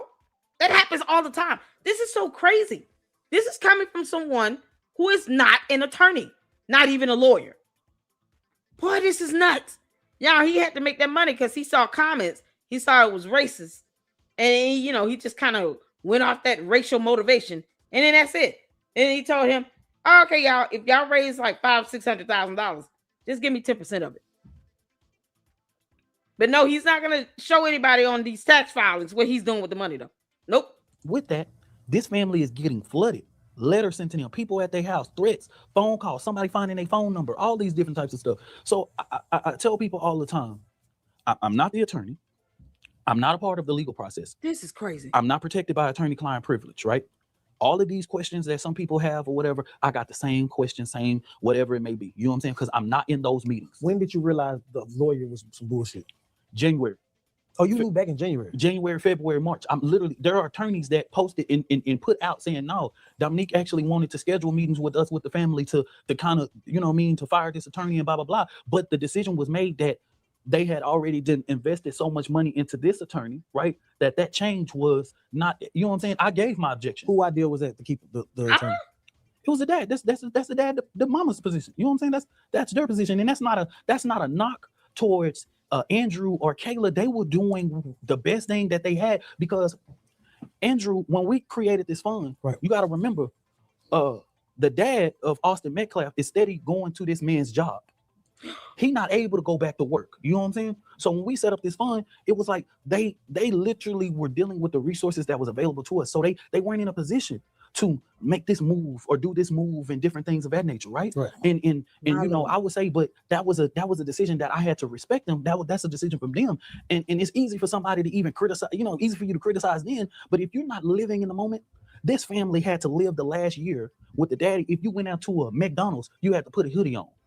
You had to, every day for 365 days, every day there was a comment on social media, either YouTube, Facebook, anything about Karmelo Anthony. You know, these some bitches didn't even rest on Thanksgiving, Christmas, and Easter. You know what I'm saying? Or New Year's. They every day there's a post about this doggone case, right? And so when people criticize them now, you got to realize this family lived a whole year in agony. They couldn't go outside. They couldn't do certain things. You know what I'm saying? This daddy couldn't just pick up no regular job. But they're saying that the dad of Austin dad actually said he came to the meeting with y'all to pray. Why did you get him escorted? Good you asked that question, because guess what? It's a criminal case, right? And so here's the thing. I get CBS 11 anchor, JD Miles, right? Mm-hmm. I'm getting ready. There's 17 cameras right here. Mm-hmm. The family is in the back, right? Mm-hmm. The dude come to me, he said, you know that's the dad. I said, what? Who dad? I never saw him, right? So hell, I don't know him. You know what I'm saying? Like, what can I say? So then he said right there, that man is standing right here, okay? Mm-hmm. He ain't moving. He ain't said nothing to nobody. What did it make you feel when you laid eyes on him? Man, I'm looking like, what the fuck this nigga doing? He ain't answer. Bro, if you come to pray, and all this type of stuff, you come in my office. This is a private facility, right? Like, hey, bro, man, I just come here to pray, blah, blah, blah, this, that, and third. But if I just sit here and stand here, and I just stand here, I don't say nothing, I don't introduce myself to nobody, I just standing. What you supposed to left to think? I haven't approached this man. You know what I'm saying? He just standing. He ain't said nothing to nobody. Did he ever speak to anyone? No. You know what I'm saying? Hey, man, listen. And so what I did was, because I don't want nothing to happen, I go back and call because Karmelo was on that leg monitor. We actually, when we got him a release, we had a direct contact to the bailiff at the time. Now, mind you, remember he had a different judge at the time. It was the black woman judge, right? And so we had a direct, and we got a message and said, hey, should he be here?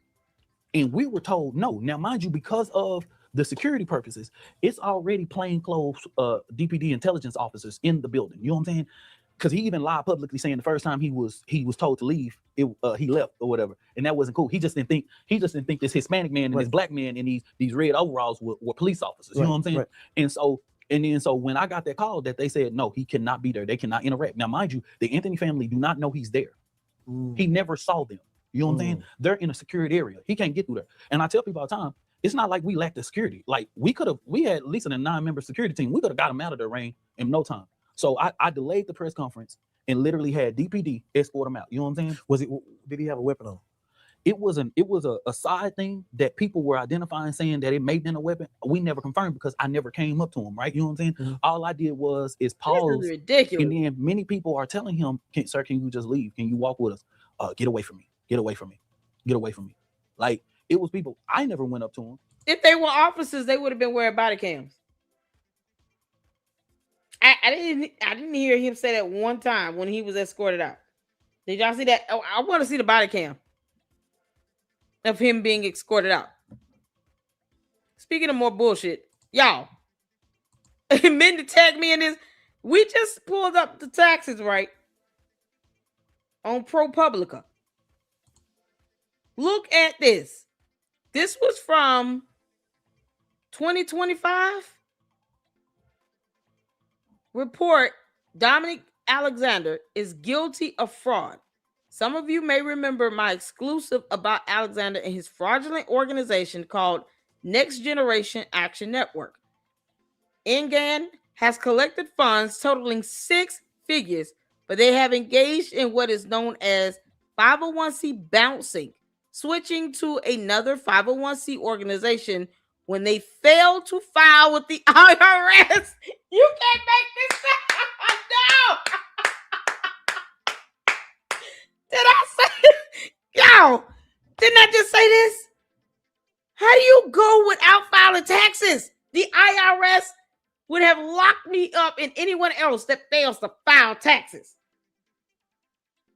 I was sitting here like, man, I know what I'm seeing. The actual EIN is the same. The last time taxes were filed, based on what we were able to see, was in tax year 2020. And I'm still like, man, there's got to be some fraudulent stuff. You're not reporting taxes. Even if you are tax exempt, you're still required to file the tax forms. It's that simple. This clown, and then the other website that we saw, because I put the links in the chat for you all, showed that the last tax filing was from tax year 2023. And we didn't even see that tax. That's why I was like, what's the EIN to say? Young one sent the $5 super. Thank you so much. Is he the baby shaking felon? Yes, he is. Thank you so much, Mindy, for renewing your membership and becoming a member for 5 months. Funds were never used for the bond. Someone else paid it. What? So what did he front up the money for? Because he's sitting here talking about the organization pays out, and then use the example for the $10,000 for the pathology. Who paid the money up front if he claims the family couldn't afford it? Somebody came up with the money. Because these people were able to up and move into a rental in a separate home because they got their home's address was doxed. Like, this is crazy. And he wanted us to believe that this man was able to drive off the lot with a $150,000 Cadillac SUV for free because he works for a car dealership. So he was able to just drive away with one of their brand new Cadillac SUVs. God, this dude is so dumb. Now look at this.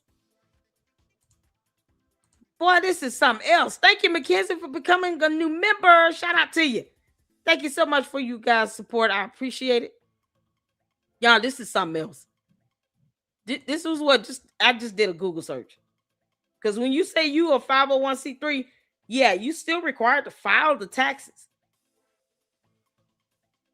Being tax exempt doesn't mean you just don't file anything. The organization has not filed a tax statement in nearly 5 years. Recently, he was allowed to be listed on North Texas Giving Day. Only he didn't list his current EIN. The EIN used was one revoked last year for not filing his taxes. What?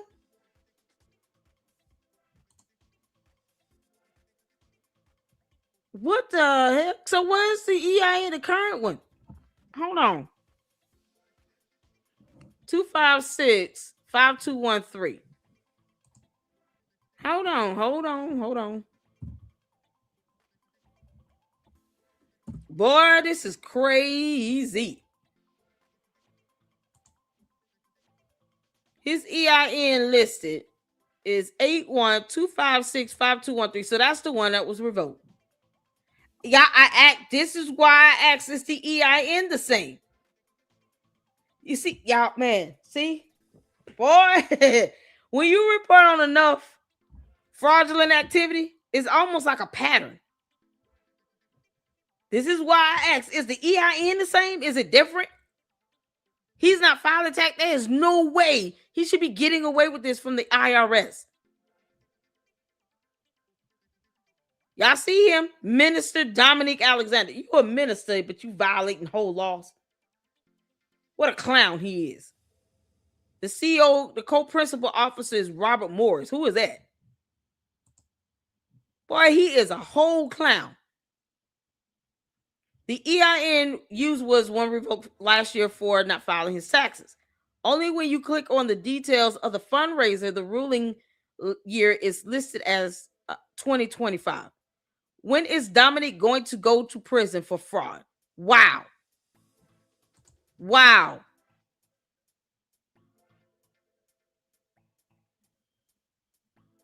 You can't make this up. And that's the one that no longer works. Oh my God. Boy, this is something else.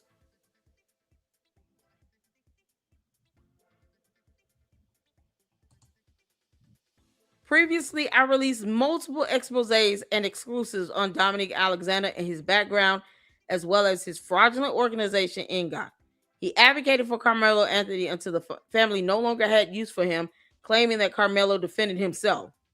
Now he has reappeared as an advocate, claiming racism and that the police department and the school have harassed the family of Christopher Robert Ninas, 18-year-old, stabbed the 17-year-old in his side, causing cuts to his kidney and lungs, and causing him to lose 2 to 3 pints of blood. I exposed Alexander as a liar before, and I will investigate him again.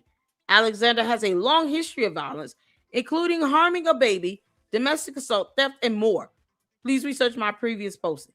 The incident, according to the reports on July 16, 2025 at 8:39 p.m., male subjects were arguing in the parking lot near the baseball fields. Callers stated that the altercation became physical, and one of the subjects produced a knife. Reports indicated that one of the subjects had been cut before the fight ended. Officers learned that the suspect had fled the park with 3 other individuals. Victim, later identified as 17-year-old Dylan Almanza of Ennis, was driven by his friends to Methodist Midlothian Medical Center. He was later transported to Methodist Mansfield Medical Center. After interviewing witnesses and gathering evidence at these locations, authorities identified the suspect as 18-year-old Christopher Robert, I can't say his last name. A warrant was obtained for his arrest. Witnesses also reported that Christopher Robert had allegedly slapped Almanza's juvenile girlfriend in the face, according to the arrest affidavit, and had threatened to stab others prior to the fight. What? What's this? So July 16, 2025, he went out and advocated for a whole nother family doing the same thing? Y'all, you can't make this dude is so shiesty, it's not even funny. Minister of Justice, my ass. What the heck is going on? This dude is the worst.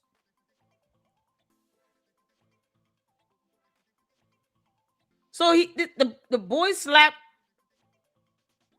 the victim's girlfriend, juvenile girlfriend, in the face. Oh my God. And had threatened to stab others prior to the fight. So this Christopher Robert is currently charged with 2 counts of aggravated assault causing serious bodily injury with a deadly weapon, 2nd-degree felony, and 1 count of assault causing bodily injury, Class A misdemeanor. Of course, Alexander is making this about race. I've sent a request for the full copy of the affidavit and the police report. I'm also sending open records requests to the school to confirm or deny these allegations of harassment. We will determine if there is any record of racial slurs being used or if this is about race in any way. Because this seems to be his MO. So he gets out and says, oh, I saw some racial comments. So, I just talked about the race. And that's it. This is him standing with a whole different family. Has been targeted, harassed. Christopher Nihas has been targeted, harassed. Oh my God. For doing what every human has the right to do, defend himself. His family has endured years of racism, intimidation, mistreatment, and not just by individuals, but the entire institution of Midlothian Police Department, Midlothian Independent School District, and now the Ellis County Sheriff Department. When a child is attacked and called a racial slur, beaten and then punished instead of protected. That is not justice. Hold on. If you want to subscribe, Eric, just hit the subscribe button. Do you see the subscribe button next to my channel name?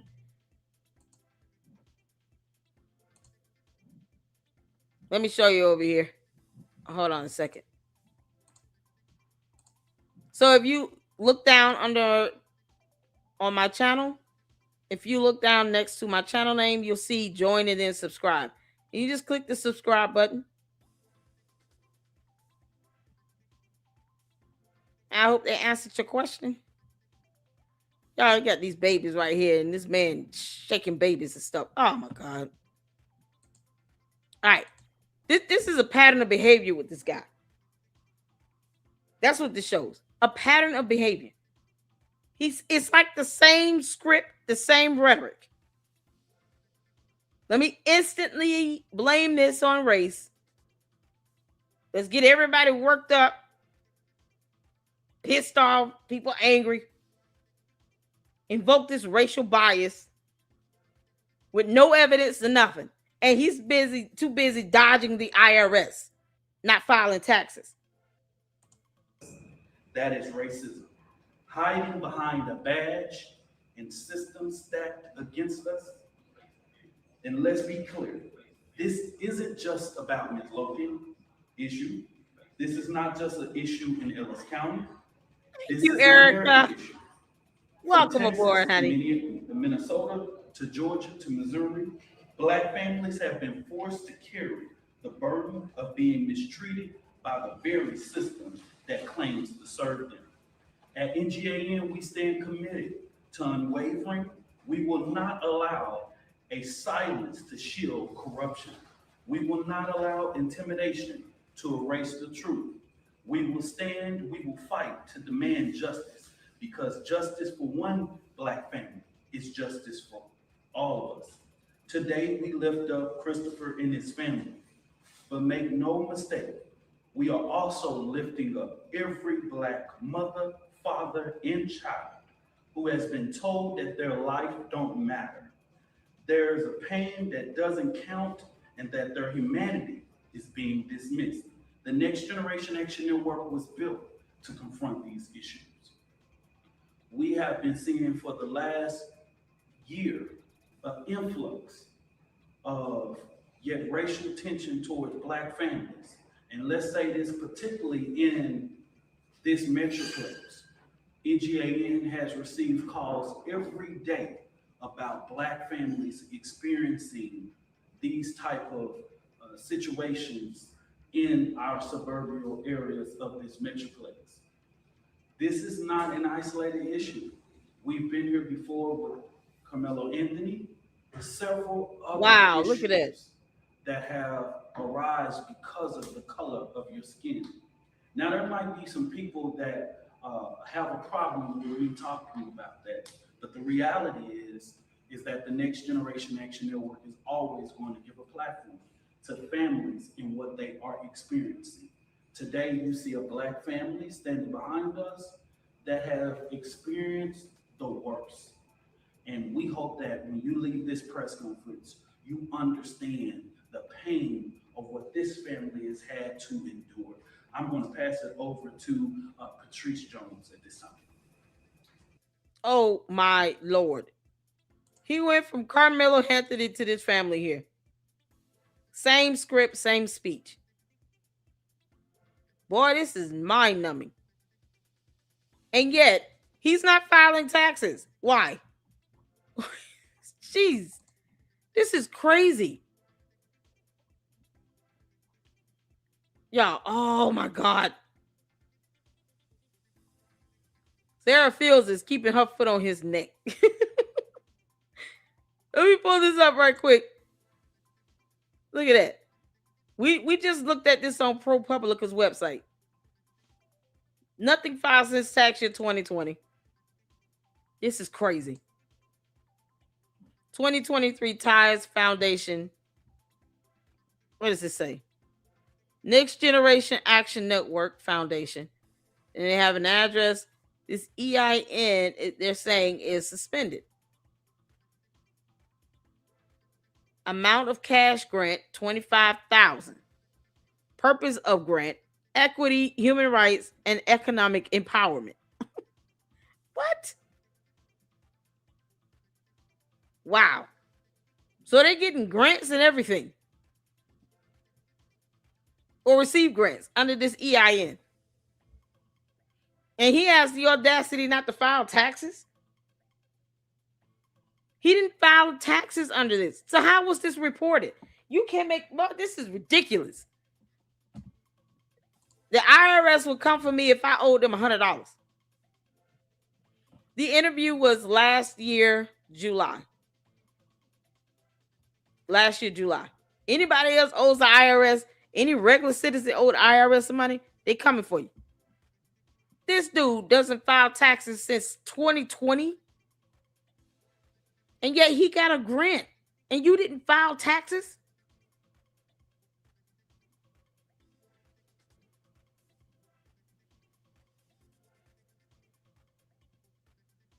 Oh my God. And look at this. Next Generation Action. Would he change the name? Same EIN, 501c3, $7,500. He's getting all of this money coming in. And it's like is he changing the name, changing the EINs? Boy, this is crazy. Look at this. 7,000. Wow. This presser was July.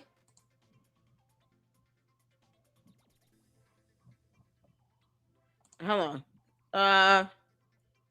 This presser was September. I'm sorry. September 25th, 2025. September 25th, 2025. So this was after he went out, contacted Karmelo Anthony's family. Then he went and did the same thing for this family. Oh, Lord. Meanwhile, he's getting all these grants, all this money, all this funding, and he's not filing taxes. And people think this is cute, because he's black and all. So he shouldn't be required to follow the law or what?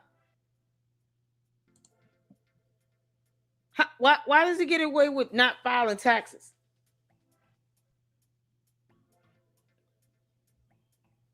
The Times Foundation gave Next Generation Action Network $25,000 cash grant for 2023.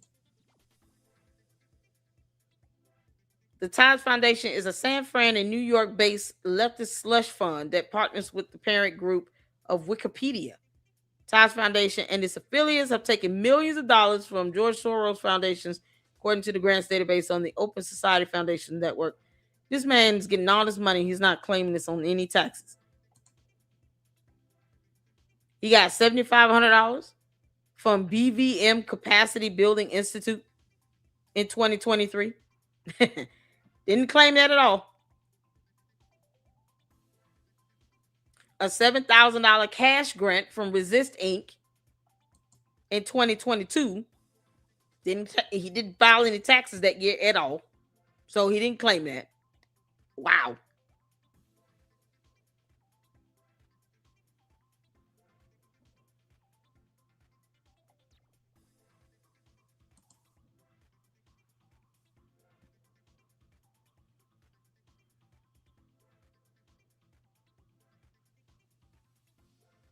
The Dallas Express showed that an anonymous giver donated 100, while simultaneously another anonymous giver gave 50, both with the message, sending what I can for now. That includes monetary support and prayers.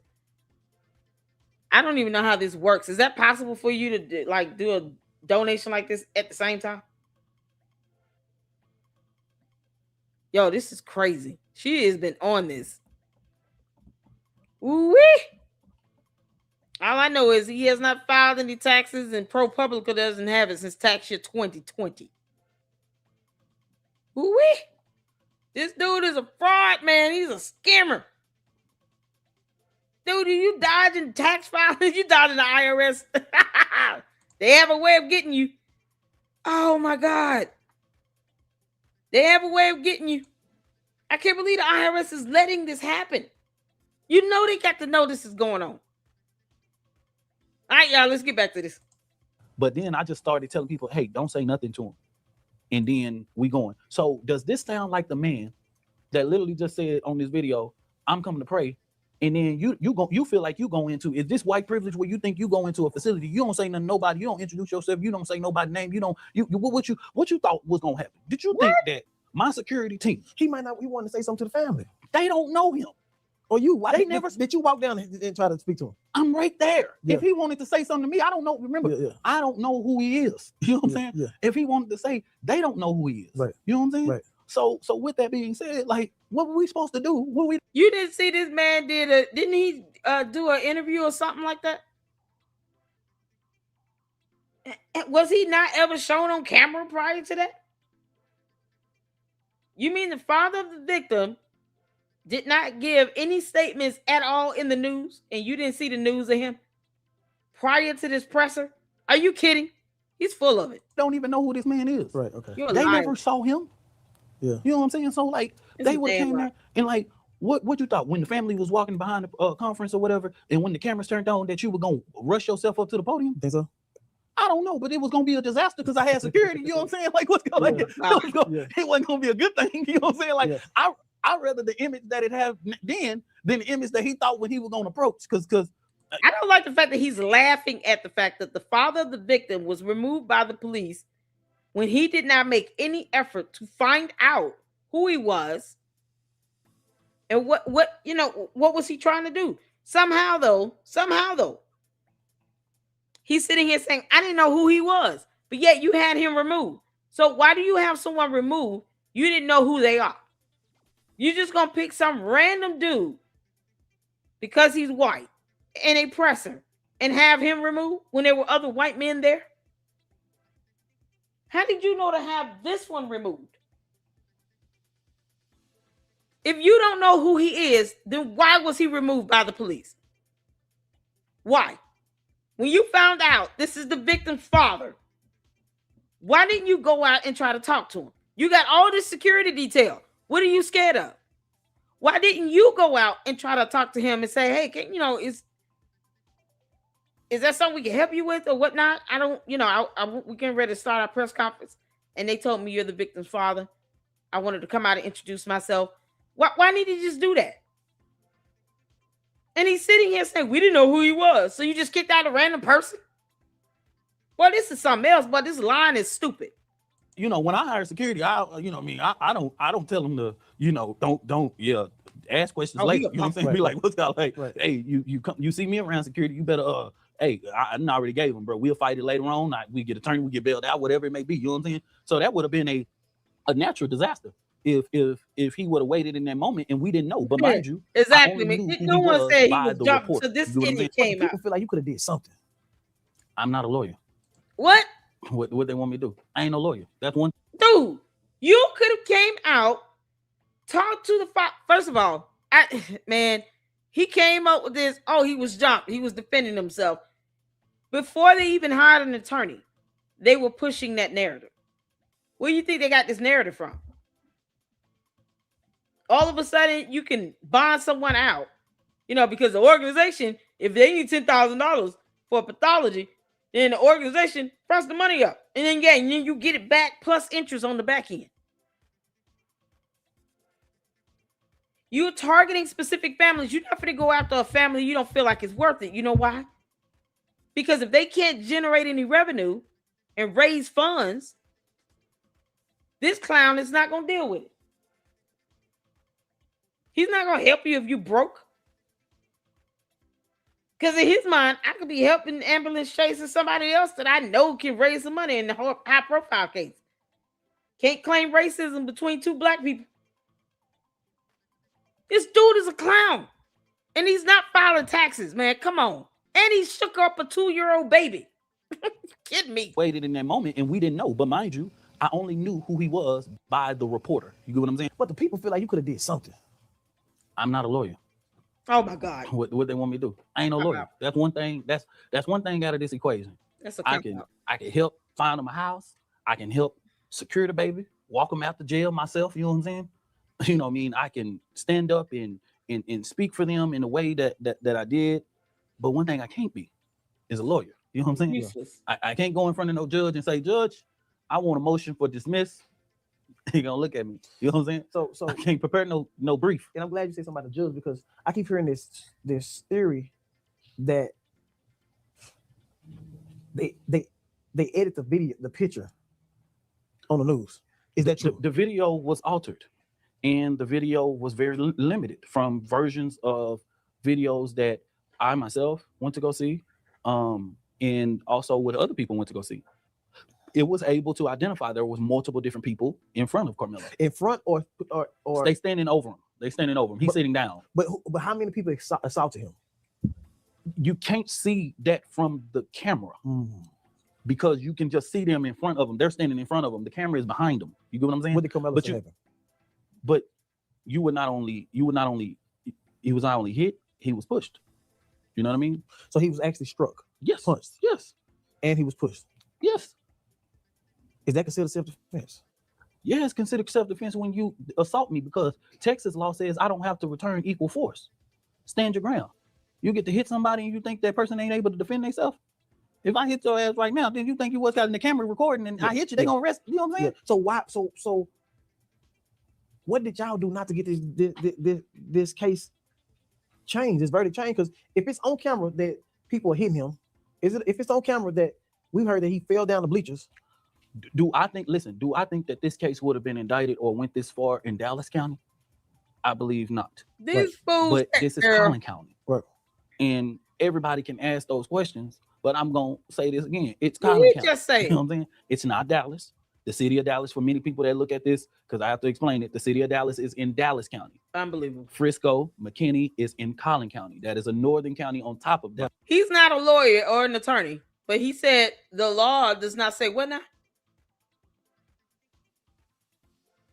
Hold on. He said there was a camera behind him. Why we didn't see that? But how many people assaulted him? You can't see that from the camera. What you mean? Because you can just see them in front of them. They're standing in front of them. The camera is behind them. You get what I'm saying? What did Karmelo say happened? But he was not only hit, he was pushed. You know what I mean? So he was actually punched. Yes. And he was pushed. Yes. Is that considered self-defense? Yeah, it's considered self-defense when you assault me, because Texas law says I don't have to return equal force. Stand your ground. You get to hit somebody and you think that person ain't able to defend themselves. If I hit Texas law said I don't have to return equal force. Cause is that considered self-defense? Yeah, it's considered self-defense when you assault me, because Texas law says I don't have to return equal force. Pause. Texas law says that? Are you sure, you dumbass? Yeah, okay. Boy, I love a challenge. Texas law says I don't have to return equal force. Where you get that from? He's not an attorney or a lawyer. He didn't go to law school. So who told him that? Because, boy, you just can't make this stuff up, can you? Texas law says I don't have to return equal force. Because he's saying what Texas law says. Because, he didn't go to law school. Boy, this is something else. Oh, man. He said, what now about this? Texas law does not have to say that you don't need equal force. But the self-defense rule requires that force used be reasonable and necessary relative to the threat. Is it relative and necessary to sit here and to put a knife in somebody's chest because they put their hand on your shoulder? But he wasn't knocked out or punched or pushed. No one pulled his hoodie back in. He wasn't jumped. Yeah, you want to know what Texas law says? Texas law does not have a statute called equal force. Because it doesn't have to be called equal force. But see, he's an idiot who did not go to law school. So how he interprets the law, he's just winging it. God. But self-defense rules require that the force use be reasonable and necessary relative to the threat. I'm not going to sit here and assume the law. I'm just going to look it up and read it. Reading is fundamental here in the Lady Luck Club. And Lord, we do a lot of it. Self-defense and proportional force. Proportional. Yeah, that would be equal. It has to be proportionate to what you're given is what you dish out. It is not proportional to say he put his hand on me, I pulled out a huge blade knife or a knife and put it in his chest. How is that proportional? How is that relative to the threat itself? How the law is defined and interpreted in court comes down to what is relative and necessary or proportional. And the definition of the word proportional, yeah, I read it. Because this is how we break it down here. Oh, yeah. Oh, because I love to prove a point. It's just in epic fashion. Oh, man. What's the definition of the word proportional? Corresponding in size or amount to something else. It has to be equal to that. You can't be beyond my hand hits your shoulder. Somehow you grab a gun and unload 6 bullets? What you mean? And see, here's the thing. When you go to court, the court is not going on your assumption of what this word means. It's just going to look up the legal definition. And that is how it's going to be interpreted. Based on the definition. It is not based on what you think it should be. That is not how laws are interpreted either. It's not based on what you believe it to be. Nope. Based on the definition of all these legalese that he does not know because he did not go to law school. Oh my good Lord. This dude is insufferable. I don't know how you all reported on this whole time. My Chaos girl. Yeah. Y'all shout out to my Chaos, bro. S-Files, everybody up in here with YouTube channels, please drop your YouTube channel link in the chat. My Chaos, you see this? You can't make this stuff up. This dude is not filing taxes. He can't cite a law. I mean, you know, he's not even trying. He could have just took the time to look up the statute code, right? He ain't trying to do that. Chapter 9 of the Texas Penal Code, particularly section 9.31, a person is justified in using force when they reasonably believe it is immediately necessary to protect themselves from another's unlawful force. Why didn't he just get up and walk away? Because was it immediately necessary for him to just pull out a knife and put it in somebody's chest because they put their hand on his shoulder? You can't block out video evidence. We're not going to some alternate reality because you want to imagine in your mind he got jumped when he didn't. We're not doing that shit because it doesn't work in court, clearly.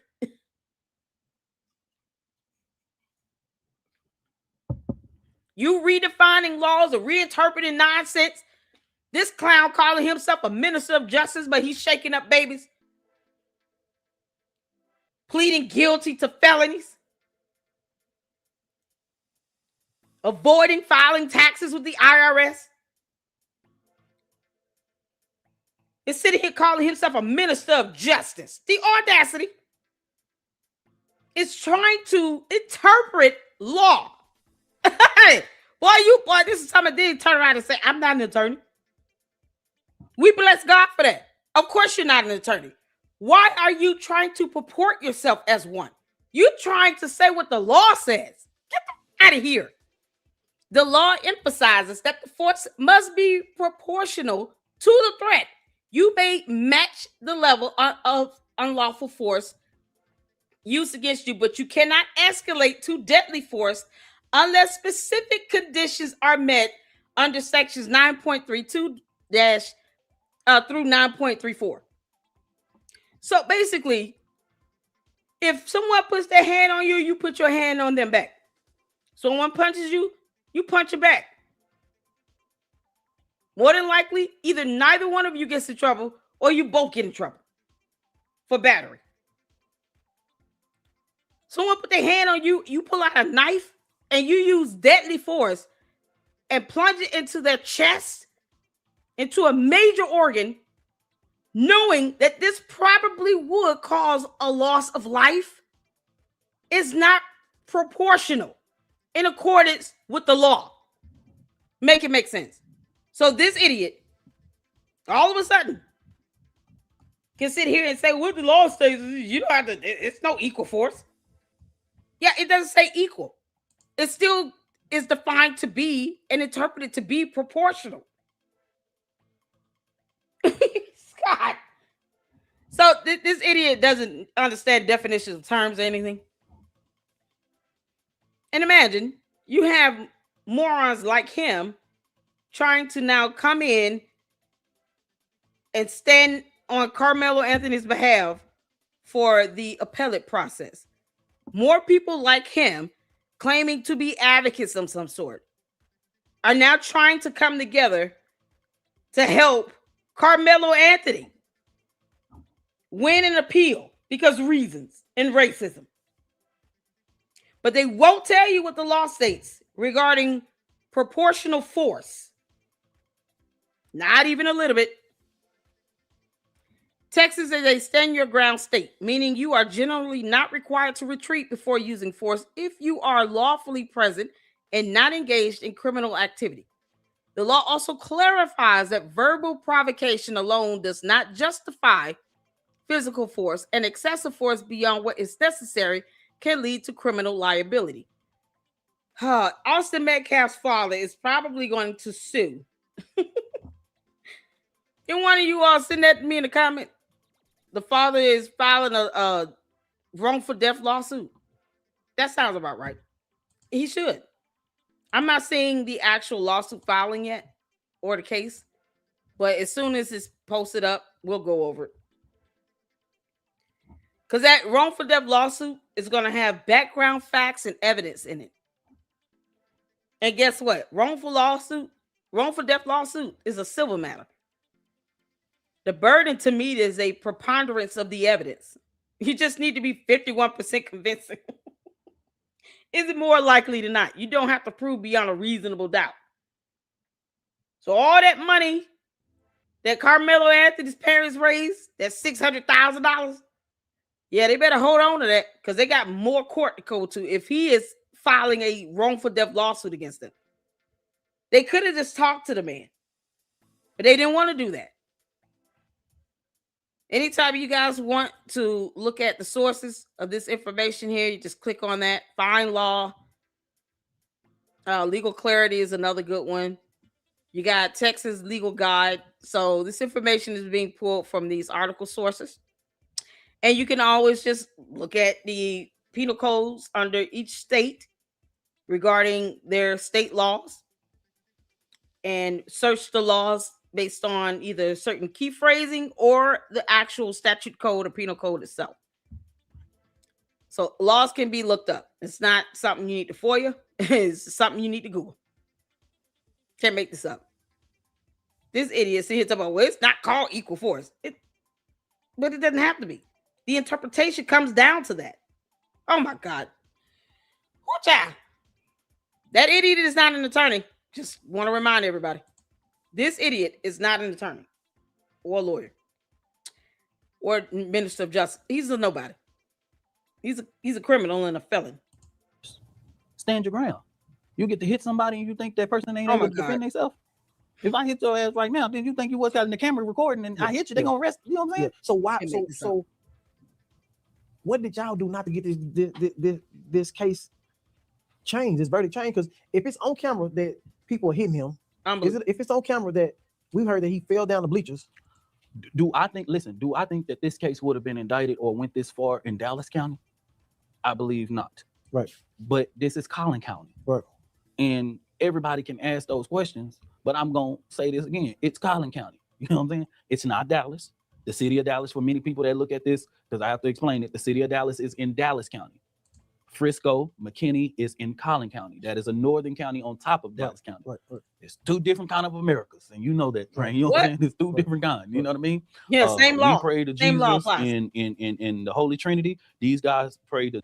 Yeah, no. See, the law is still the same, and the video evidence is very straightforward. It's a straightforward case. I'm shocked that he did not get life without parole. He got 35 years for taking another kid's life. And this idiot is sitting here. He can't even answer the question about how much the family paid him. You know, because he got paid. Jesus and Trump. You know what I'm saying? Like this is like you know, like what are we saying here? What are we talking about? You know? So is it true that all his friends changed they? I don't think that all of his friends testified, but right? the people that testified, did they change their statements? Yes, those kids changed their statements. The ones that the prosecutor brought up, they changed their statements. And the lawyer didn't object nothing. I believe there were a few times that I was told that the lawyer did object to certain things. Right. But at the end of the day, there weren't because there were something that there was something that I was able to see where they called they called it murderous, some term that they used that they said it was the judge ruled that it was in the indictment, but the lawyer objected. But there are a lot of people that are saying that the lawyer didn't object enough to things or whatever, right? But there were one thing that but at the end of the day, the case. He's an idiot. You know why? you can't just go objecting to everything. Because you got to give a legal argument and justify why you're objecting. Your objection has to be based on finding of law. So you just can't object because you don't like something. When you object, you have to state the type of objection and the legal reasoning as to why you're objecting. This moron did not. Why is he saying that? Like he wasn't even there. Doesn't even sound like he was in the hearing. Well, we'll just wait for the court transcript to come out. This is so stupid. In regards to how those kids came and the prosecutors brought them up, you know, I felt like when oh my God, dude. The defense got it, the case that I knew of, the evidence, the things that I knew of, I thought that was going to be displayed. You know what I mean? Yeah. The stuff that go after the character, the things, the cheerleaders. It was a viral video the other day where somebody said something about the cheerleaders all filed a complaint against these twins. That's true. I personally talked to one of the parents. You know what I'm saying? And I told him, I said, hey, I'm going to have to pass you over to an investigator for you to talk, because you can't talk to me, because you know why? Well, why am I trained to not talk to these people even further than what they are? Because when you go to a trial, the person that has to go in there and talk about what you told them by a sworn declaration. So say if you tell me something right here, I'm gonna put an investigator in front of you, because if you change your mind and you don't want to what's called, that investigator with those credentials are the one that can go on the stand and testify to what you said. You know what I'm saying? So guess what? You can't do it. I ain't do it. You know what I'm saying? And you what the hell outside. You just say? All the black people outside. I seen a video doing the rack daddy in front of a white guy, and then like he was dancing after having the time. Did the black community hurt the case inside? I don't think so. I think that the even when I came in, I came out and talked about it. I talked about it from context that you had white supremacists showing up, but they came ready for war. To edge on, but they came ready for war. That wasn't the case. Every black person had their hands out and phones out. That wasn't the case. They had bulletproof vests on. They was ready. Those were Black Panthers, brother. They do. No, the white guys had the black. The white guys had the vests and all that. They do that. They was ready to go to war. I know, and that's why they were edging on the black people. They were going on the sides where the black people were, deliberately edging them on, doing different. Why was the man dancing in front of the white guy? I don't know about that. I can't. Did you see it? Did you see it? You know, I saw a whole bunch of foolishness. So it was a bunch of foolishness from the black community. I can't speak for everybody. You know what I'm saying? Like, I can't speak for everybody. That was his way of antagonizing. But have you just sit there and say, what the fuck are we doing? You know, I've said that plenty of times. You know what I mean? Like we, you know, sometimes we very interesting people. You know what I mean? And sometimes I'd be like, brother, who is he speaking on behalf of? The devil is a liar. What are you talking about? As opposed to this moron coming out the gate saying, please we're not going on racial divides. We're not doing the racial bias. We're not screaming racism. This is a matter of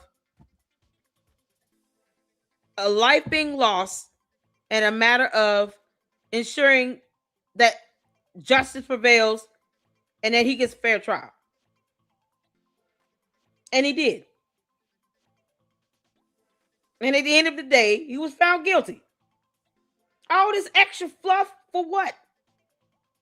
He is the only one that was talking about, oh, he was jumped and he was this and all this is so racist. We got to do that. Oh we have to say that. You know what I'm saying? And sometimes you have to correct it. Kind of like when that viral video come of the judge and the dad, and it was like, okay, y'all, I get it. Y'all trying to get to it, but y'all stretching it with this picture. You know what I mean? It's a lot of so the judge and the dad was never in the picture together. That picture wasn't the judge in the daddy. I don't know. And that's not me saying that the daddy didn't know the judge. I don't know. But that wasn't him. That wasn't it. You know what I'm saying? And the last question. Do they have him in PC in prison? No, his classification is being held private right now. You know what I'm saying? For security purposes. Do the guy's uncle own the prison? No, he's the warden. No, that was when it was being reported that he was going to Bird Unit. Right. Bird Unit, there's a Metcalf individual that is a warden. He's in the PAC unit. So all these is just a bunch of. Hey man, you better than me, man. Yeah. I tell people all the time, NGAN is a human and civil rights organization. Right. So we got other people that call us all day long. Yeah.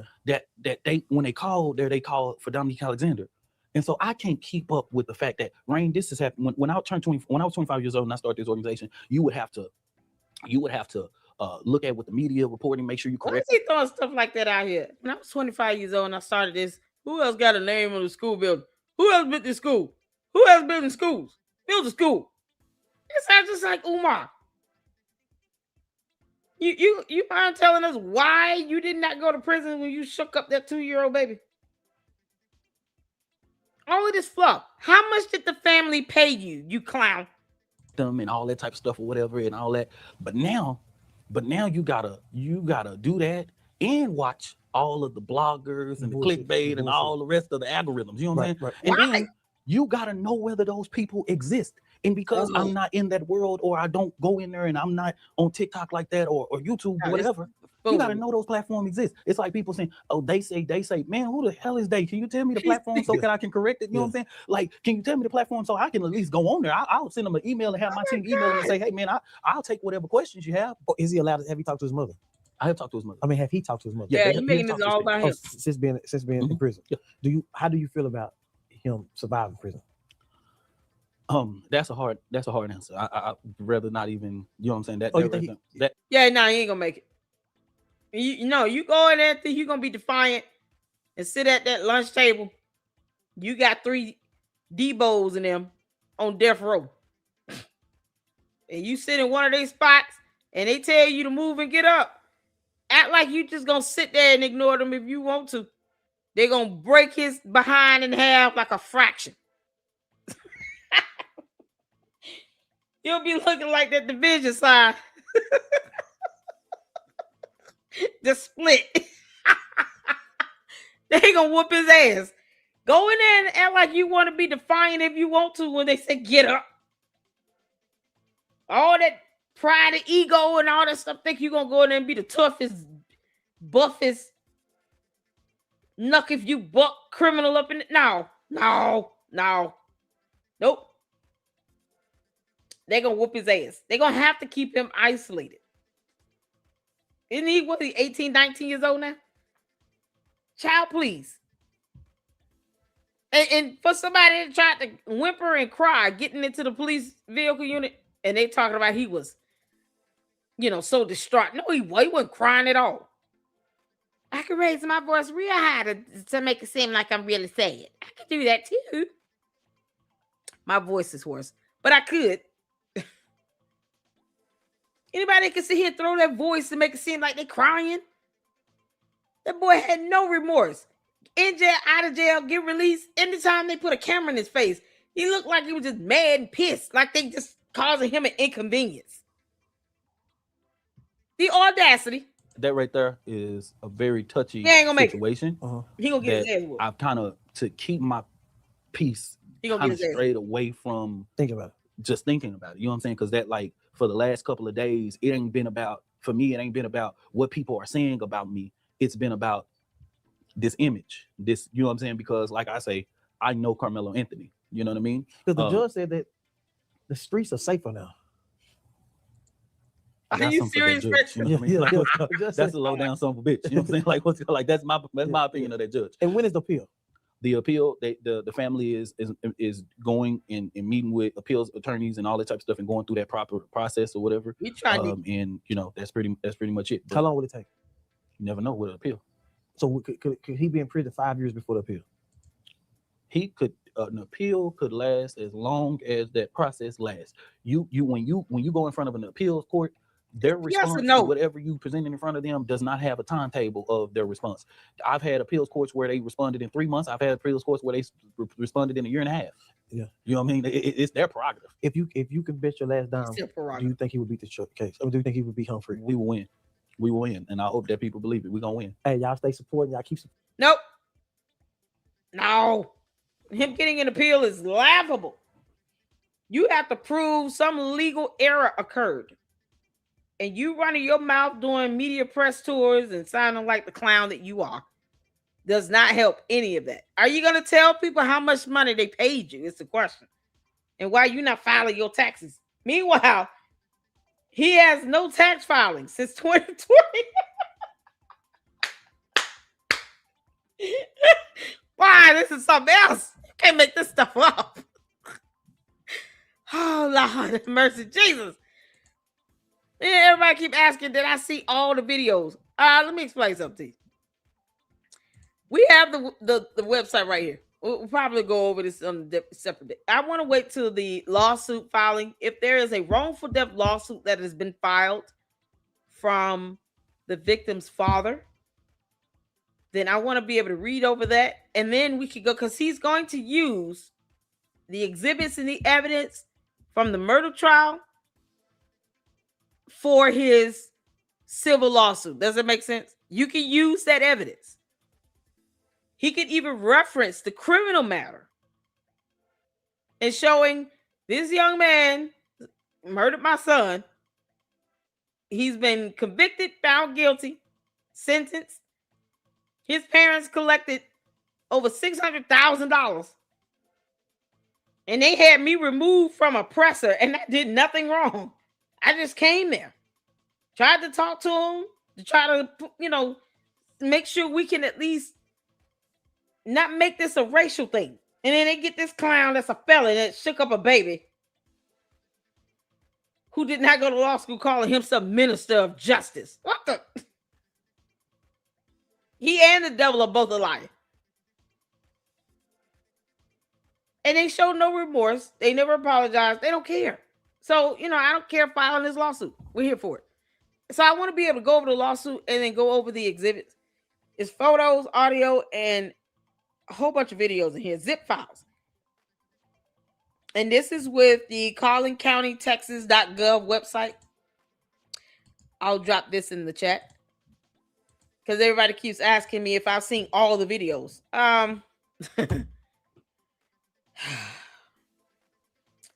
It's only so many I need to see. I'm going to be honest. Because I know what I'm seeing when I'm looking at the videos. I don't need to see 8,000 videos of him putting a knife in someone's chest. It's like asking me if I've seen all the videos of Charlie Kirk being assassinated. How many videos do we need to see that he was shot? How many videos do we need to see that Karmelo Anthony put a knife in Austin Metcalf's chest? And he was not being jumped or punched or hit or anything. There was no kerfluffle. And if they really wanted to jump that boy, they had plenty of opportunity. They had at least 2 or 3 minutes before the cops showed up to jump the fence and really go in on him. I'm telling you how. I don't have to listen here. Asking me if I've seen them all is irrelevant. Shout out to my Chaos Brew, y'all. Thank you so much, girl. We know how to get our hands on information. If we want to see all the videos out there, he's still guilty. He still should have probably got life without parole. Then. This is crazy. Asking me if we saw all the videos, irrelevant. We've seen the videos that we needed to see where it still shows no one was jumping him. It looked like a push shove. He put a knife in this boy's chest And then he ran away. Come on now. We know what we saw. I'm not going to no alternate reality to look at anything else any differently, because you got people out here trying to see what they want to see. No, we're going to go based on what we're seeing in the video. The end. Here in this reality on Earth, we saw what we saw, and we did not see him get jumped by 3 or 4 boys or get punched or anything. When he's daring them, touch me if you and see what happens, punch me and see what happens, he wouldn't have had to say that if they just punched him and jumped him. Certain things are a matter of logic too. And that's something that's just going out the window. All logic and common sense. The common sense God gave a Billy Goat going out the window, straight to hell. Why would anyone need to dare someone to put their hands on them or punch them if they planned on beating his ass? They would have just beat his ass. He wouldn't have had time to say, touch me if you want to see what happens. Punch me if you want to see what happens. He wouldn't have to say that at all. They would have just knocked his ass out. I ain't gonna give you time to say all that. All that tough acting nonsense. Teach your kids to maintain self-control. You got young men in the house. They growing up, 17, turning 18 years old, they about to become grown adults. Teach them to know how to act with law enforcement when it comes to them being around their friends, how they conduct themselves around young ladies.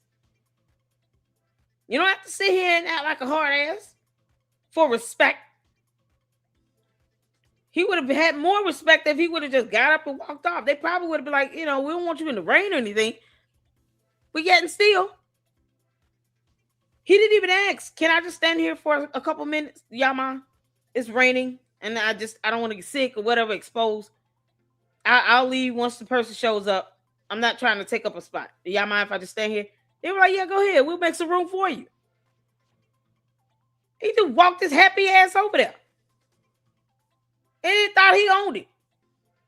But when they say, dude, can you leave? We don't even know who you are. You just come over here sitting down. Please get up. We already got this reserved. This is our little tent, whatever. He just put your hands on me if you want to. Just get your ass up. Like I said, that's self-entitlement. That's not how you go. My grandmother taught me. You maintain humility and you will go far in life. You cannot be blessed with all that pride and ego. It comes before your fall. So you got to teach your kids. They don't let them grow up thinking they're entitled to everything. Make them earn something. Chores is something they're supposed to do. Getting good grades, that's something you're supposed to do. You don't have a job, you're not paying rent or mortgage. When they do something beyond what is standard, reward them. But when they are disobedient, when they don't do what they're supposed to do, don't reward them. Don't reward bad behavior. If Karmelo Anthony was smart, top of his class, he was on the football team, track star, he was head sportsman on all the stuff, all the things he had done up until that point. What he failed to do was to understand how to de-escalate. He needed an attitude adjustment. Because that stuff can get a kid to the point where they got a little big head. Y'all little girls liking them in school. They on the football team. They the track star. They get a big head about things. Teach your kids to remain humble. To be able to de-escalate. Sometimes you just got to pick your battles and walk away. You walk up to a tent. You don't know these kids. They could have done anything to him. He did not take precaution. Allegedly, somebody invited him over there. Who? Because, telling someone to move 15 times does not sound like anybody invited you. You shouldn't have to lie to cover up his arrogance. and his pride and him feeling like he's just entitled. I don't have to move and get up. Why did you come over here, bro? All the places he could have sat. Now he allergic to water. He's scared of a little rain.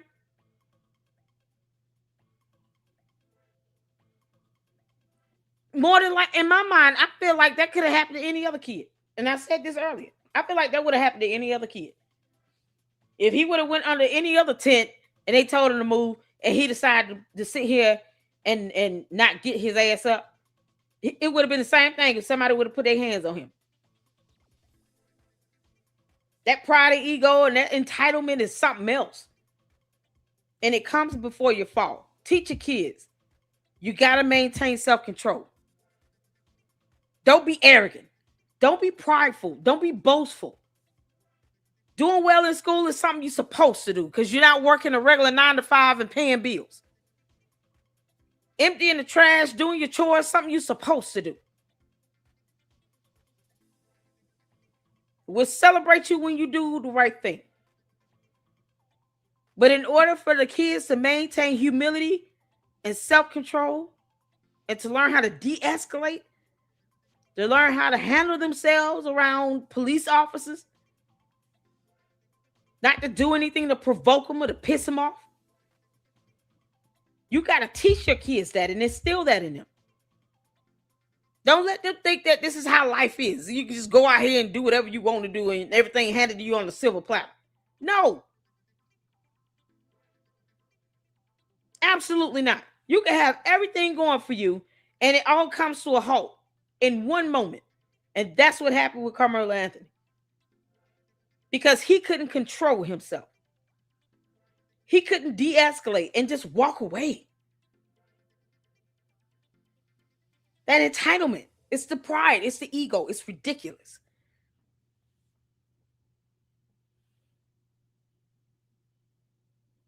And his parents didn't even show up for the sentencing. Thank you for reminding me of that. That goes to show this is them throwing a tantrum and acting out because things didn't go their way. How do you not show up for your child's sentencing? How do you not show up for that? The sentencing is where you hear the victim impact statement. So that's the one place where they could have heard the victim's father, the victim's brother, the victim's mother, all those who love the victim, to really understand what they're going through. A moment to show empathy and compassion. They didn't even show up for the sentencing.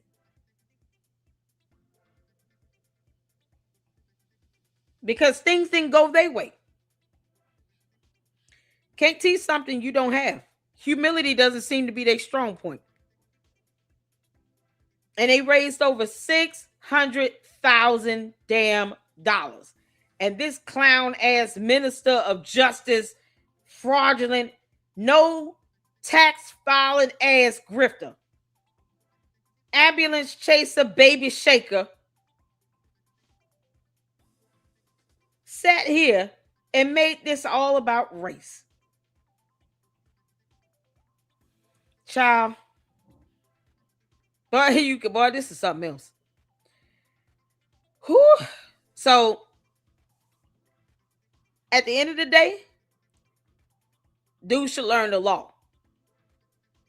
And he should certainly be filing his tax. Why does he get a pass with the IRS? He ain't got to worry about me researching him. You got people already doing it over there on X. He got it coming. All that grifting and that chasing, that baby, that ambulance chasing, baby shaking nonsense. Jabu. I want to thank y'all so much for tuning in. Please, if you have YouTube channels, shout out to Mind Chaos Brew, you still here, S-Files, all the fantastic minds up in here who held it down for the last 6 hours. Because I had people challenging me to why are you still alive? Let it go. Who are you talking to? Yeah, I'm gonna show you how I run this. Chabu. I just want to thank y'all for hanging in there and tuning in. Lord Footage 2020, the host. Who are you? You're asking to speak with me.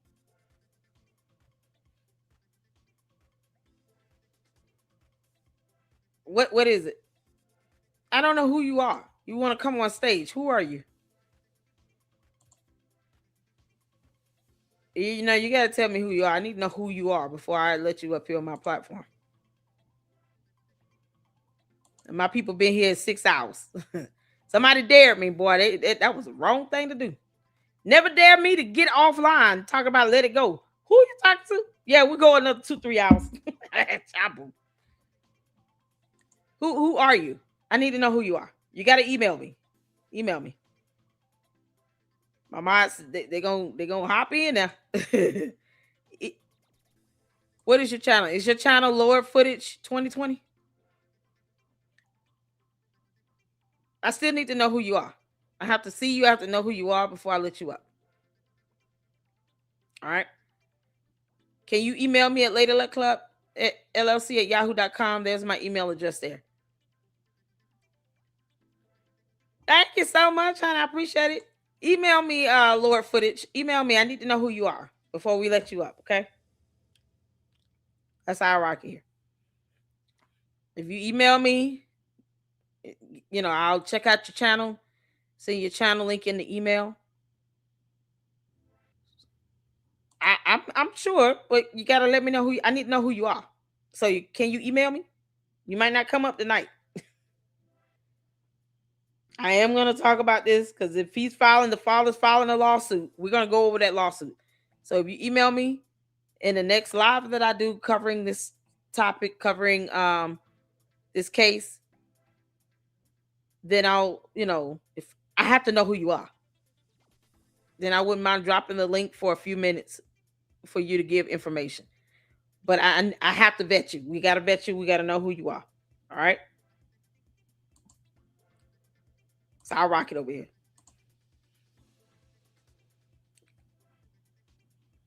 We're not trying to put you out there or anything like that. I have to know who you are. So you email me, it comes to me. Does that make sense?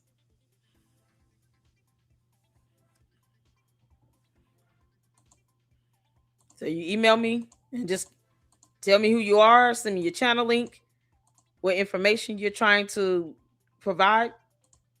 Just email me. Okay? And we'll go from there. That's how I do it. Does that sound good? I'm not saying you're a troll. I just you gotta email me. Saw his channel.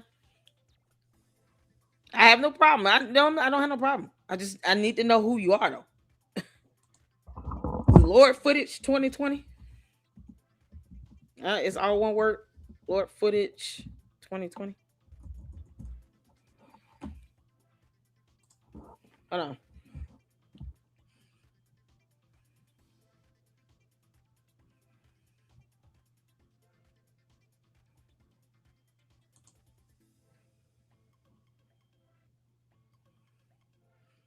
If you email me, then we can have a discussion, and then in the next live over this, and I'll know what you want to share and present, and we'll go from there. Because I still have to know who you are, okay? I see his channel here.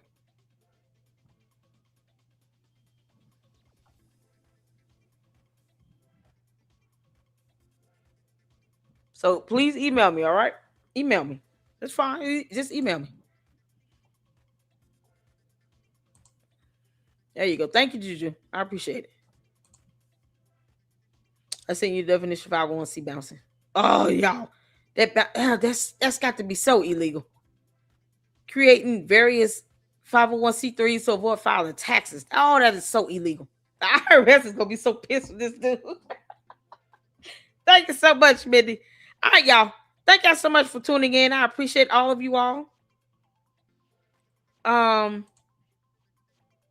Yeah. I mean, listen, he can email me if he wants to come up, but I'm not saying you're a troll or anything. I have to know who you are. I hold my platform to a higher level than that. So I bet everybody. I don't. How often y'all see me drop a link and just let random people up? I don't do that. I still have to know who people are. Even if even if I drop a link for open discussion, I tell people you got to turn your camera on backstage. I still have to see you. That's how I bet. It's just how it is.